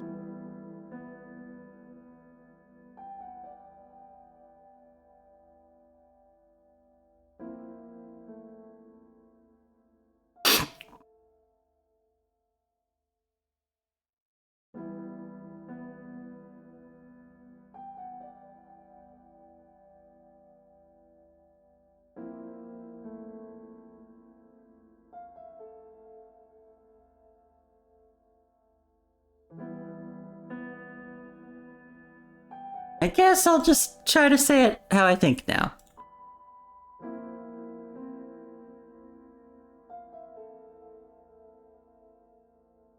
Kachaev. Kachaev said nothing more. He kept his head low, fingers restlessly working the edge of his clothes. Kamui's gaze lingered on the grime covering the boy's face. He poured the last of his water and gently cleaned the stains away, revealing features that had been hidden until now. Kachaev, do you have any family or friends nearby? We can help you look. Kachaev's gaze dropped, as if thinking how to put into words to what happened. Dead. Everyone from the orphanage. We're all here. They broke in, killed everyone. Only I survived. He was clearly not one for words, but the pain was unmistakable. As visions of his murdered companions consumed him, Kachaev's hands began to tremble. Kamui gripped them firmly, steadying the boy with nothing but warmth and presence. I'm sorry. The scolding died on Azael's tongue. He just watched in silence, letting the boy take whatever time he needed. What are you gonna do now? Don't know. Kachaev had lived his whole life within those walls. He abandoned there, raised there, never once stepping outside. Now, everything he knew had been torn away, and the unfamiliar world beyond felt more frightening than anything. Then, how about coming home with us? To a place called Azet? We'll keep you safe. From now on, we'll be your family. Kamui? Azael shifted restlessly, clearly itching to cut Kamui off before he could say another word. Azael, this is Azet's core principle. You know it too. Anyone without a home, anyone willing to join, Azet takes them in. Fine. Fine. I can't control you anyway. You can explain this to Mom yourself. Which was as good as a yes. Kachaev! Anything you want to bring? Go grab your stuff, then we're out. With a nod, Kachaev turned to gather his meager belongings without a word. Edible scraps, remaining water, and a single nameplate with his name etched into it. Then he returned to Kamui and Azael, ready to follow. He stopped, however, keeping a deliberate distance from them. Kachaev's gaze first fell on Kamui, then shifted to Azael. Then, finally, he seemed to decide. He walked up to Azael and reached for the hem of his clothes.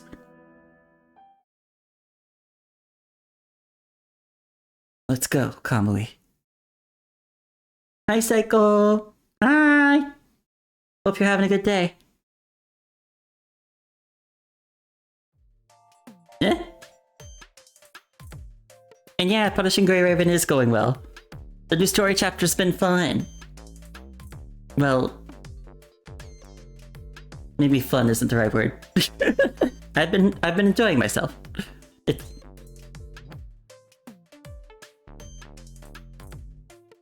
He mixed up their names.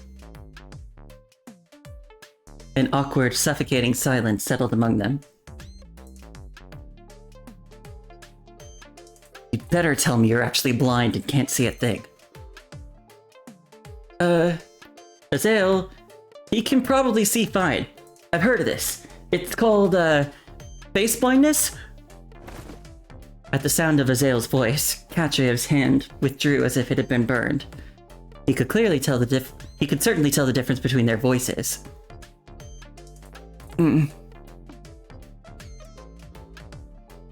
Clearly the boy could see, so he must be responding to Kamui. Yet somehow, Azael still felt deliberately provoked by the quiet brat. Kamui. Take this stupid stray you picked up and drag him back to your side, right now. Come on, come on. No need to get worked up. Just think of it as quality bonding time, am I right, my dear big bro? Call me that again, and I'll beat you too. The quiet they'd fought didn't last long. From all around, eerie mechanical sounds emerged again. Somehow more machines had found them, and there were many. Damn it, they just keep coming. Weapons raised, they prepared to fight once more. Their exhausted bodies screamed in protest. Split up and take them down fast. I'll count to 3. We move together. 3, 2, 1. Go! Before they could reach their targets, the machines began to fall. Not from their attacks, as they hadn't landed a single blow yet. You're in my way! Back off! That familiar voice flooded them with relief. Kamui and Azael pulled Kachiv to safety, then threw themselves back into the fight without hesitation.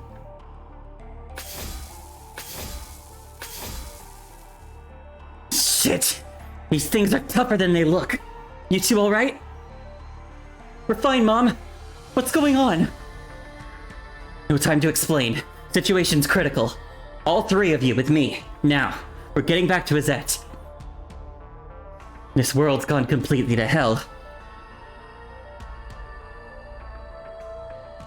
Drawing closer to Azette, Kamui finally grasped the full weight of Odile's words. Human settlements stretched between them and home. Every single one reduced to rubble and ash. The day of their return would brand itself into his memory forever. An eclipse swallowed the sun at its peak, plunging the world into an unnatural twilight. What light remained bled black and crimson, the exact colors of the mechanical horrors that had hunted them across the journey. Only later would Kamui learn what that day meant. It marked the world's fall. Silence swallowed humanity as the eclipsed sun watched over the ruin. On December 25th, 2160, the punishing virus broke out.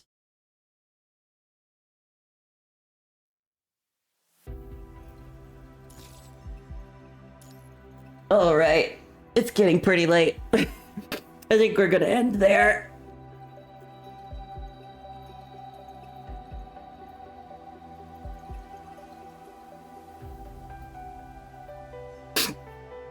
Alright. We got a good start. I think, I'll probably try to,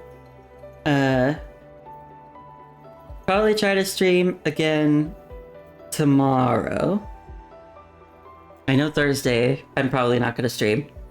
Friday's a bit iffy.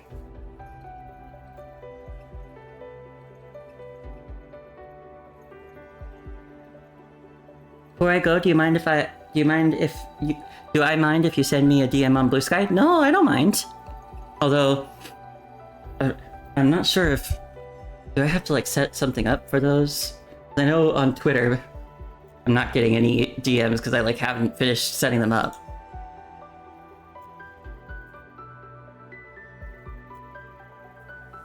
But you can chat.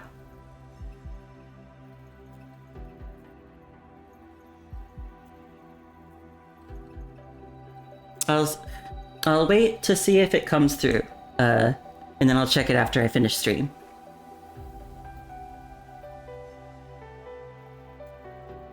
You checked they're locked? Okay. Let me see if I can figure this out.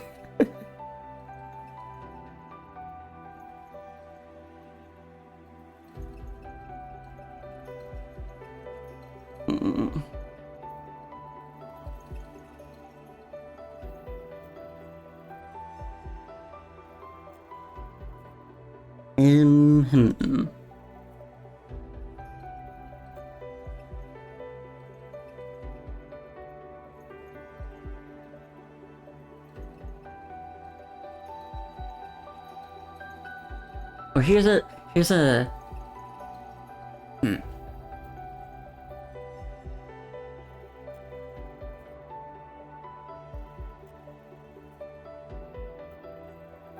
an idea.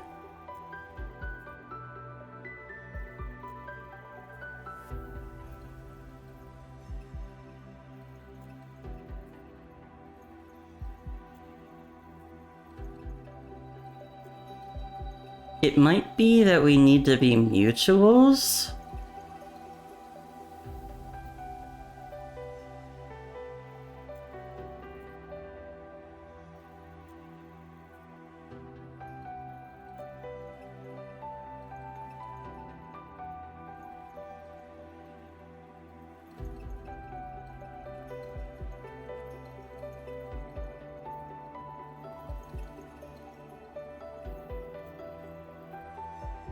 If Discord is easier, that's fine.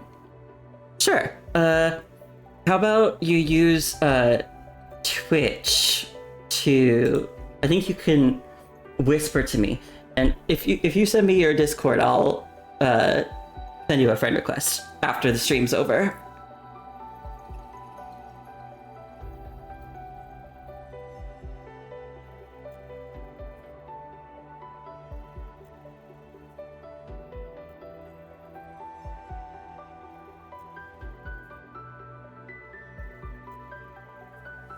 But while I wait, yeah, I might try streaming again tomorrow. We'll see. Because I do wanna get through this story chapter. Thursday I probably won't. But then I might Friday. It depends. Friday. The day after I have another voice acting class, so I might want to preserve my voice a little bit. So not streaming then might be a bit of a prudent choice. But then I could probably do Saturday. We'll see. We will see how I feel when the time arrives.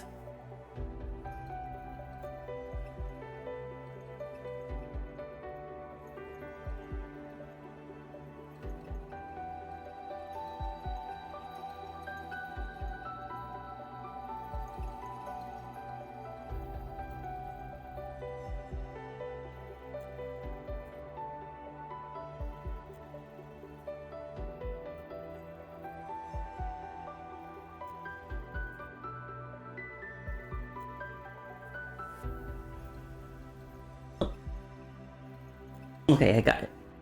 I see the message. Thank you.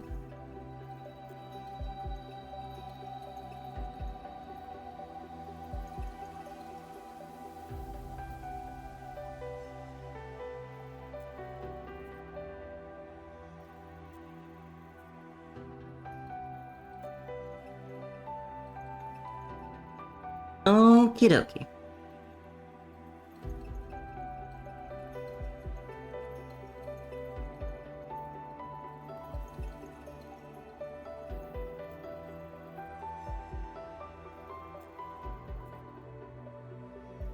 Alright, let's see who is streaming now.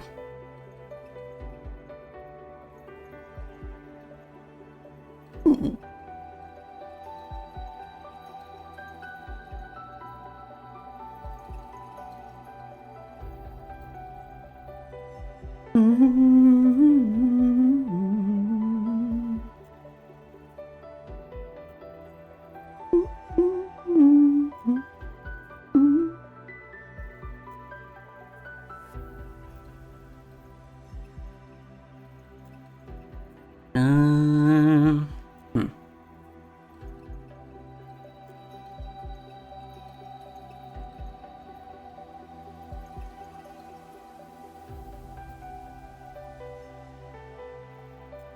There's a few people streaming. I'm just trying to decide.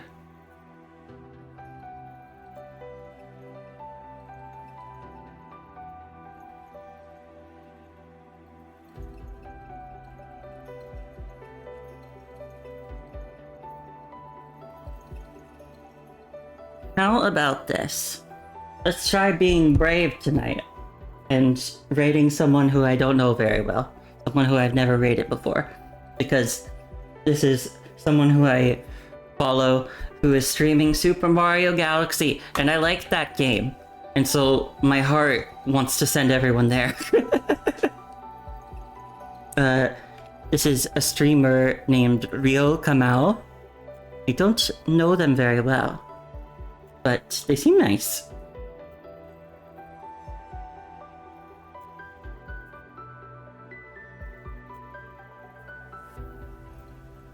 Let's go there. Let's all say hi. All right. That'll be all from me. I believe I will be back tomorrow. So, I'll see you all then. Goodbye, everybody. I hope you all have a nice day and rest of your week. Bye-bye. Yeah, first stream back completed. First stream post kidney stone surgery. We're back, baby. And it was all fine. It all went well. And next time I stream, tomorrow, I probably won't have lingering mouth pain from the dentist. Ah! Anyhow, thank you for coming. I hope everybody had fun. I had fun. I'll see you all later. Oh, and have fun on your trip, Alan. I hope you have a very nice time. Bye-bye.